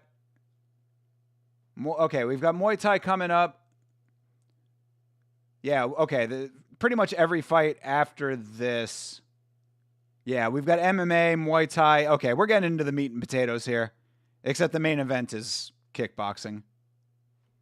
But Superbon in the main event, so... How much more we got here? Under 3 hours? What time is it? 3 hours, jeez. We'll have to see about how much more of this we end up doing, because it is getting late.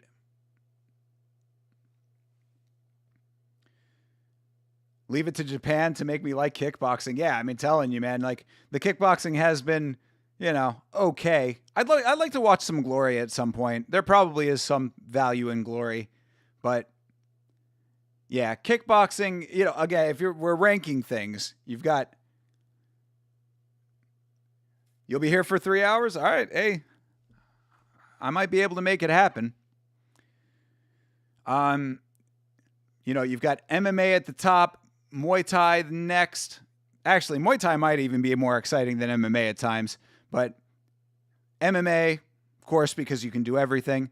MMA, Muay Thai, kickboxing, BJJ, and whatever else. Judo.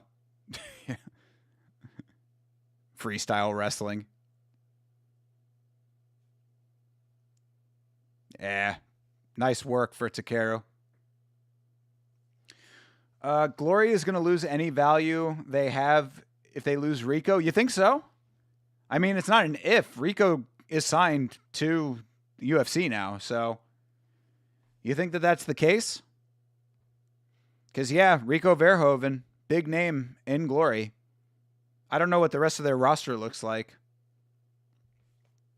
Didn't the guy that got signed on Contender Series go back to Glory? The guy whose big claim to fame was beating Alex? The last man to beat Alex Pereira? I mean, obviously that's different now, but, before he came to the UFC. When did that drop? That dropped, probably 2, 3, 4 days ago.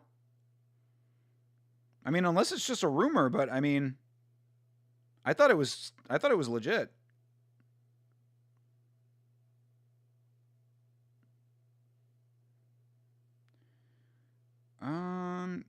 Yeah, Rico Verhoeven vacates Glory title.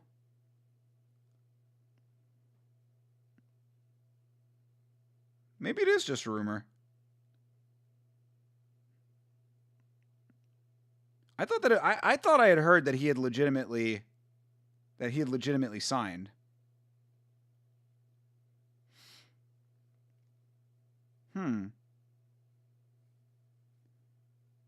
Okay, hey, if it's not official, then it's not official. My bad. I had thought that it was official. I thought that was set in stone.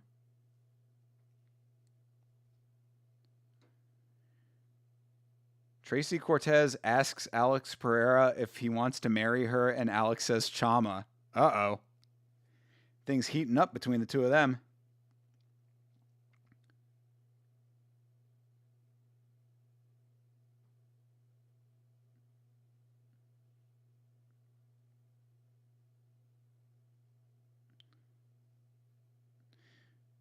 Yeah, I guess the rumor was that he was supposed to fight Derek Lewis.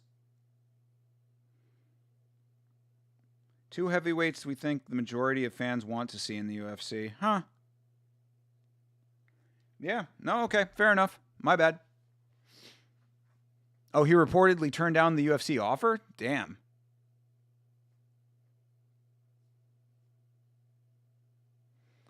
You only know Rico and Pereira from Glory? Well, there was that other guy, the Russian guy that he the last guy to beat Alex in Glory, and then he went on the Contender Series and looked fucking terrible. Still won his fight. He ended up getting offered the contract, and then he turned it down.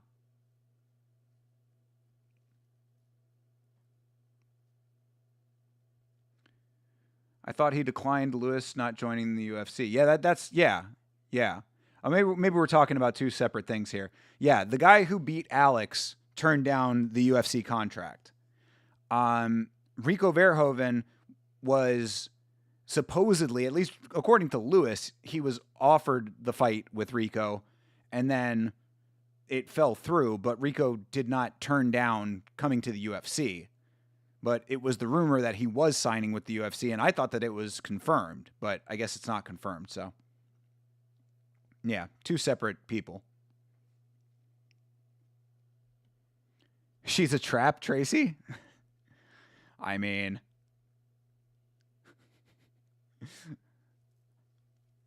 Hydra knows a thing or two about those. Um, um, yeah, Artem Vakitov. Yeah, that's the guy. Yeah, most definitely. Oh, Takeru calling out Rodtang, huh? Okay. Hey, Rodtang responding to the call out of Takeru. That's a good fight.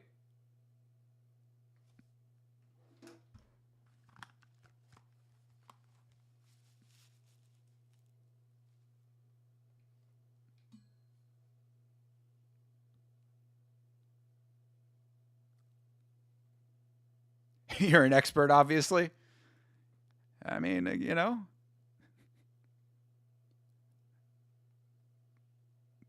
nothing wrong with being a man of culture.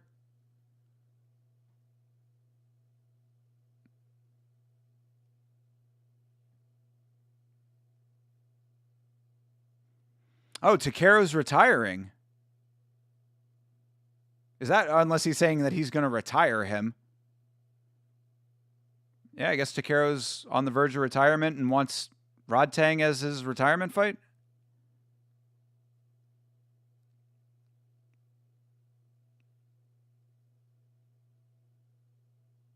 Yeah, 50 grand absolutely deserved for that performance. Good Lord, he annihilated, bro. Even not really. I mean, like, he annihilated him in the big picture, but took a whole bunch of shots doing it.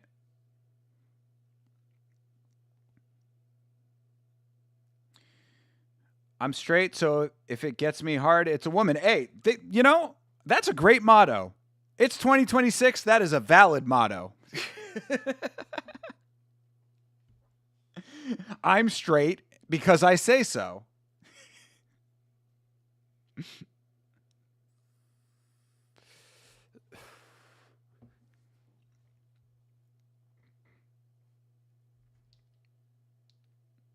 Wow. So yeah, Takeru is going to retire, and his last fight is going to be Rodtang. Damn, that's going to be a good fight. Shit. Wonder when they're doing that. I would be down to watch that.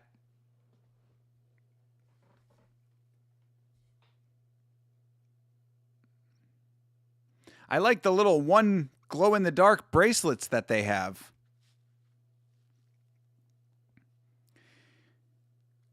TJF doesn't have quick goon breaks like Yama. And TJF comes and goes. Obviously, some people, aren't as well trained as myself. Takes a little while to get the engine going,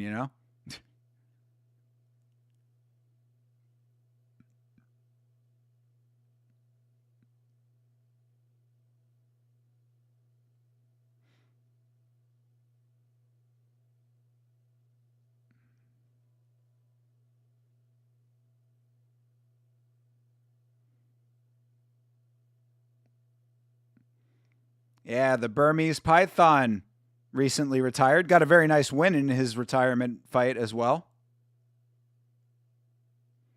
On Song.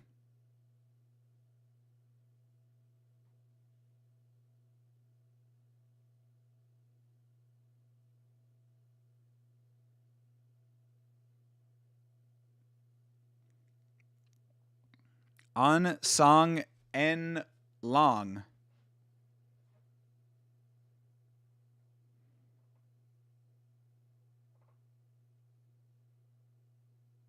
Damn.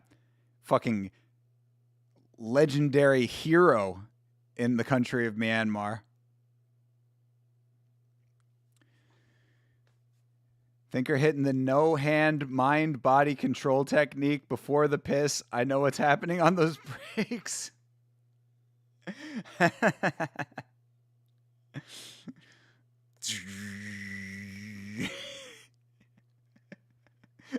I dig deep. I go deep within the inner reaches of my mind. I have the perfect soundboard drop for this. Got to cue it up, though.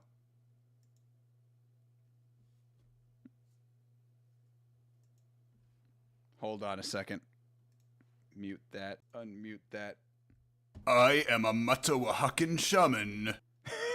There you go. I am a Matawahakan shaman. I am a Matawahakan shaman. Hey, why'd you cut it off? I am a Matawahakan shaman. There you go. You have to be one in order to achieve that.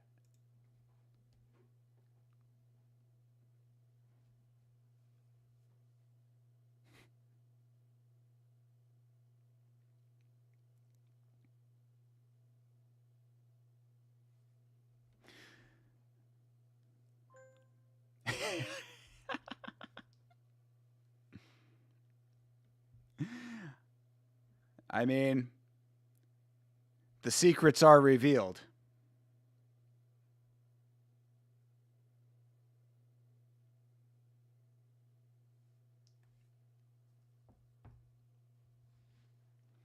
On Sang En La. En La An Sa. An En San La. TJF is Bob Dylan, and I'm Sherlock Holmes. Let's go. On the case.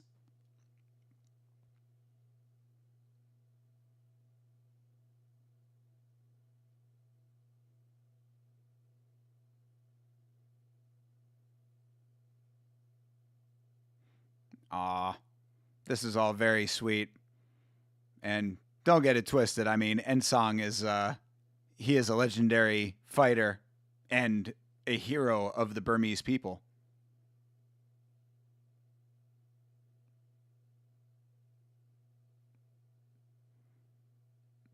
Lives in Florida, actually.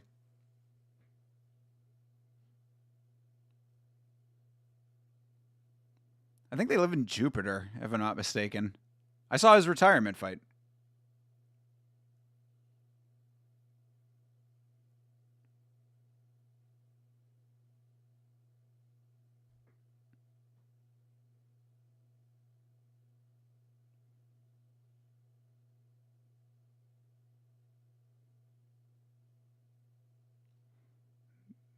Damn, 3 kids, huh?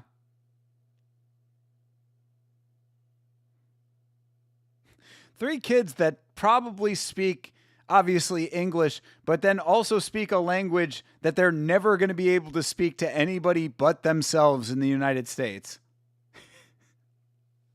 How many people speak Burmese in the United States, I wonder?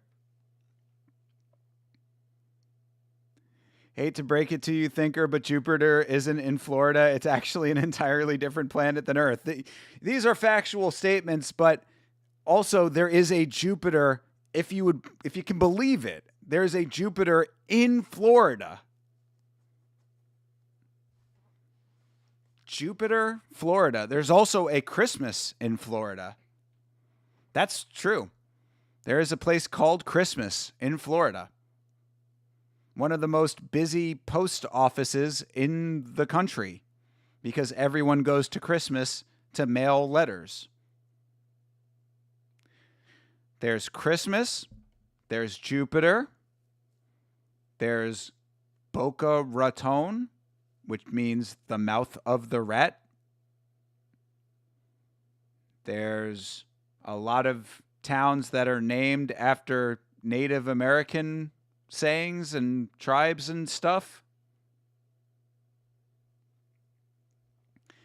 That's ridiculous. Christmas would be at the North Pole, obviously. I mean, Florida does what other places can't, though. That's, I guess, what you're getting out of this. When other people would say, you can't do that, obviously that should be in the North Pole, Florida says, hold my beer. Christmas.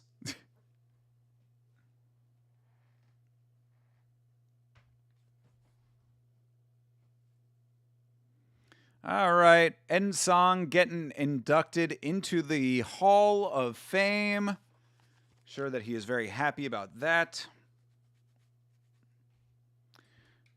Go Seminoles? Yes, go Noles. That is Florida State University.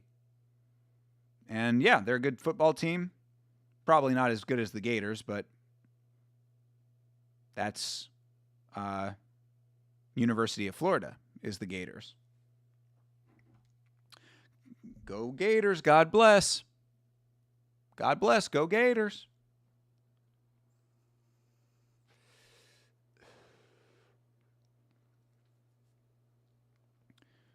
Honestly, the most accurate description I've heard of Florida, the world says you can't do that. It's ridiculous. Then boom, Florida. There you go. Legitimately true. Nothing you cannot do in the great state of Florida. Beer Florida, did someone summon you? Yes, Savage. Thank you for still being here, my man. Lurking in the shadows to come in with the Florida reference. Florida is its own animal, and you certainly are the most animal of the animals. I think they're actually better than the Gators recently. Best Florida college football team is Miami, though. Yeah, University of Miami. Hell yeah. The Canes, baby, Hurricanes. Go UM. Yeah, I like all the Florida college teams because I don't know any better. For one brief shining moment, University of Central Florida was doing pretty good, but I think that that's over.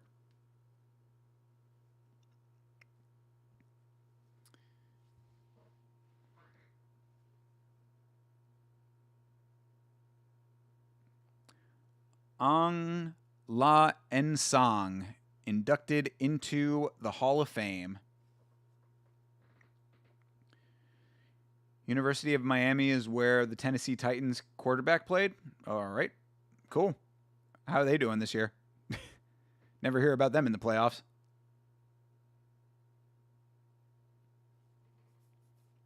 What is sui.io? SUI.io.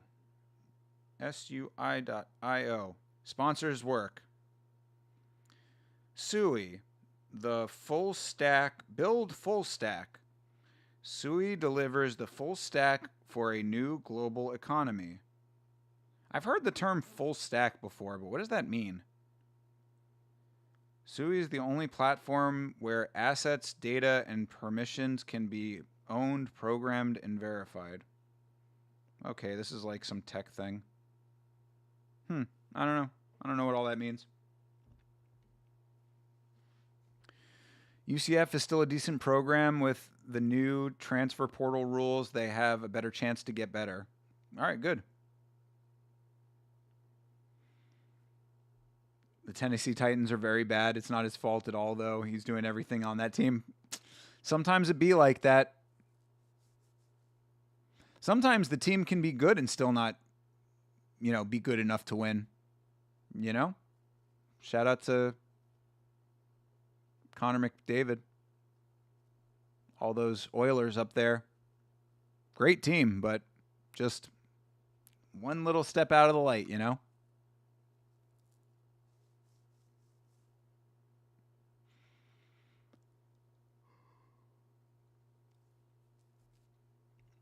Aw. And his wife is there in Japan with him as he is inducted into the Hall of Fame. Isn't that lovely?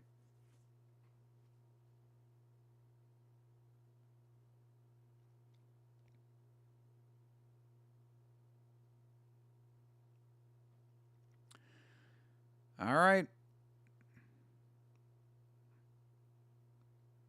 We getting into these fights at any point here? Come on. I appreciate that Ensong is in the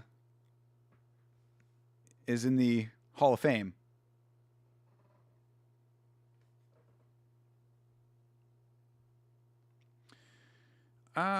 They tanked bad enough to get a top quarterback, but still couldn't draft well with any other picks. That does suck.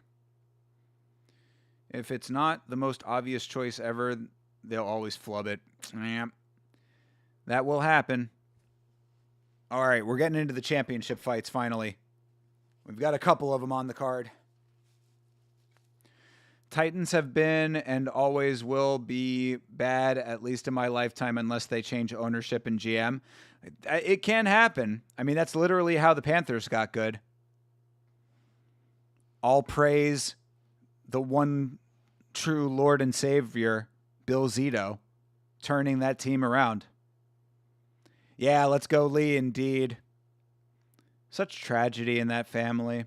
Nah. Sucks, man.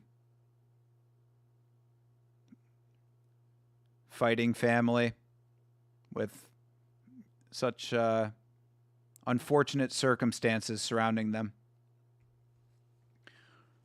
Roberto Luongo is your king. It was all him. I mean, I don't know if it was all him, but he is certainly a valued member of our front office and a legendary Florida Panther. In fact, I just found out he is the only person to have his number retired on the Panthers, which I thought was kind of weird considering we've had like other players that are probably deserving of that.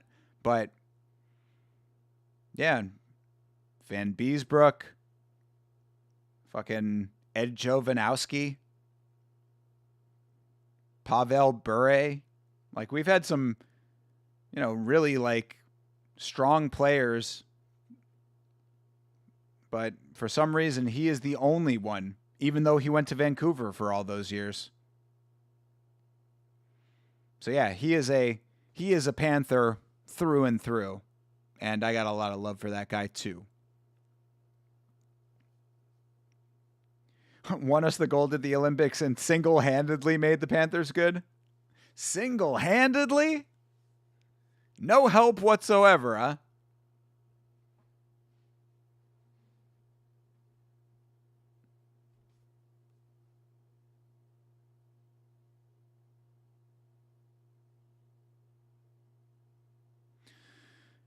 Bobby Lou is and always will be a Canuck.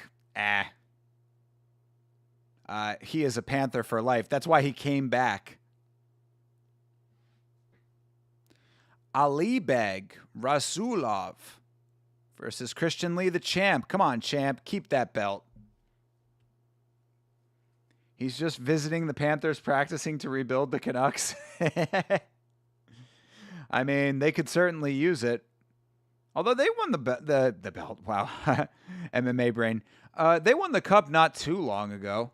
They've won the cup within my lifetime. They won the cup in 2007? 2006 or 7 or something.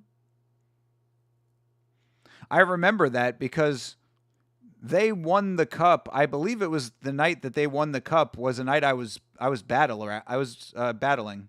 I was in a freestyle competition.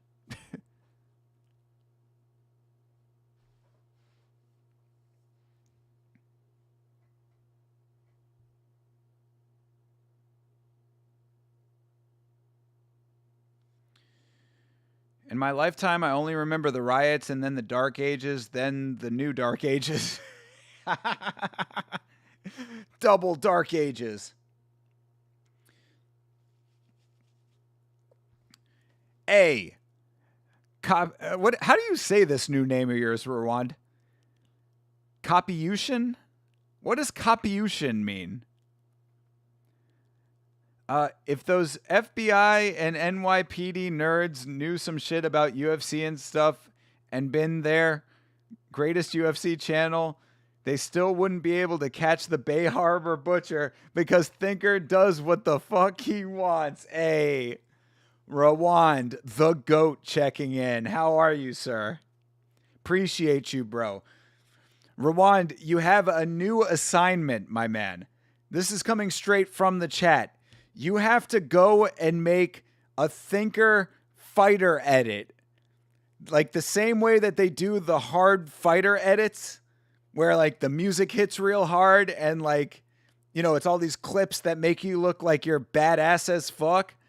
You got to make a thinker fighter edit just to prove to the chat that all it takes to make anything hard is the right music and editing. Appreciate you though, bro. Yes, the Bay Harbor Butcher appreciates you.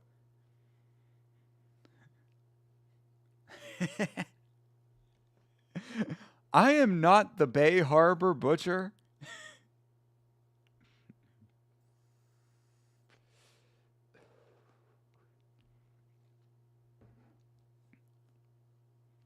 That's right.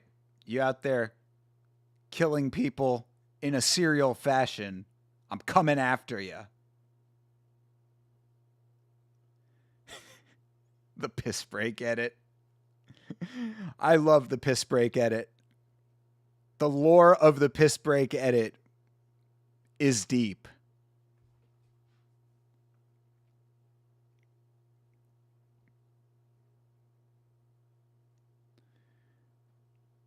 Yes, you did do a Bay Harbor Butcher thinker edit. Yes, that was cool.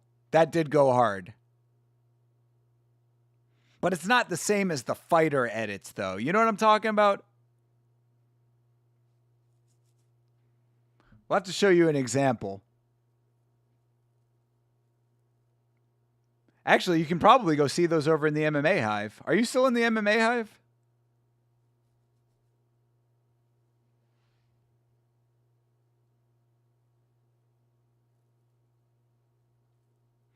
All right, Christian Lee, the champ.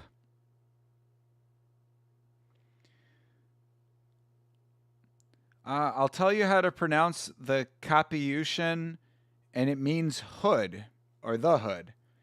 Like the hood, like the ghetto, or the hood, like wearing a hood. Oh, you're not in the Hive anymore? Okay. Yeah. A lot of people leave the Hive, you know? Just saying. But yeah, Hydra, throw an edit in the Discord so that Rwand can see what you're talking about. The fraud check king, Rwand. You are a fraud. I like that clip that you put in the Discord earlier. I got to get that on the soundboard.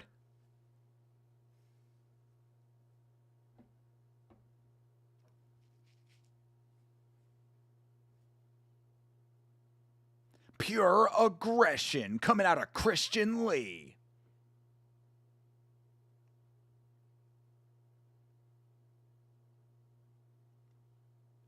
You'll find one tonight when you inevitably doom scroll. Yeah, doom scrolling is definitely an inevitability for a lot of people.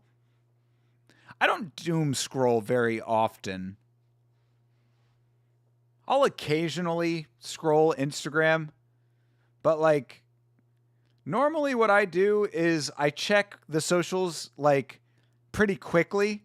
Like I'll just go through so I'm in a bunch of discussion groups on Facebook for MMA, Instagram, and Twitter. And I'll just kind of bring them up, scroll through each really quickly, and then I'm done. Like I don't really like doom scroll very often. You've never been in the Hive. Why does it not have the pure reputation of our Discord has? Just because there are a lot of edgelords in it, a lot of young people in it that remember what we were talking about earlier where like jokes need to have cleverness to them? There are just people in there who don't really like fully grasp that concept, and they end up, not scaring people away, but just turning people off. And Chase has like a no ban policy over there, which is his right to do so. So, that's pretty much what it becomes, is that people hang out over there and then realize, I could just be doing my own thing elsewhere. And then they go elsewhere. The reaction video, which one was your favorite? Oh, I'd have to go back and rewatch it. But I think the one that you ended with was very strong. I think the one that you ended with the Bobby Green one, right? The the roofie knockout, which was the knockout of the year for me. So I think that's probably my strongest reaction to anything ever. Maybe second only to the reaction that I had during the BMF fight. Yeah, the BMF fight, that was probably the hardest I've ever popped for any fight on stream. Yeah, I think that the Mauricio Hoofy knockout was a pretty strong one, so I appreciate that. Normally I just scroll TikTok for like 30 minutes if my YouTube recommend is boring. True. Your new IG is working well. Oh yeah, definitely follow me, Rwand. Absolutely, I'll follow you back, bro. Yeah, hit me up on there. I'll make sure to follow you back. All right. MMA finally. Lee versus Rasulov. MMA Hive turns people off, unlike Thinker, who turns all of us on. I mean, when you're hot, in the words of the immortal Jerry Reed. Shout out to the legend Jerry Reed. You want to hear some quality country music? Jerry Reed all day long, my favorite country artist. Oh, the last one was Yuri versus Roundtree. That was a good one too. Yeah, hell yeah. Yeah, I think that my favorite one is the Hoofy versus Bobby Green knockout. That was definitely one of my strongest ones.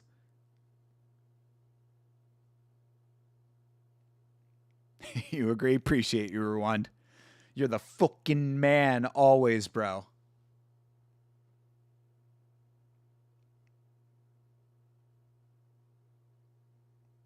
I was telling my family earlier about the karate combat stream where everybody from Kurdistan was coming in, and they were like, "Do you mean Kyrgyzstan?" And I was like, "No, Kurdistan, the one near Iraq." And they're like, "Really?" Like, hell yeah, dude. Kurdistan is the shit. At least the people. I know that you have some problems with the country itself, Rwand. I like the dual flags they do in one. Yeah, me too. I like that as well. When I don't know the fighters, it's fun to pick based on the country. True. Yeah, I like that. I like if they're representing two countries, then show both countries. I like it.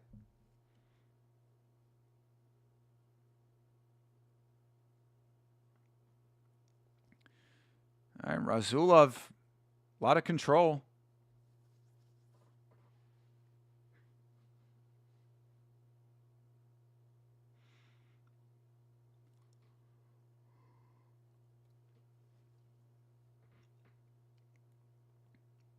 Oh, nice elbow. A little short, close range elbow. Kurdistan is one of the biggest fraud check in human history. Damn, dude. But the people are cool. Come on, man. You got to admit, the people of Kurdistan were fucking lovely. I've never met a nicer mass group of people. They were all super nice, very respectful. We had the one guy who changed his name to Yamasho just to support the channel. I was like, man, these are great people.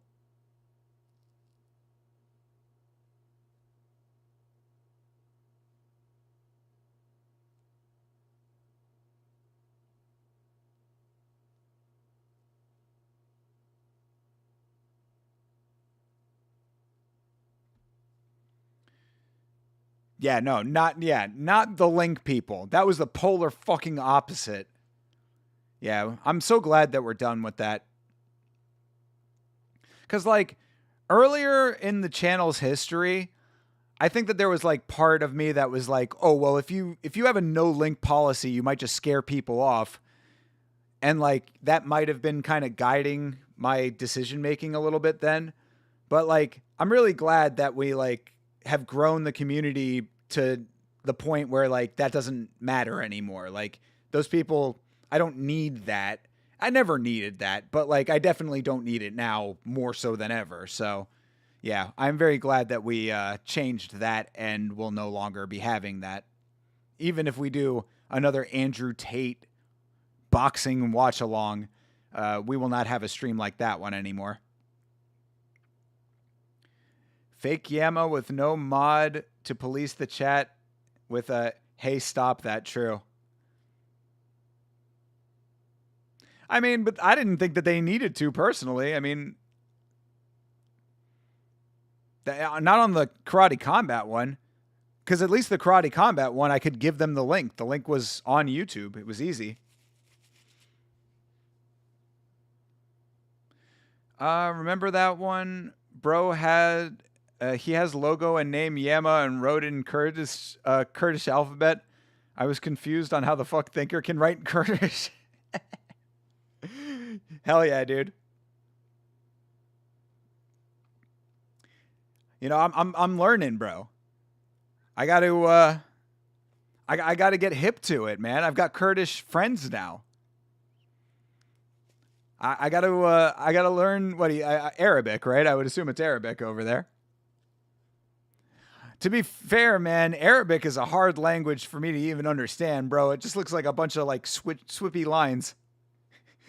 Arabic to me is just a bunch of lines that go like that. Shoop, shoop, shoop, shoop, shoop. And I'm like, man, it's awesome that you can actually read that. So, yeah, shout out to Kurdistan and shout out to Arabic readers, writers, and speakers. But I love the link people. Got my favorite legendary crash out. Yeah, dude. I cannot tell you how exhausted I was after that stream. I was so tired. Like, it just like drained me. It drained me of my life force.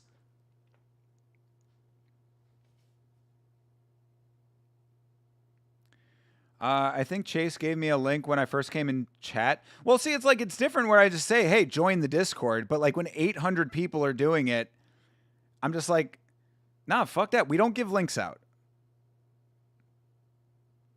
I mean, I will still say that. I will still say, hey, no, we don't give links out. Don't ask for links. If you want to join the Discord, someone might be able to help you. Leave it at that.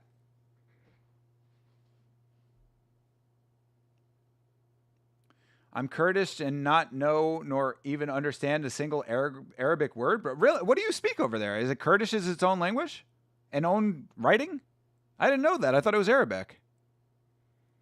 Damn. It's its own...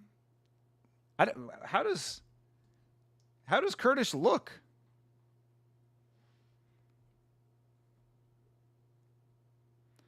I can't separate the words in speech or in writing in Arabic. Yeah, definitely not in writing. Kurdish language. Oh, Kurdish. Yeah, okay. Is a group of northwestern Iranian languages spoken by the Kurds. Yeah, it's its own thing. Oh yeah, it is. It is different. Yeah, it still looks like a whole bunch of squiggles, but...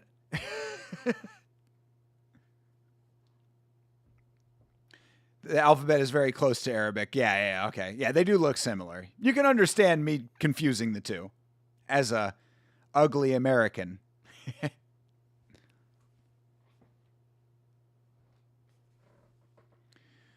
It was only annoying to me because me and Sarah were constantly spamming the Discord link and telling people to join for the link. Yeah, exactly. It's like, yo, fucking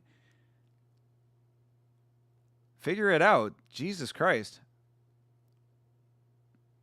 Oh, Lee is turning up the heat here. They're saying Lee might be able to finish this fight in round 2. Ooh, nice body kicks. Oh, Rasulov going for the takedown. Oh, Lee going for the ninja choke. Oh, nice knees, too. Yo, the knees to a downed opponent is so crazy when you have that position. Oh, that's it! Wow. Christian Lee gets the job done. That was really nice. Dude, that's crazy. Like, when you have the position for the anaconda or ninja choke, you know, whichever you are, where you have it like that top-down overhead, like, if you are allowed to throw knees to the opponent, that is a wild, wild leverage position. I love knees to a downed opponent as well, honestly. I think that the universal rule set is the better rule set personally. Actually, Arabic has several more words and the rest is 100% the same. Okay, interesting. They have several more words in their language and the rest with us is same. Got you. You mean letters maybe? Like characters. I think I get what you're saying. Cool. So then you can read Arabic then? Or are you saying that you uh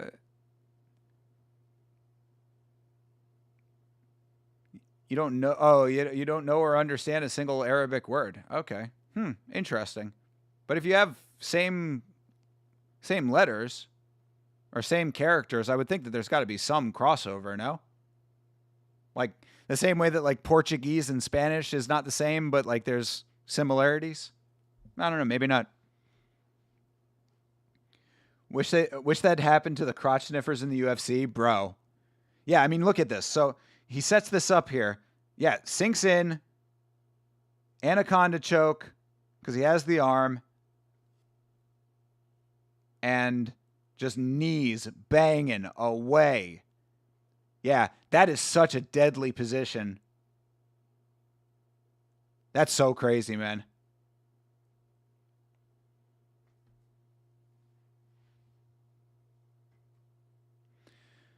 I can read Arabic because the same letters in the alphabet, but I don't understand a single word. Got you. Okay. Damn. That's crazy that you don't have any, that you don't speak any Arabic, considering that so many other nations in the area do, but you are your own country, so I guess it makes sense.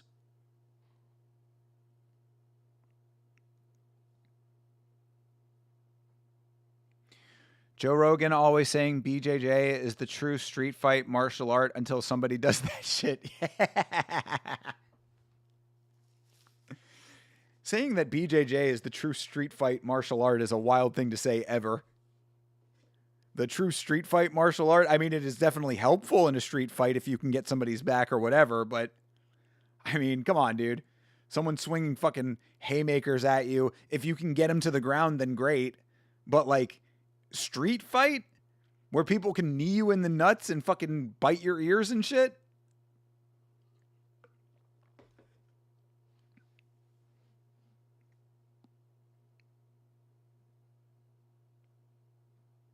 I mean, if you're going to go with any kind of like ground game based martial art, I would think that wrestling is more applicable to that. Like actually being able to get an opponent to the ground in the first place. Because if you're already, like, you have to already be on the ground to be getting the BJJ going. What are you going to do? You're going to fucking hand fight and neck grab a guy that's fucking swinging at you wild?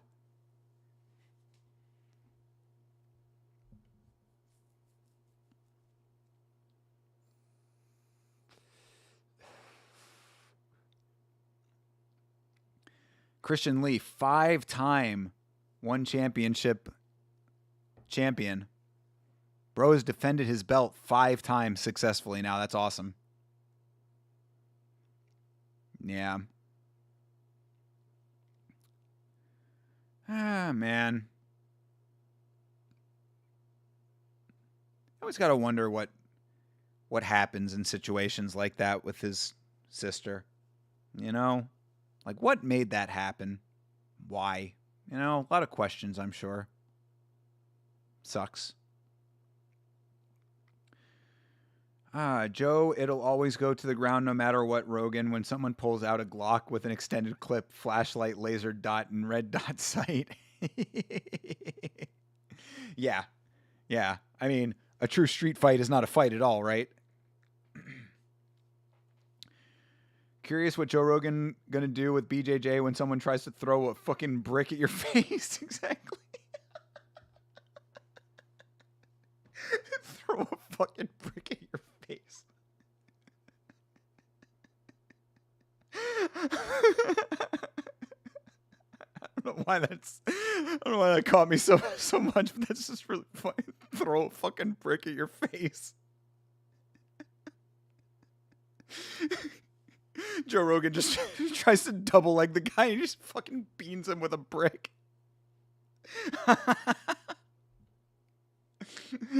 Yeah, exactly, right? Oh man, you're the man, Rwand. I always love when you're in the chat, bro. You brighten my day, dude. Um, I think she had diagnosed major depressive disorder. Ah, Jesus. Her brain just didn't produce enough chemicals to make someone happy or want to continue living. Oh, man. If she had it diagnosed, like, was she not on medication for that? Like, shouldn't she be on like constant watch for that kind of thing? Like, I don't know. I don't know. I mean, obviously, it's like hindsight is 2020, right? But just breaks my heart, you know.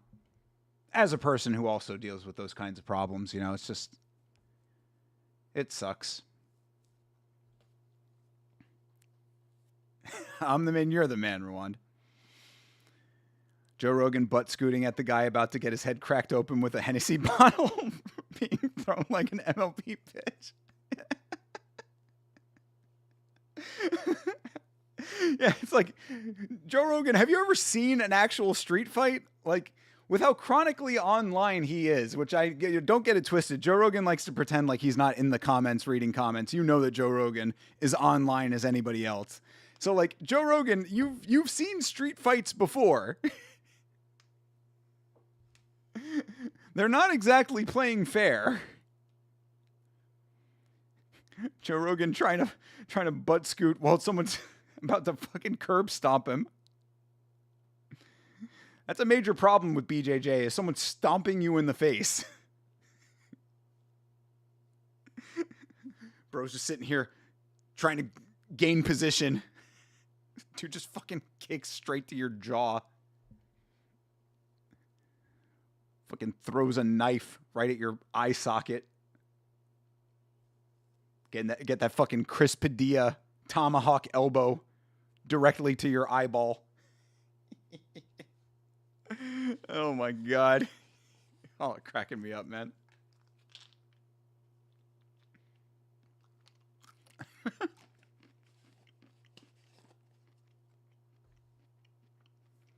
How the fuck are you gonna go for the double leg on concrete?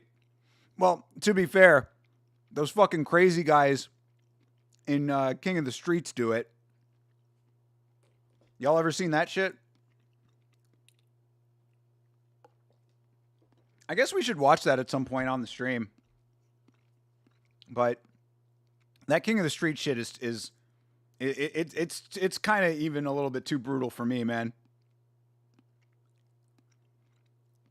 Because that's like about as close to a legitimate street fight as you possibly can get, like within some type of structure.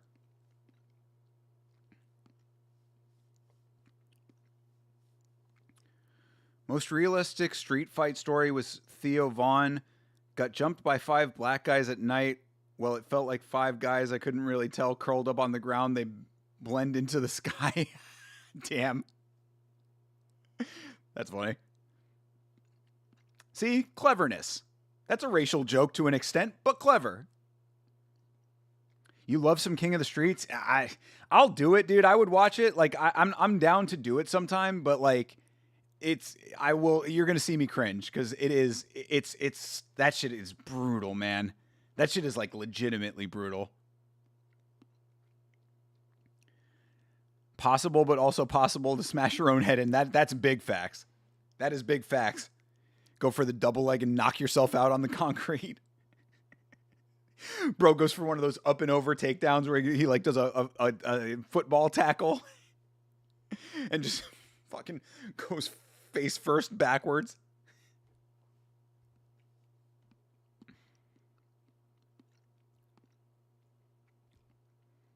All right, looks like we have some Muay Thai coming up. I've been waiting to see some more Muay Thai since we started this thing.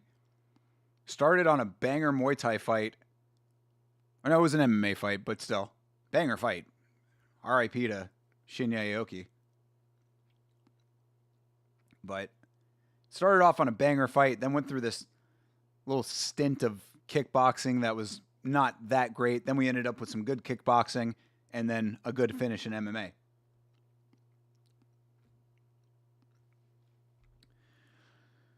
I'm all for it, but allowing eye gouging is pretty rough. Dude, I'm telling the shit that they can do in that is it's just it hurts me to watch. You know what I'm saying? Like just seeing them going at it on concrete, hard surfaces, man. Like, oh, it reminds me of that Bill Burr bit where he talks about like the bathroom being the worst place to ever get into a fight because it's nothing but hard surfaces. I'm just like, yeah, there's some legitimate truth to that. So, like I said, I'll do it. Like, if you guys want to watch it on stream sometime, I will do it. But like, you just prepare for me to be like, ugh. Yeah, that is some that's some heavy shit. I can just keep telling myself that they signed up for it. I mean, yeah, it's not about that though. It's not about the. I mean, like, I don't mind. Look, anybody can do any kind of fighting. I don't mind that part of it. It's just what that entails that's brutal, regardless of whether they want it or not. Plus, they always seem respectful to each other, and the crowd shows love to the loser too. Surprisingly wholesome. I'm not. None of that is. That all sounds great. That all sounds great. It's just in the fight itself that is like. It's just tough for me to watch. But like I said, I'll do it if you guys want to do it sometime. Do they do live events? Do they stream? Because if they ever did like a live stream, I would definitely, I'd watch it. Watching the guy come back from getting eye gouged by eye gouging the other guy and choking him out was so badass. Damn, that happened? I mean, literal eye for an eye. Literal Hammurabi code.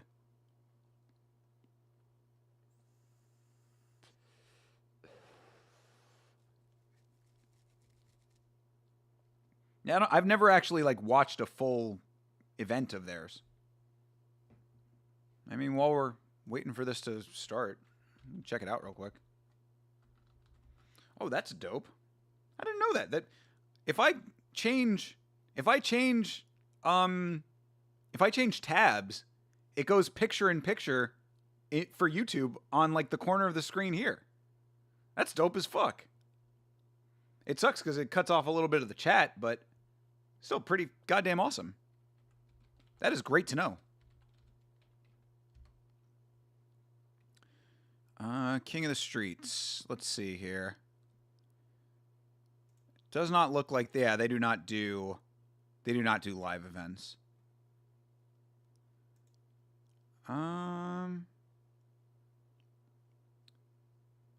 Obnoxious Eric Blood Axe. I have heard of Blood Axe. Yeah, they're still uploading. They're still uploading fights. Yeah, last fight was uploaded 5 days ago. Yeah, we can do a King of the Streets watch sometime. I'm down.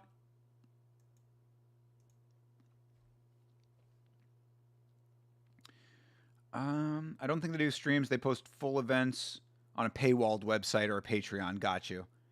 I think they may have a few full ones on YouTube, but it's mostly clips. Okay. Yeah, I mean, I'll at least watch the clips. Or if there's like a way to pay for like a single event or something, I would do it. But it would be hard to do a watch along like that, so I should just get in touch with them. That would be the kind of organization that maybe if I got in touch with them, that they would just let me show the clips at least on the channel, you know? Because that's ultimately, I've said this on stream before, but like my ultimate goal with Yama at some point would be to have relationships with some organizations where we can just show their fights on stream. Like, so the box above my head would just be the fight. You know? I think that everybody would really like that. Or, you know, switch to the other view and we could actually watch it full screen or whatever. In the streets, you should try to be on your feet as much as possible, because if you go to the ground and the guy has friends, they're going to football kick you and in the head and back. I mean, when was a street fight fair? Yeah, no, absolutely. Of course, for one. Yeah, most definitely. I mean, if it's a one-on-one fight, then maybe you have some, you know, ability if you have ground game to use it, but you know, very rarely, excuse me, pardon me tonight, very rarely is that the case. Always 1 versus 2 or multiple guys, yeah.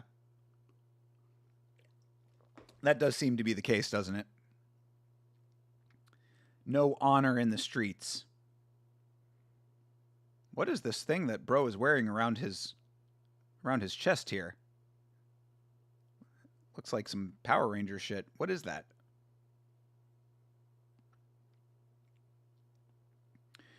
I never want to get into street fights. Being on concrete is so scary, and I'll 100% get fucked up by more than one guy. Yeah. The goal should be to never fight outside of competition, period.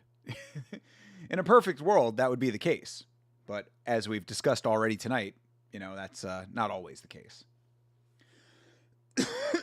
Excuse me. Plus, they don't take fights lightly in Canada, legally like in the States. Really? Fighting is illegal? I mean, fighting is illegal in the States, too. I mean, you can press charges for that kind of stuff, but, they'll go after you for that? Taking my daughter to the airport in 45 minutes? Aw, savage. Gonna be a sad duck. I feel you, bro. But I did get Fight Pass again. Hey! So some Thinker, old school UFC card rewatching would be dope and bring me out of the funk. Oh, appreciate that. Yeah. I'm down to do some rewatching. Yeah, we can work that in. Usually I just do the ones that air on Fight Pass on YouTube, but hey, pick a card. Especially now that Paramount Plus has a bunch of them. From what I understand, Paramount Plus has a bunch of the old UFC cards too now. Power Ranger thing. Yeah, for real. What was that?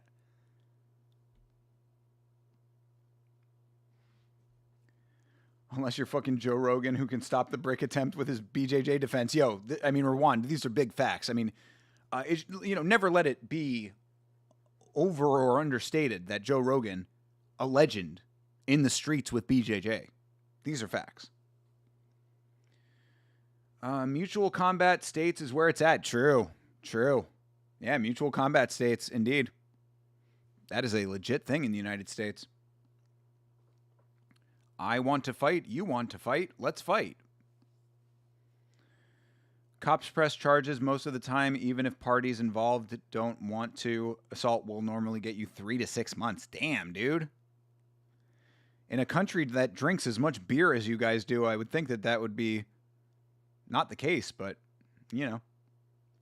Triangle that brick.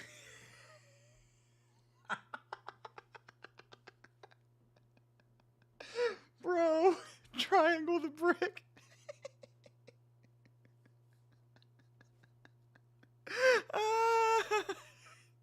Imagine Joe Rogan on his back trying to get his legs around a brick as it's coming to his face. That's so great. That's an AI image that you need to make, Rwand. Just Joe Rogan triangling a brick. I'll put that on a Yama shirt. There you go. Yama merch coming soon. I think we actually got a couple new subscribers over the course of the stream, so getting closer and closer, guys. Yeah, we did. 2 new ones. Yeah, we're at 954 now. 46 away, people. Or, yeah, 46 away.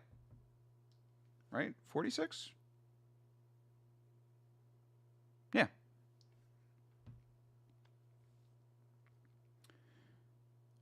You can't pass Joe's guard with yourself. What makes you think you can pass it with a brick, you foolish casual? There you go. Exactly. If it doesn't tap, it'll crack. Exactly.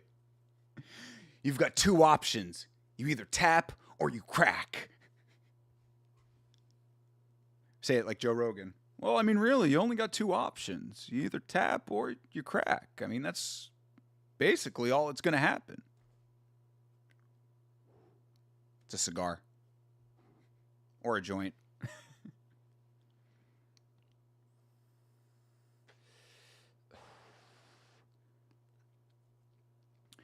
What happens at 1K? Well, first of all, full monetization happens at 1K, so fucking, sound the alarm. But what happens at 1K is Yama merchandise. We're going to be getting the Yama merch store up and running. So, and then also might be doing a little thank you project for the real ones. So, if you've got friends who are fans of MMA, tell them about the channel. Tell them to subscribe. Helps out a lot. Joe Rogan is so cool, becoming a nicotine addict in his 50s. I've heard about this whole thing with the nicotine addiction.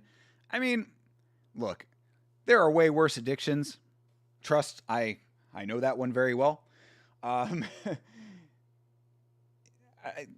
It doesn't, like, I don't know. I mean, GK did a whole video on the nicotine addiction. Shout out to GK, another great creator in the space. But I don't know. It's like, if that's the thing that you're like on him about, it's like, it seems like such a non-thing, you know. It's just like, who gives a fuck?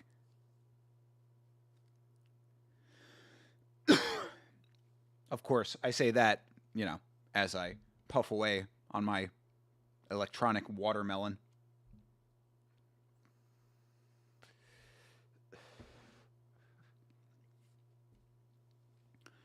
Just funny that his whole life he said you're stupid for using nicotine and never did it until he's 50 and now did a full 180 on his views.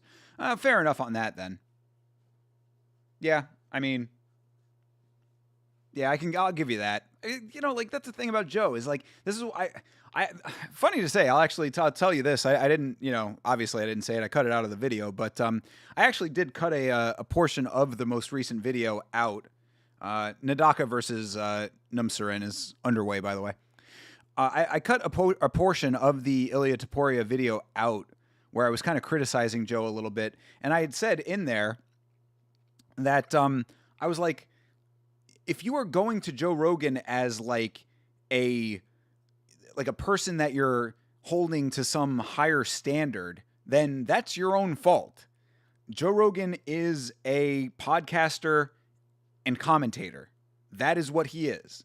If you are taking like him as a news person or a greater authority on science or health or anything like that, like, you are already in a weird headspace that you need to get out of.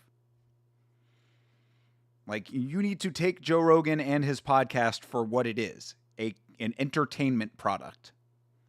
Obviously, he blurs the lines with that by having on politicians and doctors and all of that kind of stuff, but still, like, just take it for what it is, like, even with those people on it. All right, Atom Weight Muay Thai is happening right now.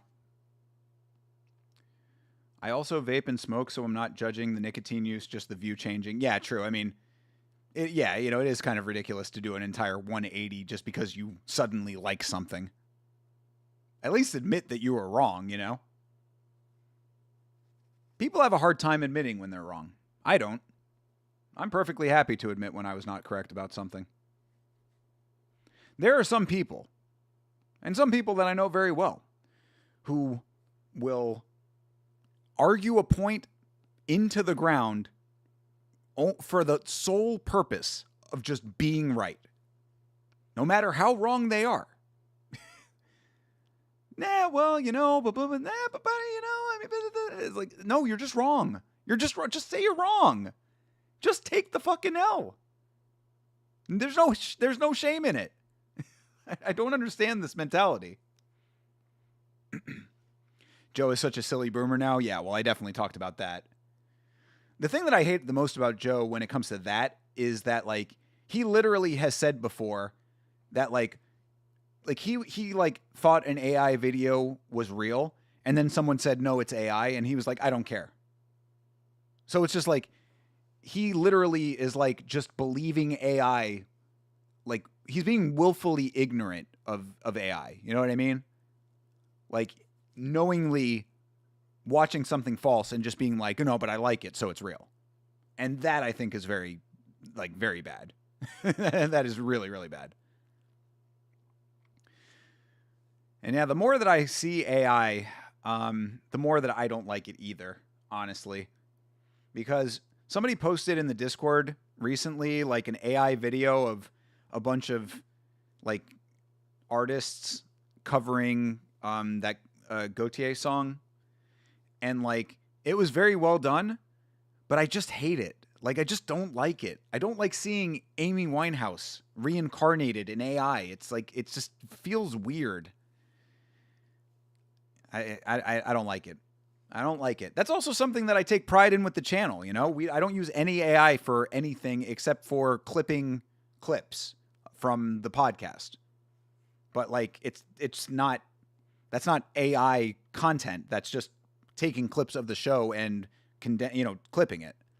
So, I take a little bit of pride that when you come to Yamma, you are getting 100% human work. They're so concerned about coming off as weak or something, but nothing reeks of insecurity and weakness like refusing to admit you're wrong. Yeah, I agree. I agree entirely.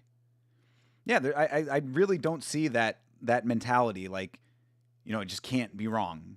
Like, okay, I mean, like, fine, dude, you're right about everything.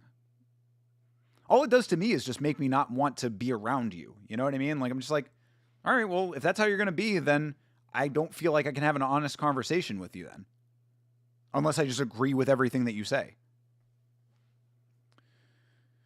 Well, AI could be the reincarnation of Ooh. Noomsarin went rolling backwards.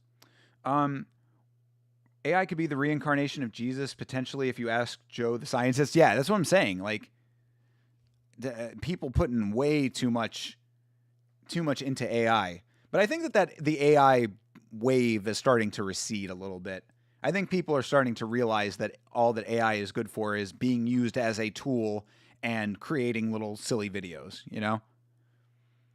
Like, AI is great. I love AI, actually. I mean, like, I have a great love of AI as a tool, as a useful way to make work easier. But to think that AI is like the end all be all and this thing that's going to make every job irrelevant and something that you can just set your entire life around, I think is very misguided. And I don't think it's ever going to get to that point. Another nice toss by Numsurin.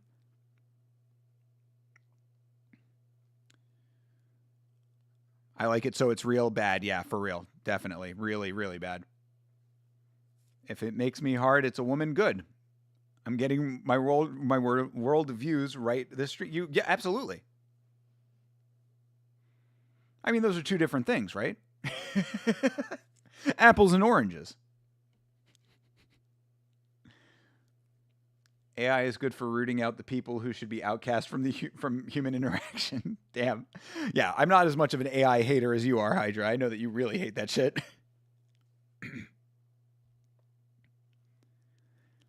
Hydra leading the anti-AI movement over here.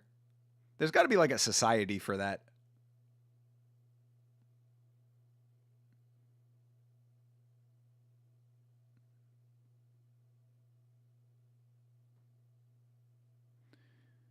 And these guys are going for it over here.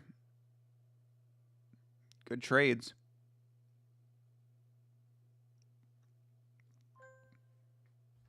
Yes. Check you out later, Rwand. Thank you for whatever you posted. Unless it is very urgent. Not even on my whole anti-AI Spurg thing, just if you're going insane from a text bot who just agrees with you, then you deserve it. Yeah, I mean, The Luddites, yeah, true. Yeah, that is a good point. Luddites are indeed some, people who would be in that camp. Yeah, again, it's just people. I think people getting really what I think it speaks to is just broken people. I think it's just people who have problems and they're looking for ways to fix their problems. Just they're not healthy methods when it comes to like what you're outlining there. All right, Rawan says it's an emergency. I must check. Let's go, bro. Let's go. Rewind with the Joe Rogan triangling a brick.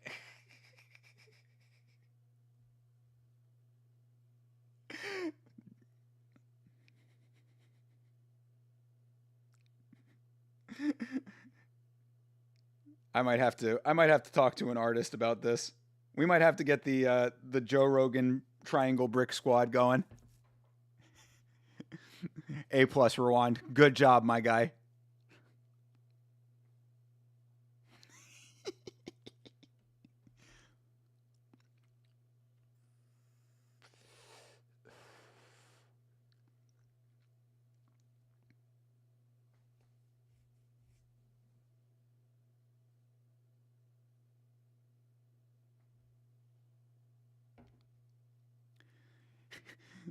We'll do like a like one of those like gym shirts, where it's or like the boxing gym shirts where it's like Rogan Brick Squad established 2026, and it'll be a quote on the bottom that says 10 out of 10 times BJJ beats Brick.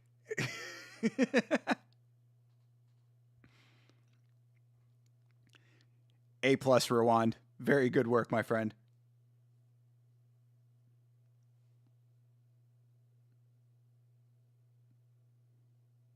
Oh, there's a takedown.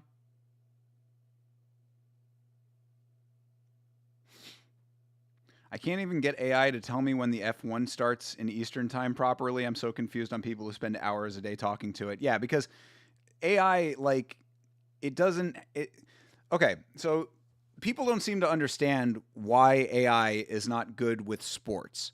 The reason that AI is not good with sports is because AI is trained on large language models, and upcoming events have not been ingested into the large language model in a way that is indexed so that AI can properly assess the information.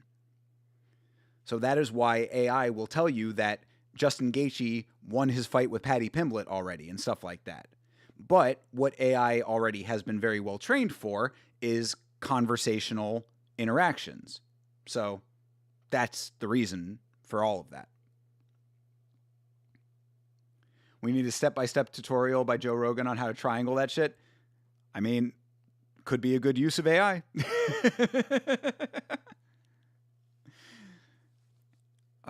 Hey, Gemini. Create me a video of Joe Rogan giving a step-by-step tutorial on how to triangle a brick in Brazilian Jiu-Jitsu.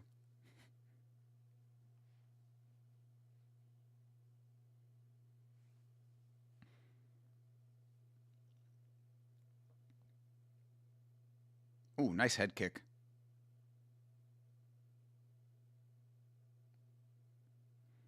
That's pretty good back and forth between these two.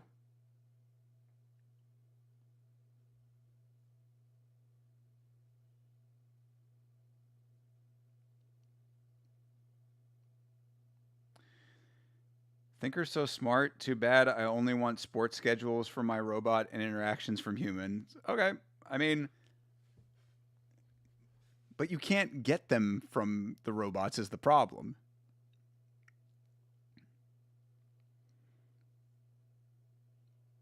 Here's what you do for sports. I know that this is a crazy concept to a lot of people, but what we used to do back in the dark ages, back in the Stone Age, is that on Google, you would type in your search and then you would actually scroll down a little ways.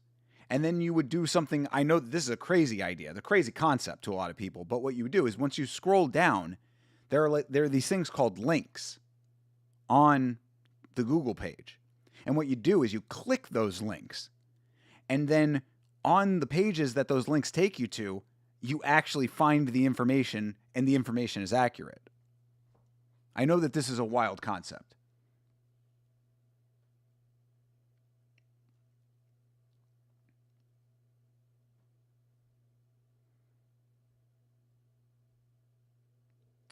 Sometimes Google AI gives you results of fight before the fight even happened based on what's on the internet, and one of those things is UFC video game on YouTube that they give you the result of the game. Yeah, Exactly. That's what I'm saying. Because it's all of the knowledge of the internet is what they're training the language models on. So it's pulling 100% of the data, and when you pull 100% of the data, it's going to be a bunch of junk. So it's just trying to sort through a trash heap of data for the reality, and it's not going to get it right.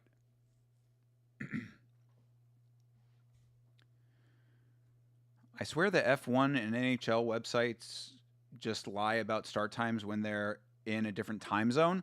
Well, I mean, go back to my KSW watch along. KSW bold-faced lied to me about the start time of their event. They literally had a countdown on screen on their website, counting down to the time which was the end of the card. I literally got my popcorn ready. I'm sitting here ready for KSW, only to end up watching a replay of it. Or they list it like when the TV broadcast starts, like 2 hours before puck drop. Well, at least it's before.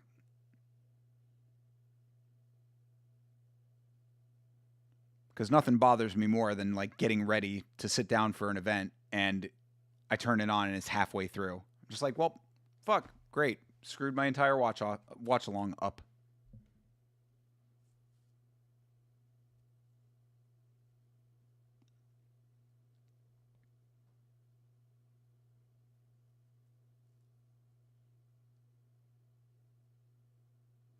Where are the knockdowns in this atomweight fight? Got a little bit of blood on the side of the cheek here and not much else.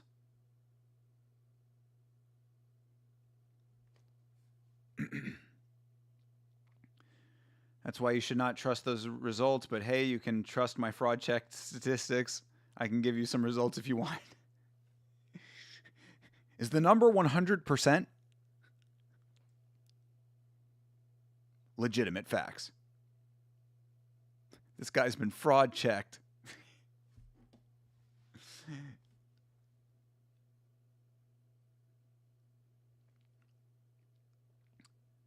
Yeah. Champ is crushing this fight, it seems.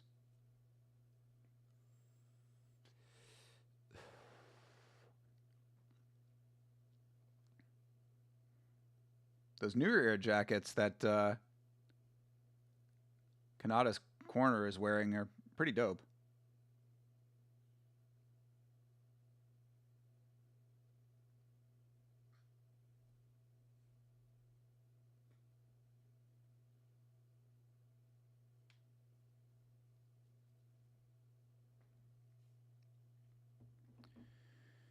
I think Patty will win by an early stoppage and Gon will submit Tom. All right, well, fair enough. Patty will win by an early stoppage. Interesting. That's actually not a bad call. Based on everything that we see in the UFC, that is not unlikely.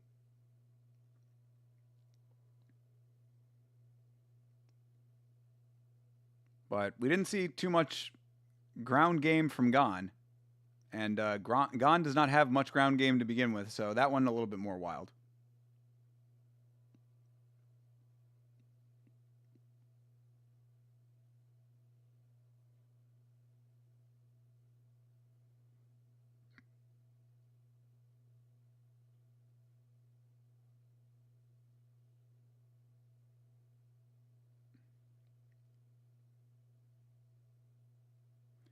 Just how bad is Rufus on the ground? I mean, ask Francis Ngannou.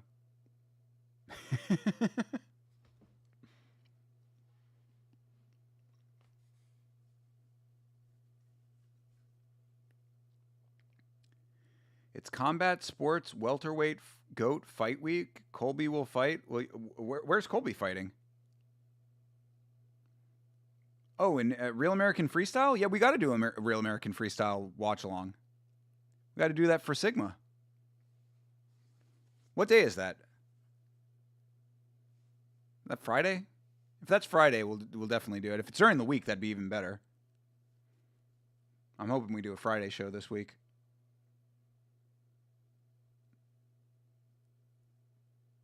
Yeah, wrestling. Yeah, Real American Freestyle. Yeah, yeah, I'm down. Yeah, we've been. Sigma's been asking to do a watch along of that. Even though I, you know, much like straight BJJ competitions, I'm not exactly too jazzed on it, but I'm certainly down.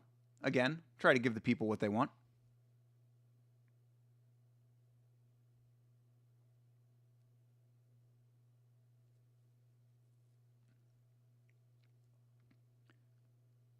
Nice teep. Oh, that was weird. A little blip in the stream there for a second. Um, just do the regular stories from MMA Friday show, but make up fake news. I like that. Should talk to Chase about doing that sometime. We just don't say anything about it. We just start making shit up. So, obviously, Josh Van has vacated the flyweight title. Pretty crazy to think that Josh Van would just vacate after winning it the way that he did against Pantoja, but that happened. What do you think is next for him? Bo Nickel versus Yoel and Armin are on that card. Yes, I did know about that too. But the Combat Sports welterweight goat will headline it. Yeah, he might do pretty good in that. Yeah, I don't think that that he. I mean, I guess it depends on who he's going up against, but yeah, I mean Colby's a decent wrestler. That was always his strongest strength. Make AI pics and videos and try to check Joe Rogan. Yo, for real. Not that hard to do.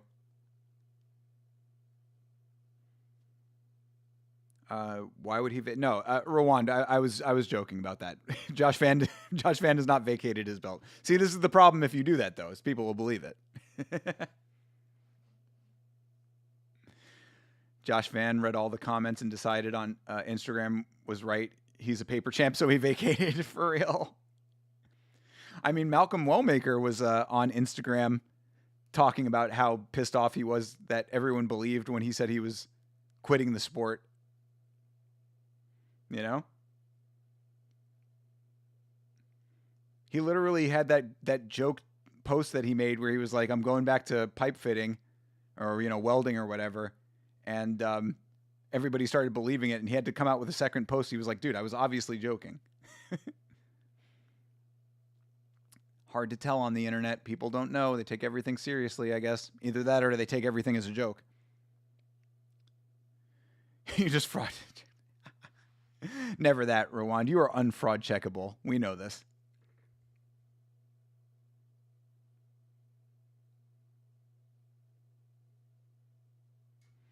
All right, the champ retains.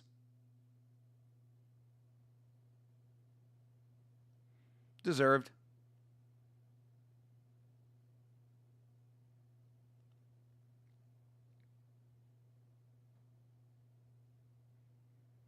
I do not like how his shorts flare out like that. His shorts go out to the side.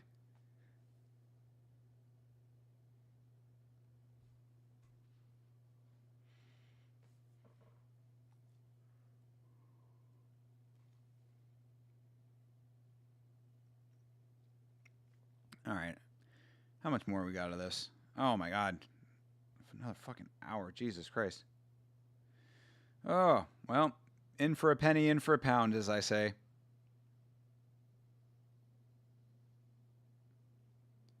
Skirt short combo. Yeah, for real, dude. He's wearing a skort. Skorts.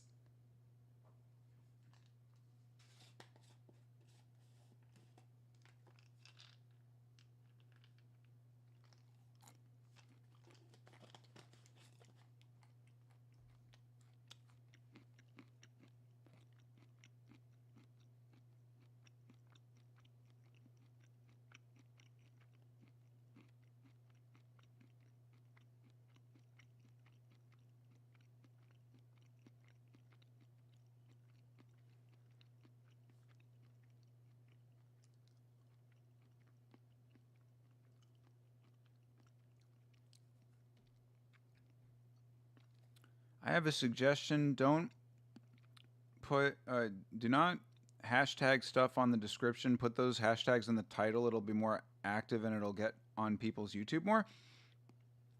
I've heard the exact opposite, Rowan. That's the thing. I've researched this a lot, and pretty much everyone that I've seen talk about that says that hashtags should not be in the titles. They say to keep the hashtags to a small number of them, and only in description, not in titles, especially not on shorts. But I don't know.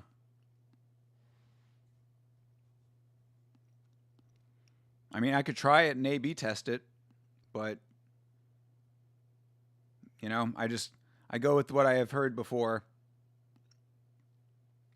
And yeah, Hydra's making a good point too. The algorithm is a sneaky mistress who doesn't like being understood. This is big facts. The best advice that I ever heard about succeeding on YouTube is to just make good content. Make the best quality content that you possibly can, and the rest will follow. So that's what I'm trying to do. Am I succeeding? Who knows? Hall MMA? Ah, Justin Hall, MMA fighter, followed me. Shout out to Justin Hall. Yeah, MMA fighter gets followed back.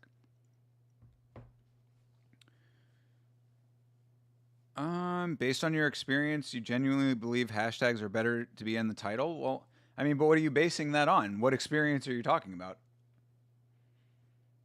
Because, like, the people that I'm listening to are, like, supposed, at least, YouTube experts, but who knows if they're actually experts?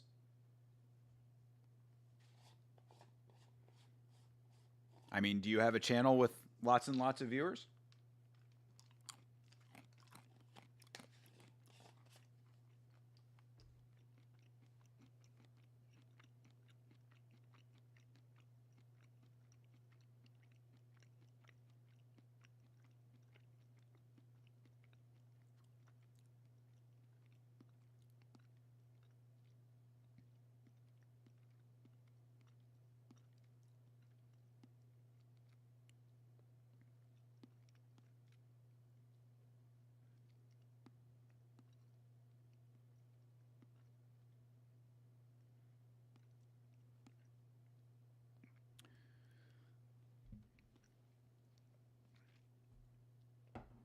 One thing I will say about One Championship is that their highlights are never boring, man.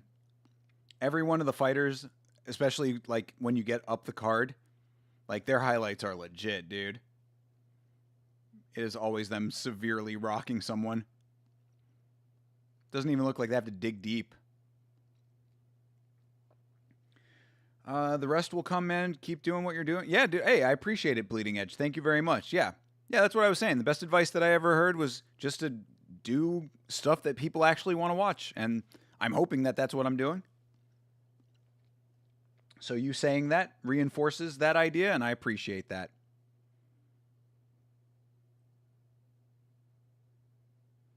You're doing your part by giving all your hype points to Yem. Yeah, so I saw something about the hype thing. I don't really fully understand exactly what it is, but like, I understand like that you have points and then you hype them, but like, what does it do?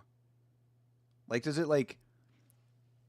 I guess it's just another signal to the algorithm that you want that pushed, but like, I don't get like exactly how it works. Well, I guess while we're waiting for another fight, I can look that up. Let's see. Hype points YouTube. Let's see here. YouTube Hype Points are a new system for viewers to support smaller creators between 5 and 500K subs by awarding points to new videos, boosting them onto weekly country-specific leaderboards with bigger point bonuses for smaller channels to level the playing field. Viewers get 3 free hypes per week found via a swipeable button on the mobile app's comment section, acting as a free promotion signal to help emerging creators get noticed by more fans. Oh, that's great. I like that. Well, how about that? Well, thank you then. Thank you very much for using your hype points on me and on the channel. I mean, we very much appreciate that around here. Yeah, I didn't know that that's what that was, but great. That's awesome. Hopefully it helps. I don't know what it is either, but I do it if I like vids. Okay, well, then you're doing your part. The way you're building the channel will bring an audience who will watch long and all your videos for you, not your trends. Oh, okay. Then that means the most to me, man. Thank you for that. Thank you very much for that, dude.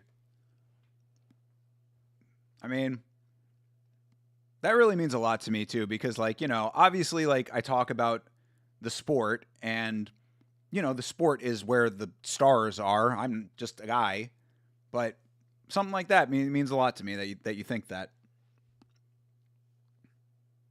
I appreciate it, man. There's a hype videos tab. You can go on to see the most hype vids by the entire platform. It also just boosts it to more people in general. Yeah, awesome.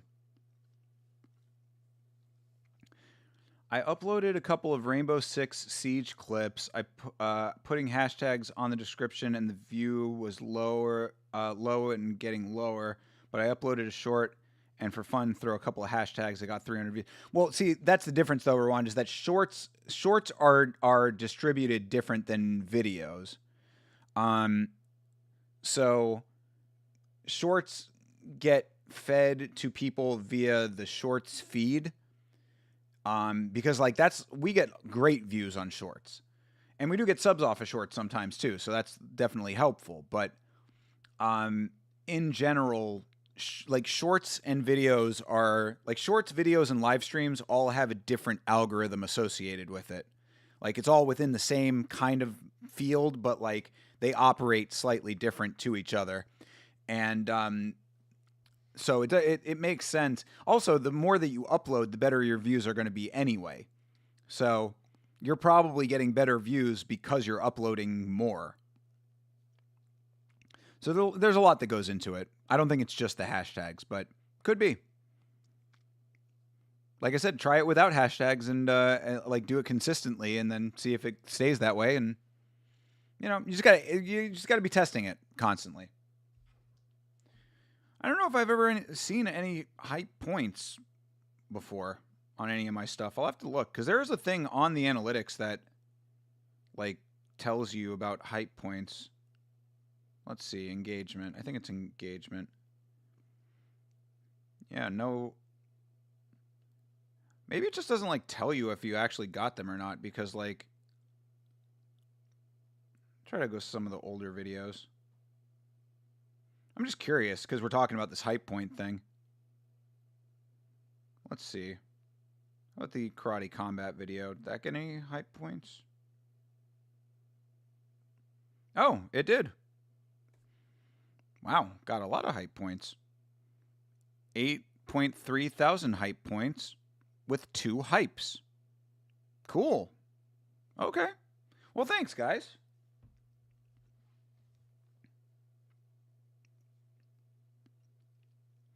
It's weird. I always get recommended every Yama video and stream, but don't get the shorts that much. That is interesting. I don't know why. It's like I said. I think that they just feed differently. Because like on my other channel, like when I'm just like watching, you know, like my account that I have for non-Yama stuff, like I'll get those occasionally, even though I don't watch that many Yama videos on that channel. Like just the shorts. So it's very weird. I hyped a Yama vid this week. Hey, appreciate you, bro. Thank you very much, guys. I mean, that means a lot to me. Hopefully it's work. Hopefully it's doing something, you know? I'd be curious. I'd be curious to know how all of that feeds into everything else. Like, is it actually pushing it just on the hype tab, or is it pushing it in the actual browse feature as well, or the like the main page and all that. Like, it's interesting. I'm very fascinated by YouTube. All of the back end elements of it. I find it very interesting. Taporia Vid says it's got over 8,000 hype points already. Yeah, that's the thing. It doesn't show up on the Creator Studio yet, but I think it's probably still gathering the data for it. I think it takes a couple days to accurately report that. Because right now on that video, it doesn't say anything yet. Just 0 right now. But that video is doing very well. Over 50 watch hours already, which is pretty good for the first day. Is that Mighty Mouse on commentary? I don't know. I should probably listen to it.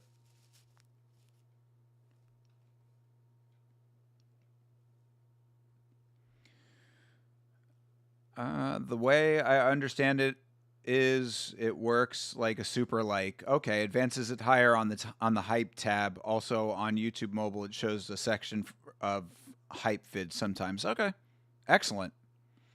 Well, like I said, hopefully it's working. But I really appreciate that. Thank you very much for using your hypes on your boy.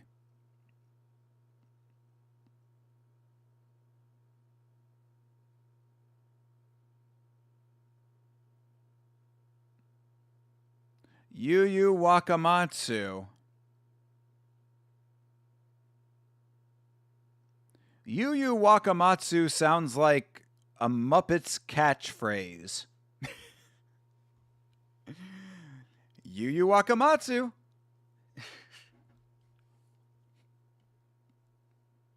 Oh, yeah, that's definitely DJ on commentary.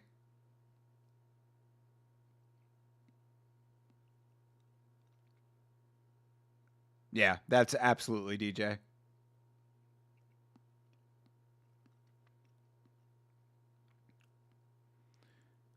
Can't hurt the channel at least? No, definitely not. I don't think it hurts it. I think it can only help. Much like Karate Combat, it is an up-only system. Do you know about Rainbow Six Siege? Yes, I do know the game. I've never played it personally, but I do know of it. Yeah, I know it's very popular. Yu Yu Wakamatsu, J.K. Rowling's first mentally ill Asian character. Yo. Little on the nose JK. But I guess if you are on the nose like that, you literally could just say it's on the nose JK.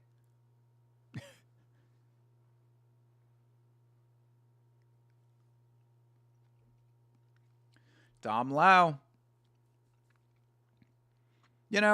They bring in Ensong. They bring in all these guys, DJ on commentary. When are they going to bring in a special guest announcer? This is what I want. Because it would be ridiculously hilarious if just in the middle of a one championship card, the GOAT, Scott Farrell, comes out, says, Dom Lau, I got you for this one, and then just does his thing for like one fight and then leaves. I like this as an idea.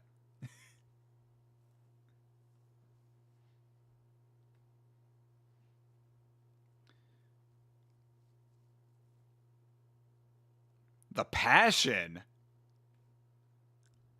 Joshua the Passion Passiow. What a nickname.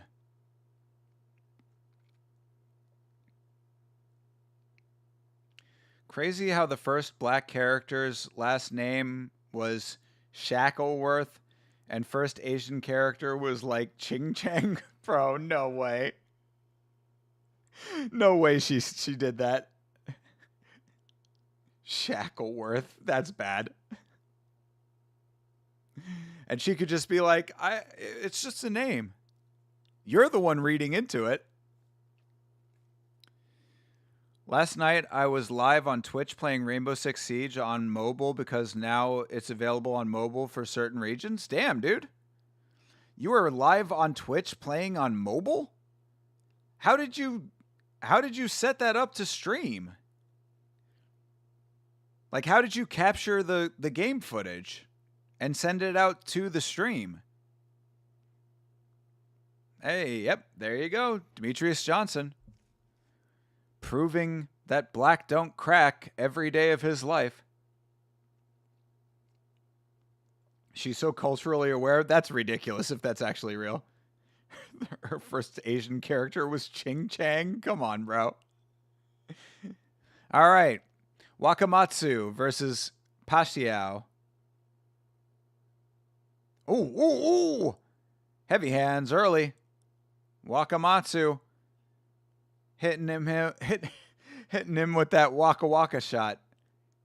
Hitting him with that Waka Waka flame.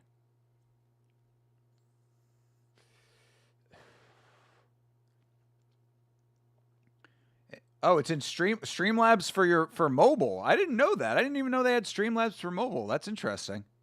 Yeah, I use Streamlabs. I use Streamlabs for the notifications on stream here. I didn't know they had a mobile version. That's awesome. Shit, dude, what's your Twitch? Is it the same as this new name?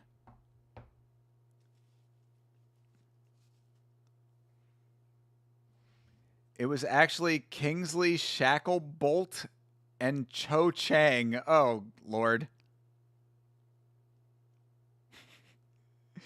Cho Chang. Oh. Nope.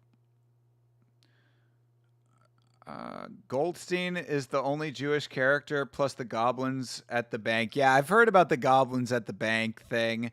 I don't know. That one doesn't, like, that's, to me, does seem like people reading into things more than needs to be read into.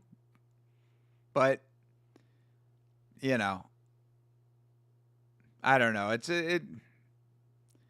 Maybe that's, maybe there's something to it. But it seems to me, like, because I've seen the bank goblins, and it's just like, they're just goblins that run the bank.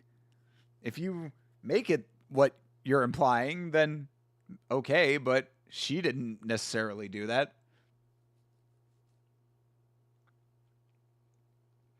And Goldstein is a Jewish name, so.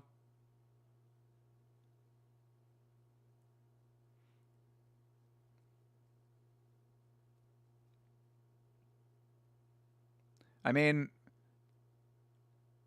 oh. Yo, Wakamatsu is crushing this fight right now. Why is this guy in a title fight? The passion is getting the passion beaten out of him. You played so well, but then I realized that store past broadcast is off. I miss all those kills that could be great clips for edits. That sucks, man. But all you got to do is do it again. You're not giving her the benefit of the doubt after Shacklebolt and Cho Chang.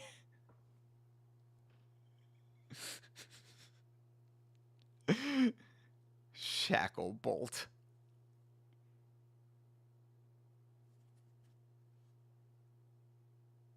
Oh, nice knee. Yo, these knees to downed opponents are so heavy. Such a great thing to be able to do. Oh, another nice knee. But yeah, Rowan, you'll play that good again. I didn't know that you were getting into content like that. I'll have to follow your Twitch.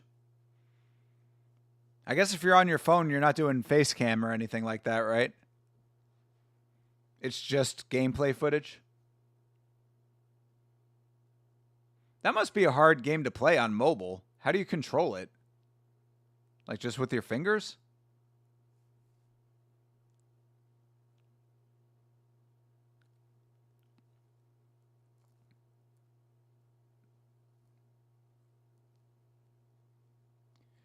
Wakamatsu Flame. Yeah, this ref is definitely like wanting activity a whole hell of a lot. Stop inserting yourself into the fight, ref.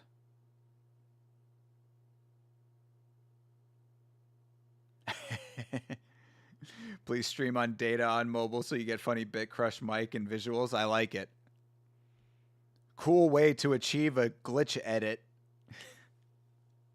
Some people download plugins for that. Nope, I do it analog. I do it old school with a shitty internet connection.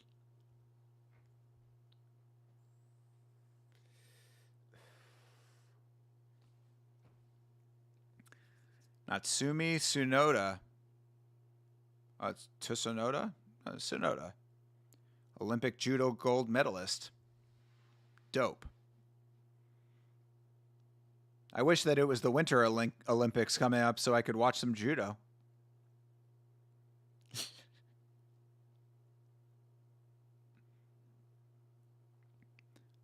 Yeah, people pay good money for plugins to do that, Rwand. You'd be getting the old school way. The OG method.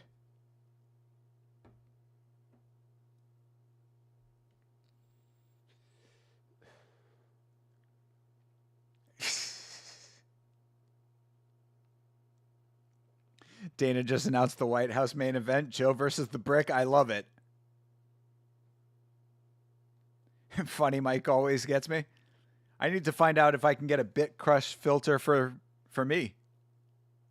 I have always wanted to get a voice changer. I think that would add a level of entertainment if I could throw on the voice changer.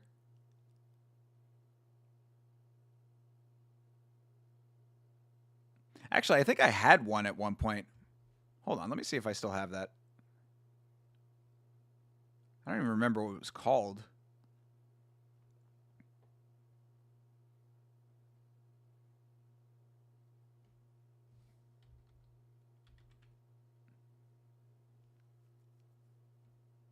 Oh, I have the install file. I think I might have uninstalled it.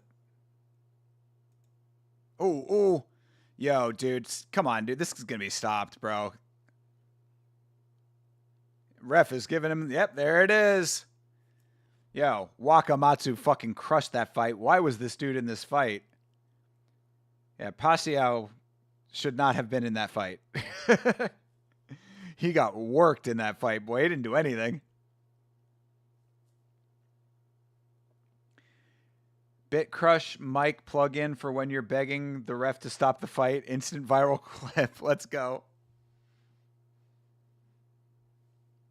Yeah, I'll have to download it now. I think I uninstalled it because when I had it, it was before I fully knew how how OBS worked. Like, it was a long time ago that I tried to get it, and I didn't set it up correctly. So maybe now that I know OBS a little bit better, I can set it up properly. That would be kind of dope.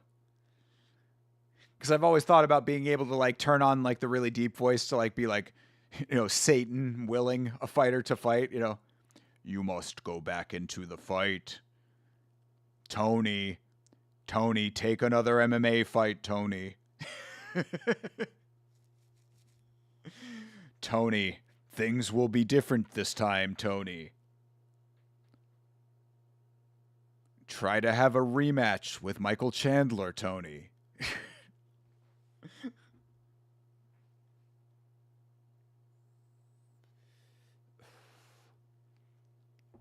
All right, DJ on the call for one fight. As we move ourselves closer to the end of this thing, man, I did not expect to do the entirety of this main card, but we certainly have. Good Lord. Late night tonight. Thanks for being here, guys. I appreciate it. I appreciate you guys hanging out for this one.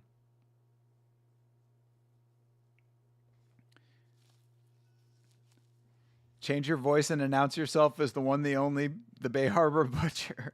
I am not the Bay Harbor Butcher. It's exactly what I want you to think.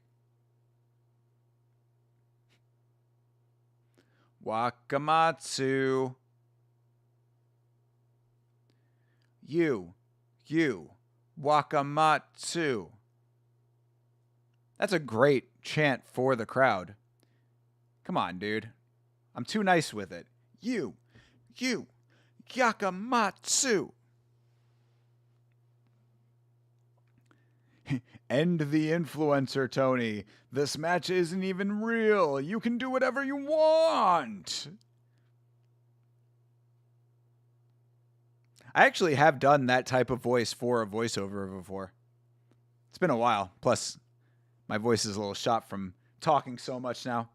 Fighting Kangaroo, checking in over on Kick. Let's go indeed. How are you, sir? Welcome.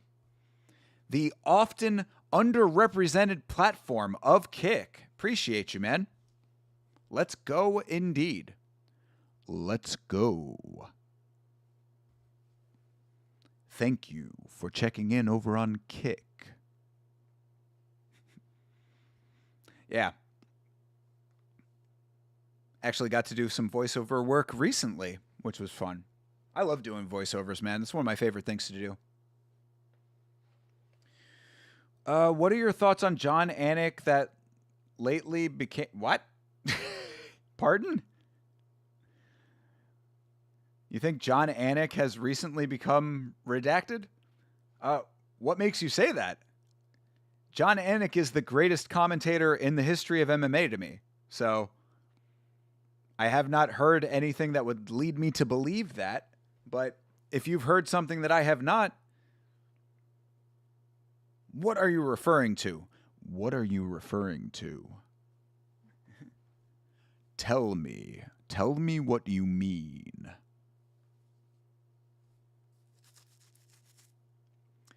Oh, his wife, his little children. Yeah, for Fighting Kangaroo, checking in on Kick. I think that this will work on Kick, but there is the link to the stream that we are currently watching, and I think that you are just in time for the main event. So, is that one championship card real? Yes. Yeah, this is from November. Yeah, we're doing a rewatch right now. This is from an older event that already happened. But yeah, there's the link. I just posted the link for you. So if you want to watch along with us, we are currently at 7 hours, 28 minutes, and 43 seconds. Yeah, that was a $50,000 worth bonus. Rod Tang did not fight. No, actually, on this card, Rod Tang got called out by... Who was it? Kamada? Oh, yeah, Nadaka. Nadaka called out Rod Tang because Nadaka is retiring, and Rod Tang accepted the retirement fight for him, so... yes, no, Haggerty did not fight either. Yeah, Nabil fought somebody else. Yeah, and Rug also got pulled from this. This was an old version of this card. Yeah, this card got switched around a whole bunch. Yeah, I didn't realize that when I put it on screen, so that's my mistake. I apologize about that. But, yeah, no Rod Tang. He was in attendance, of course. And, yeah, Nabil fought... Who did Nabil fight? Shoot, I can look it up.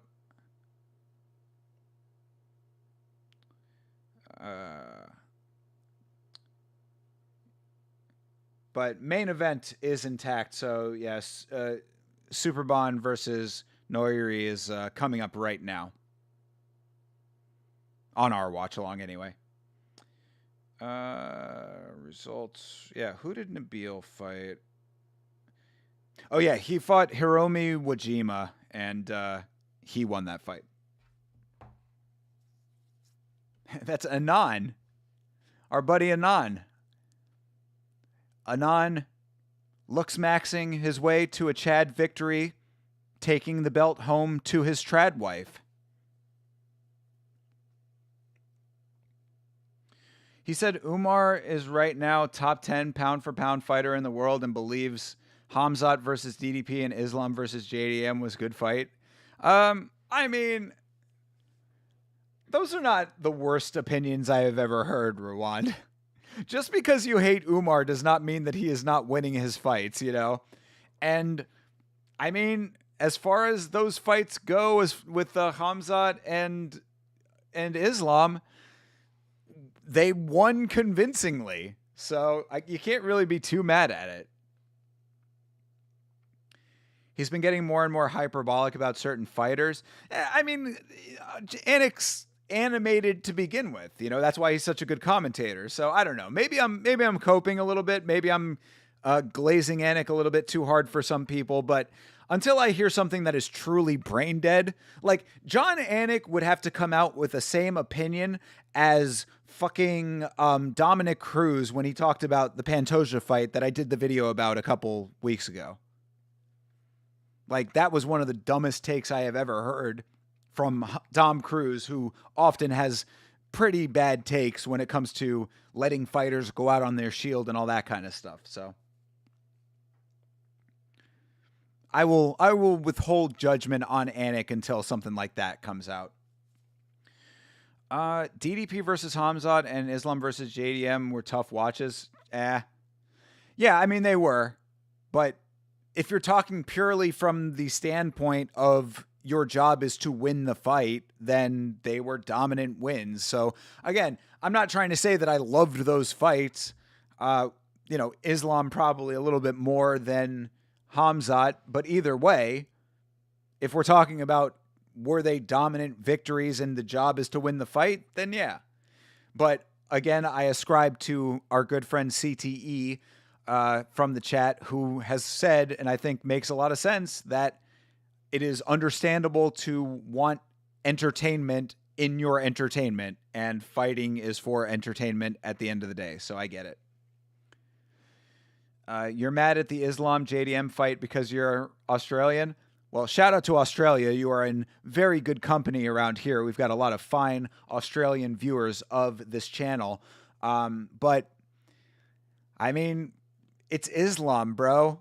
That's all you got to say. Islam is the number one pound for pound fighter in the world. He is the best fighter currently fighting, in my opinion. So it sucks. And, Australia, you still got Volk. How about that? You'll always have Volkanovski, a guy who defended that belt many times. And even though he lost to Islam once, possibly twice, I mean, technically twice, but some people think only once. Doesn't matter. He's got the belt now. So take some comfort in Alex the Great. Saying Umar is number 10 pound for pound in the world is not brain rot. I mean, is he actually ranked number 10 right now? What's the pound for pounds looking like right now? Actually, I won't even look it up because Monday, tomorrow, Monday, this coming today, later today, it's already Monday where I'm at. Tonight on last week's fights, we're going to be going over all of the rankings. We're doing our State of the Divisions stream tonight. So if you come around at 10 o'clock Eastern Standard Time, myself and Chase Parton will be breaking down every division in the UFC currently and giving our thoughts on how those are all stacking up right now. Islam trying to be entertaining when he's not against a short notice featherweight or bum.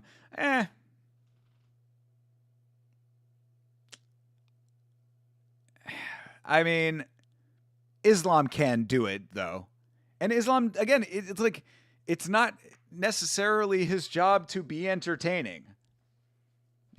I get it.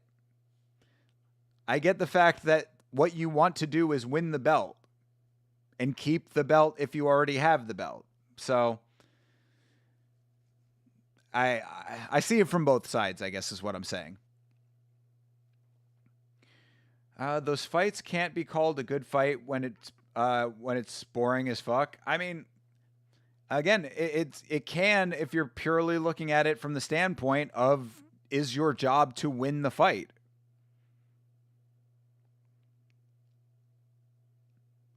Umar is not 10. John Anik said Umar is 10 because he's too good. That's ultimate brain rot. And I mean, Look, dude, I know you hate Umar, but Umar wins fights.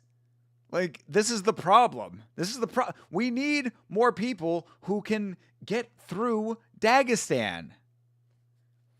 We thought Merab was the Dagestani killer, and now all of a sudden Merab's not in the champion seat anymore. So we need more people who can actually overcome the Dagestani style. And once we have that, then people like Umar are no longer problems for people like you.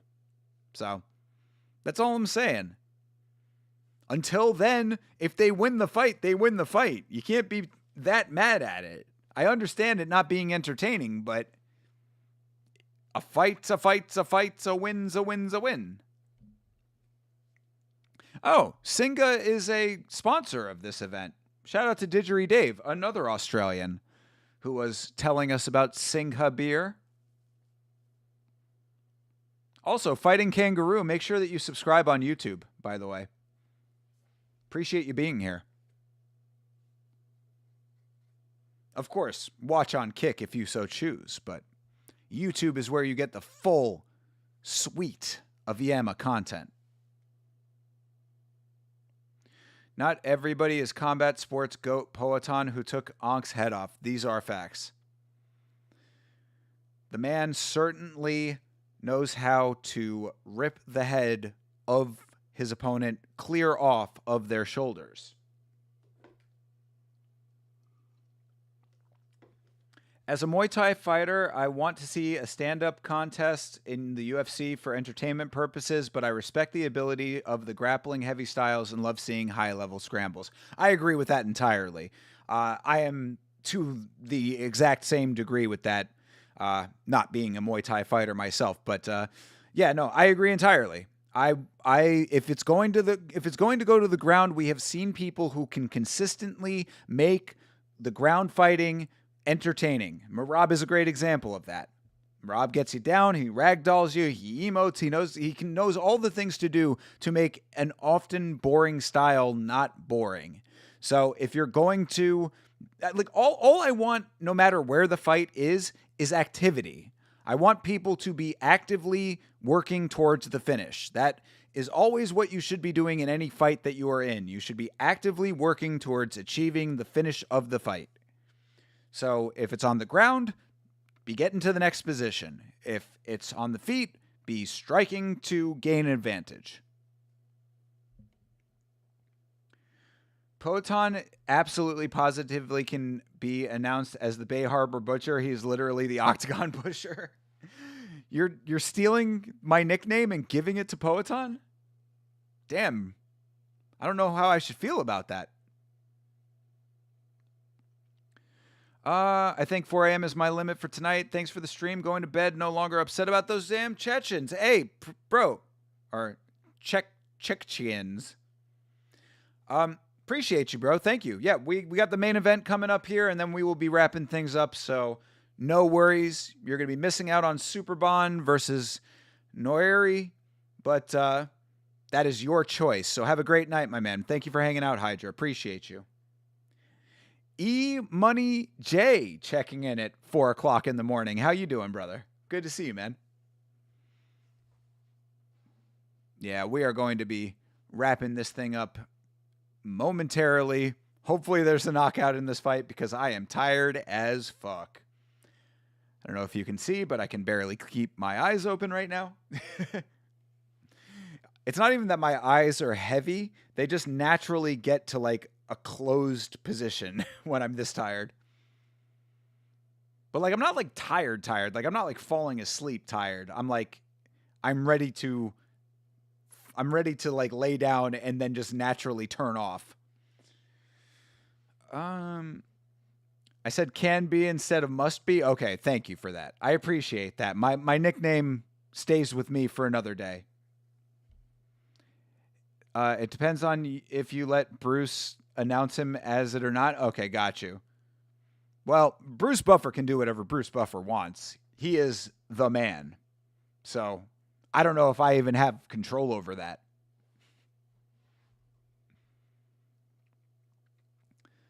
All right. Superbon versus, he is the champion, Superbon, of course. And Noiri, the interim champion. So this is a unification match.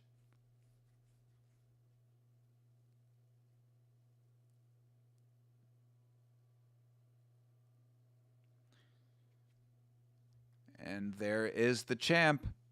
I think the real MVP of this event has been Super Lex walkout song. That song is such a goddamn banger. Oh, also, Fighting Kangaroo, if you're still hanging out, you said you're a Muay Thai fighter. Do you fight often? Do you fight anywhere where your fights are streamed? Because I extend to you the same offer that I extend to the chat always, is that if you fight somewhere where I can watch your fights, I will be glad to do a watch along of one of your events and cheer you on at some point. Ooh, Superbon walking out to Macklemore. Not quite a point deduction, but yeah. Close to being a point deduction. Hard warning for Superbon.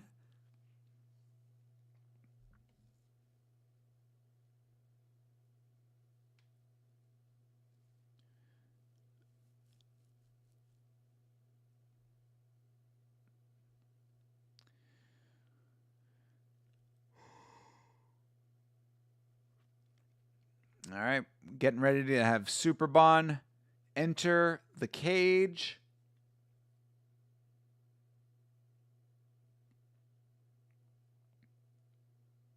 Also, Didgeridoo Dave told us earlier that lek means small. So, in a strict translation, super lek translates to super small. I don't know if that's a nickname that you necessarily want, but obviously he does.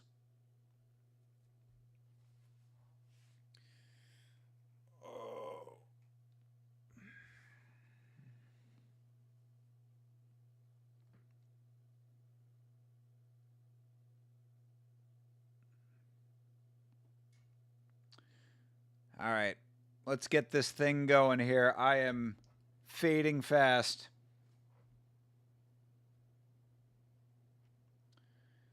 Is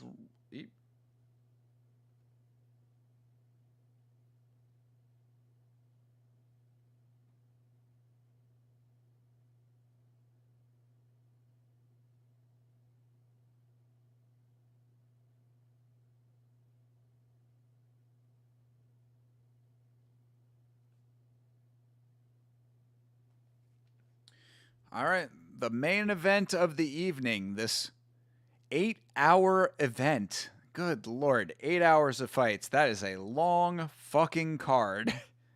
We only did 6 or 7 of those hours, or going to be doing 7 of them.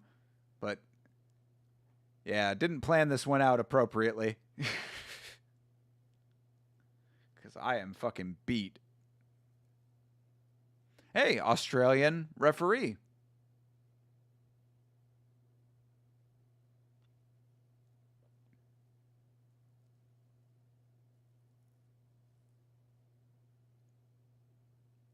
The boss, Olivier Coste. I like it. And Hydra was not kidding about Dom Lau's suit, man. Not a wrinkle on that thing.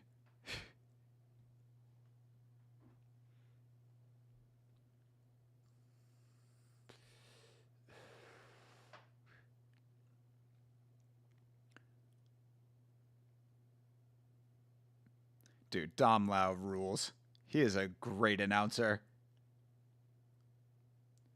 You know who really sucks? I don't know if it's the same guy anymore. I think they changed over the announcer, but back in the day, the announcer for PFL was awful, dude. It was this British guy, and he stunk.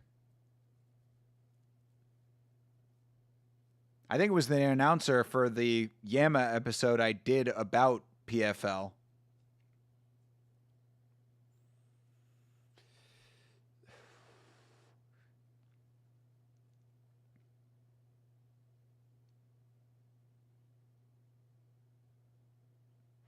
Superbon, Superbon.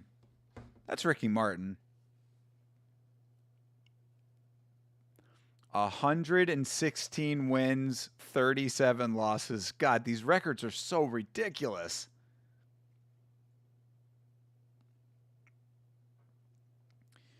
All right. Superbon. The Bondada.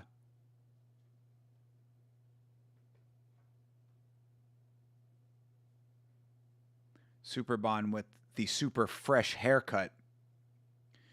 Karate Combat consistently has the worst announcers. Huh. I don't remember last time with Karate Combat thinking that, but I will keep an ear out for that next time. That one guy, did you see the Karate Combat video that I did? Bleeding Edge? I did a whole video recently about Karate Combat and all the problems that they're having, and one of their announcers was in that video, and that guy he's wild. That was the guy that said that he was drinking piss and saw the executives of Karate Combat cheating on their wives. It's like, okay.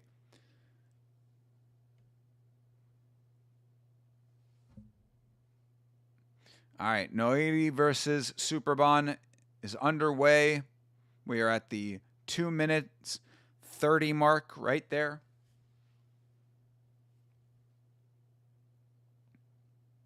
Nice high kick, Superbon.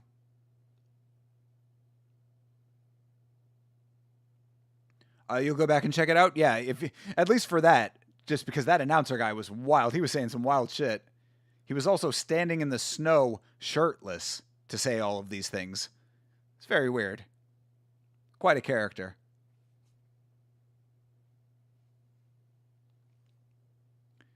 Nice teep. Noiri. Got a little counter there. Ooh. Noiri with a good strike there. Ooh. Nice Superbon walking forward with his punches. Noiri on the back foot a lot of this right now, but still throwing. Ooh. I love the way he sets up that kick. He drops back into position and then tosses it with nice power. Noiri. And he keeps throwing those teeps. I appreciate these teeps.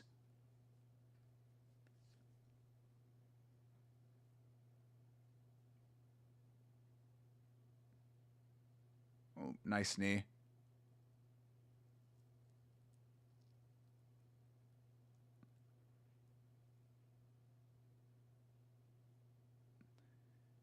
Nice body shot for Noiri. Oh no, that was off of Superbon.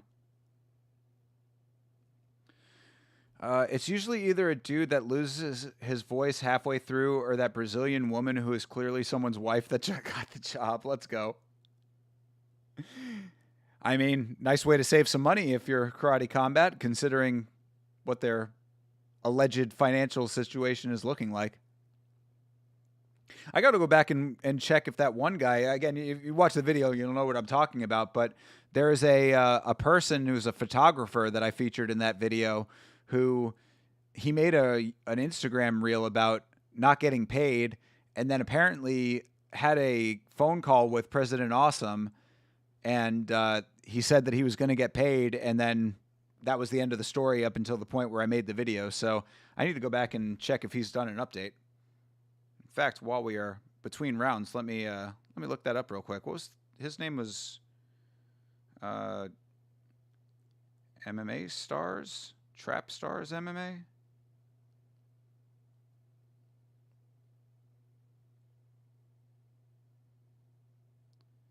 Shoot. God damn it. I would have to go back and find it. MMA Masters? No. Actually, I know how to do it. Hold on a second. I can find this. Where is it? Yeah, there we go.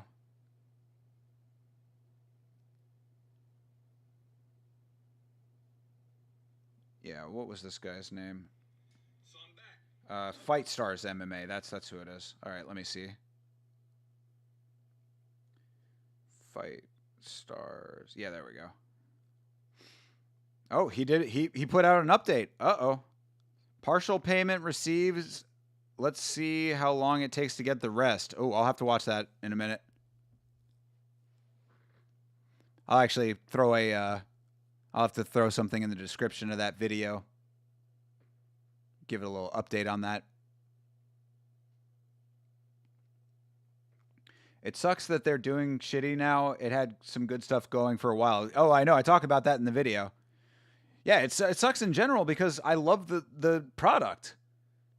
I mean, really, like, again, even with the Karate Combat stream that took forever to get off the ground, like, once the event started, I thought it was a really good event. I thought the fights were good. Oof. Nice straight shot for Superbon.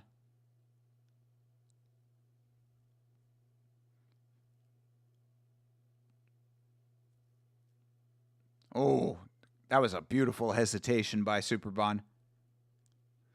I really love it when people have a mastery of their kicks, when they throw that little timing adjustment right before they hit the kick. It's so effective, man. It's such a great strategy. Nice knee from Superbon.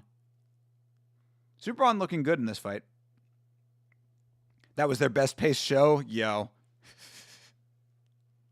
That's hilarious. But yeah, I mean, like, I miss the LED backgrounds that they used to do and all that kind of stuff, man. I mean, Karate Combat used to look amazing. Thoughts on Poton and Tracy? I don't really care. Like, great, I guess. I think it's funny that Brian Ortega is apparently still, like, kind of jawing about it. Like, Brian Ortega seems to be kind of upset about it, even though he's got a new woman. So I think that's a little weird. But as far as them dating, like, you know, whatever. Like, if they're happy, let them be happy, I guess. I don't understand why Tracy is, like, the hottest commodity in MMA, but, you know, she's pretty, but not any more pretty than other pretty women, I would say. So it is a little weird that she's just, like, bouncing around the MMA world dating all of these fighters. But again, if they're happy, then let them be happy. I wish nothing but love and success for both of them.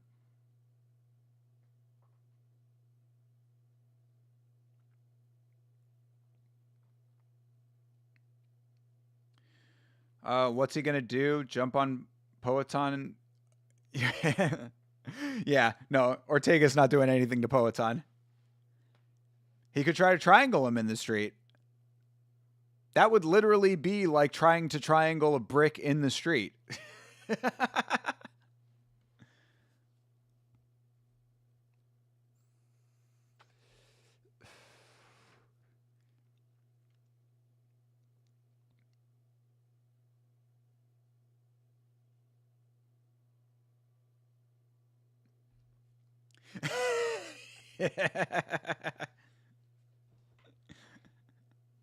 I'm telling you, bro. I'm liking more and more having a Rogan, like a gym shirt. Rogan BJJ Academy. 10 times out of 10, BJJ beats brick.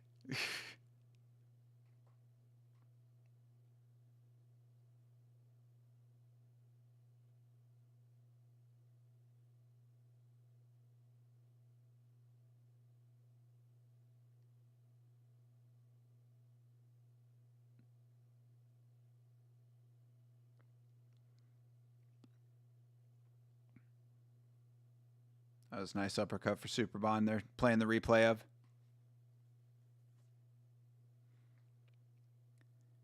Joe Rogan diagnosed with ABPD.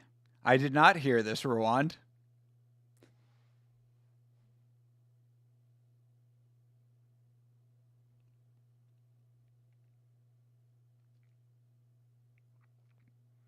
Rogan Acme Company. I like it. Yeah, exactly. Anti-brick personality disorder. I like, there you go. Yes. I mean, you know, if you have the skills to beat the brick, you might be Joe Rogan. Nice kick to the body for Superbon.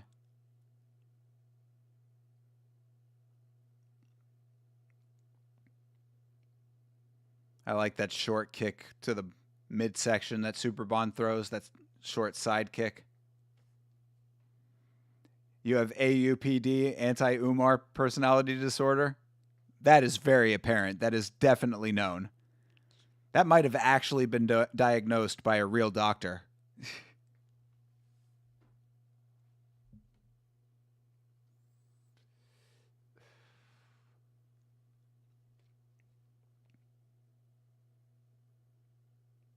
Oh my God, is this fight going to go all 5 rounds? Good Lord, I'm never getting to sleep tonight.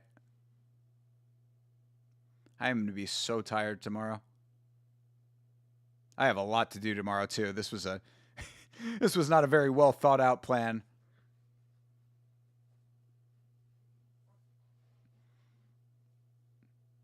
That brick is a marauder. Let's go. Hell yeah, dude.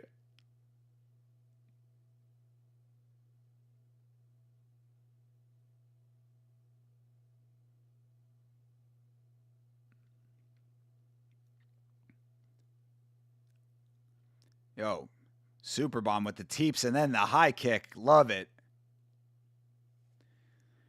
The doctor diagnosed you, and now you're under treatment. The treatment is my doctor tried to convince Dana to make Poatan versus Umar for the White House. Could you imagine if a fight like that actually happened? That would be so wild. They just decide to forego weight classes, like Max Holloway when he was talking about the BMF belt, and he's like, hey, the gladiators never had weight classes. You know, we're warriors out there. Warriors don't care about weight classes. All right, well then, we're going to put you up against Tom Aspinall. How about that?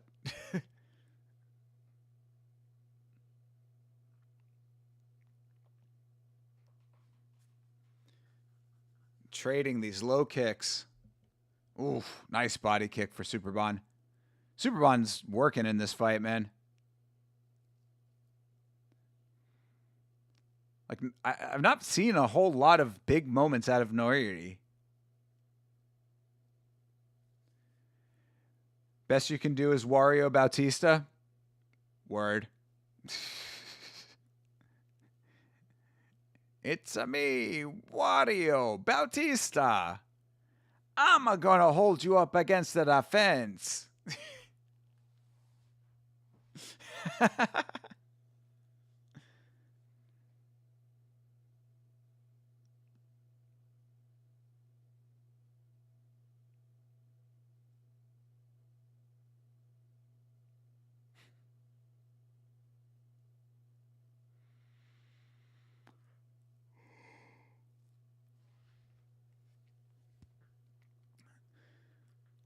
All right. I think Superbon is walking away with this fight right now. Are knees to the head illegal in kickboxing? I believe yes, I want to say. I could be wrong about that. Huh. That's a good question. I don't I am not 100% sure about that. Are knees to the head illegal in kickboxing? Yes, they are legal. They are legal. My bad.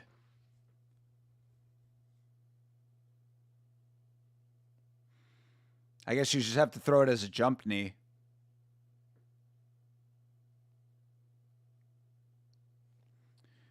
Poatan dismembering Umar is the most satisfying thing on the planet. I mean, he would just punch him one time and just knock his lights out, so it wouldn't really be like a butchering. It wouldn't be a Bay Harbor butchering.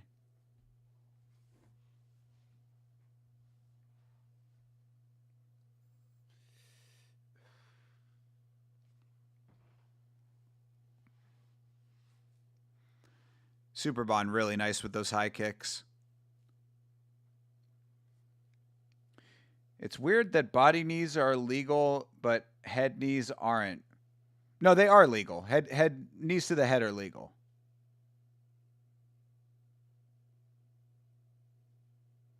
Yeah, no, I was mistaken with that. They are legal. Knees to the head and body are legal. Apologies for the confusion there.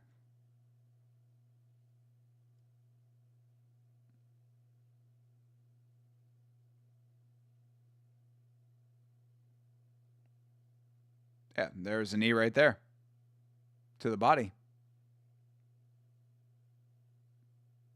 I think the problem for a lot of these kickboxers is that anytime that they're getting close, they end up clinching, and the natural instinct is to knee in the clinch, but the clinch is what's illegal.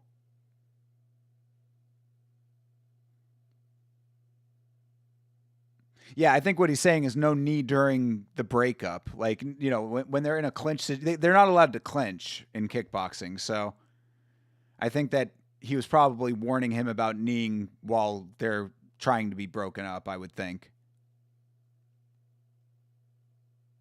Oof, man, good exchange going on right now.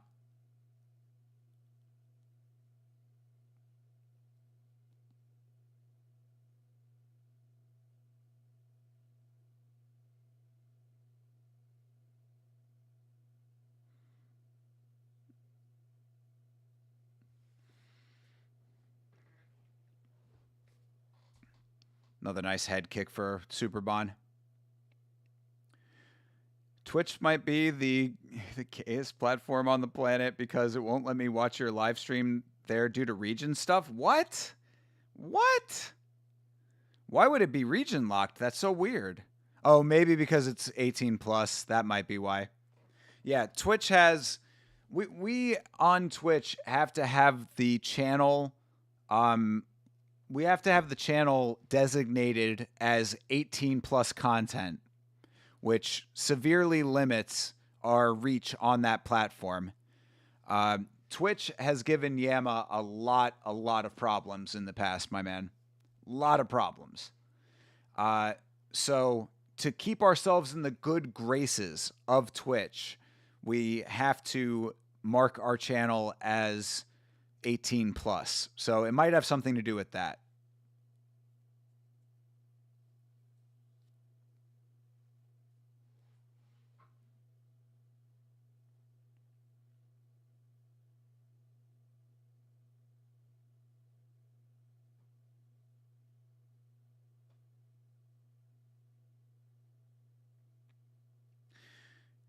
I do like that they have the belt. I've said this before about one championship, but I love that they have the belt sitting on a podium outside of the cage, just like looking over the fight. Like, this is what you are here for, gentlemen. Fight for it.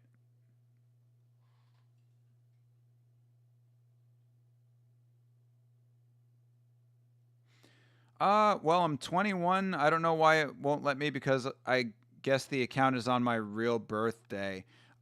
Yeah, no, I really don't know, man. I couldn't tell you. That's the only thing I could think could be the reason, but yeah, it might be some type of region lock thing. Maybe they don't allow Twitch for viewing in certain areas. I don't know.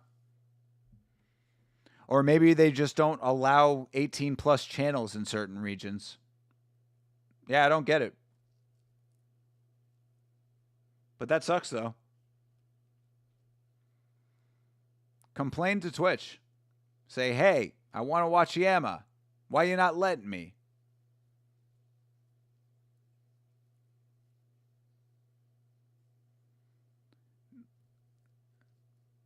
All right, good knees each way. Oh, that was a nice cross for Noiri. Oh, another nice knee for Noiri. Starting to gain a little bit of momentum late in this fight, but I don't think he's going to win it off of that.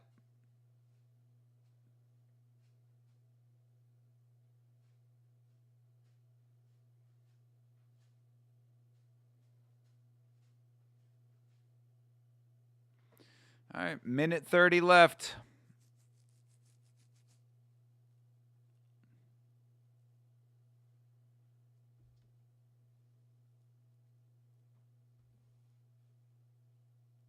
Oh, nice combo for Superbon.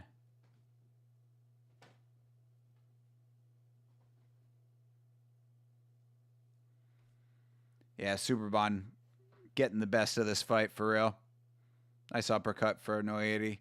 Noiri just isn't. He like hasn't had any like real moments in the fight. You know,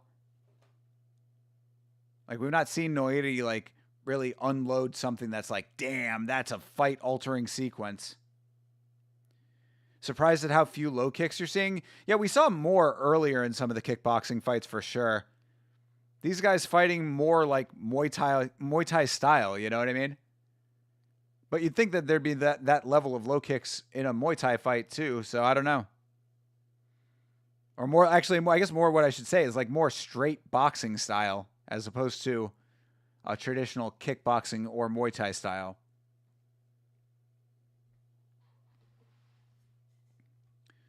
Let me try to find a way to fix that because I do have Android and it'll let me split screen so I can comment on both YouTube and Twitch and you'll be more active. Got you. Well, yeah, give it a shot. Definitely going to be handy for some of the upcoming streams. But of course, the main event has just ended. I believe Superbon is going to be crowned the champion of this one. And of course, after that, we are calling it a night. So I am very tired at this point. Got to get my contacts out too. This eye's been bugging me. I don't know what it is. Like this weird pressure when I blink. Less than 3 weeks away. Are you excited? E-Money J, I'm very excited. Absolutely. Also, and this is purely a rumor, but I will say, I don't necessarily believe this rumor, but if it is true, it would be one of the greatest things I've ever heard. There is speculation that with the new Paramount deal, they might increase the number of weeks for the Contender Series. So instead of having 10 weeks of it, it might be something more like 20 weeks. Again, that is pure speculation. But if there's any truth to that at all, that would be amazing. I would be so happy if that was the case.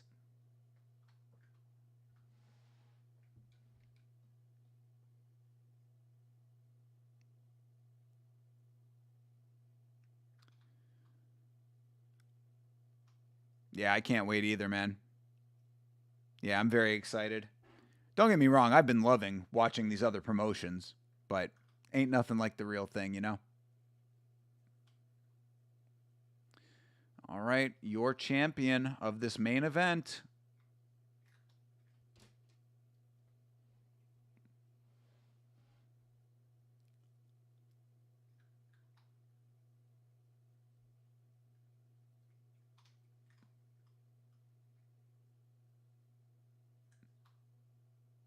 How long does it take him to get to the announcement?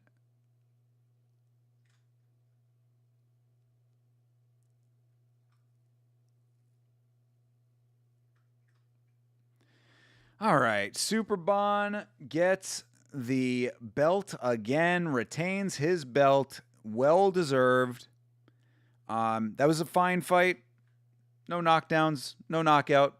Unfortunate in that regard, but still entertaining enough. Got to watch a Superbon fight. Gotta love that. And yeah, I mean, I guess that's pretty well where we're gonna end it. Watch the confetti drop. Gotta love that about one championship. I always enjoy seeing confetti sparkling all over the place. And yeah, I guess that's going to about do it. You're watching tape every day? Good for you, man. Get ready, bro. It's like jacking off. It feels good in the moment, but nothing like the real thing, brother. You know the deal. Yeah, I mean, there are certain other promotions that have great fights in them, but you know, we're here for. I mean, I'm here for all of it, but UFC has, you know, it's a different type of thing. Exactly. So I think that the analogy is actually pretty correct. All right, guys. Thank you so much for being here with me throughout this very late stream. I did not expect to go the entirety of this card, but we made it through the entire main card. It is almost 4:30 in the morning, and I have to work tomorrow. So that is going to do it for this stream. Again, I really, really appreciate it. All you guys hanging out with me. Thank you so much.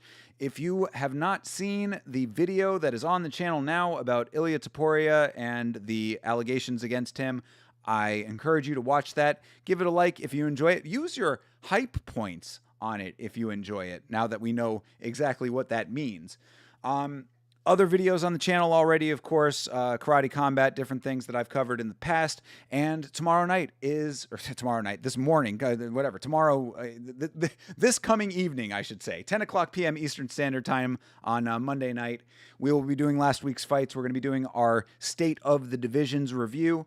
So we're going to be going over every division in the UFC, talking about how it's shaken out right now, and what we can expect going into the new year here as we are in currently. So until next time, everybody, thank you very much for hanging out. Have a great rest of your night, great rest of your week, and as always, fight on.